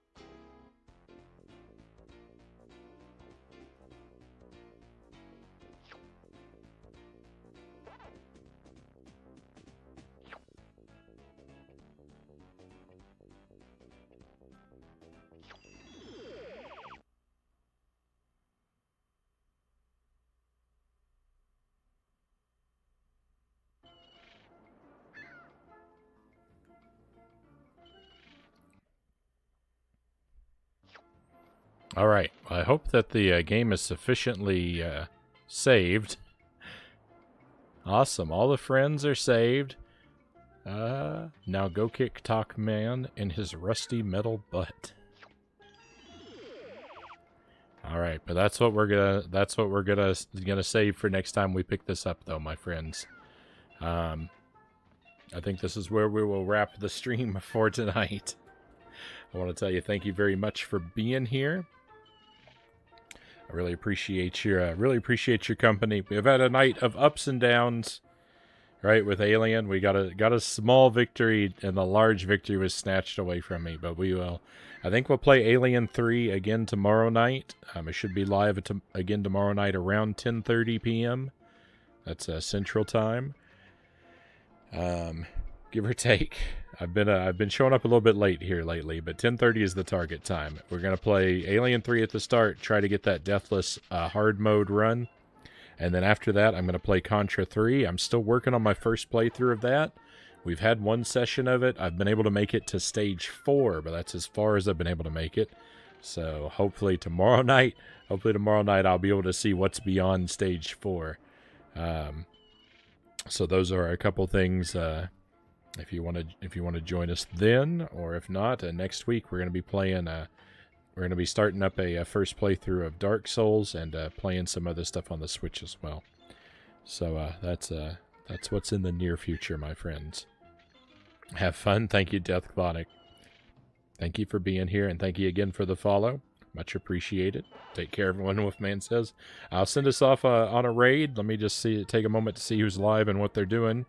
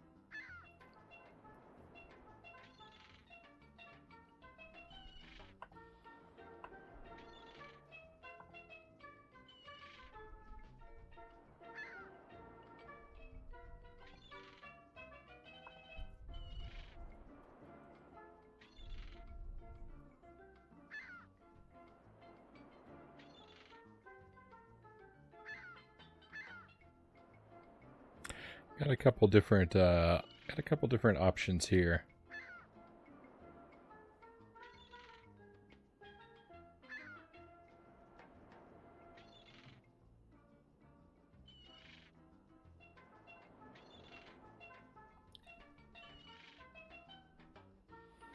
All right, I think I'll send us in the direction of. Man burning.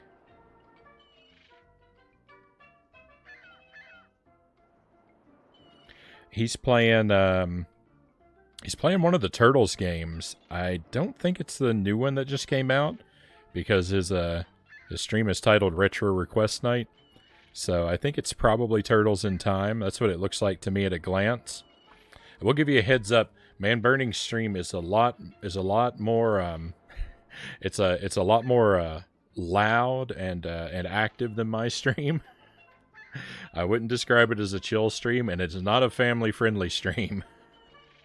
There will be language and adult conversation on that stream. But he is a really nice guy. He's very supportive of other streamers. He's got a very chatty community. They do a lot of like community games and stuff like that on his stream. So while the atmosphere is much different, he is a great guy. So just give me a heads up on that. But come along, and if none of those things I mentioned are deal breakers for you, then come along, my friends, and we'll cheer him on. We'll cheer him on in Turtles. But that's it for me. Once again, I really appreciate your company, and I hope that I get to enjoy having you around again in the very near future, my friends. That's all for us tonight, though. It's time to head out, so let's go on an adventure.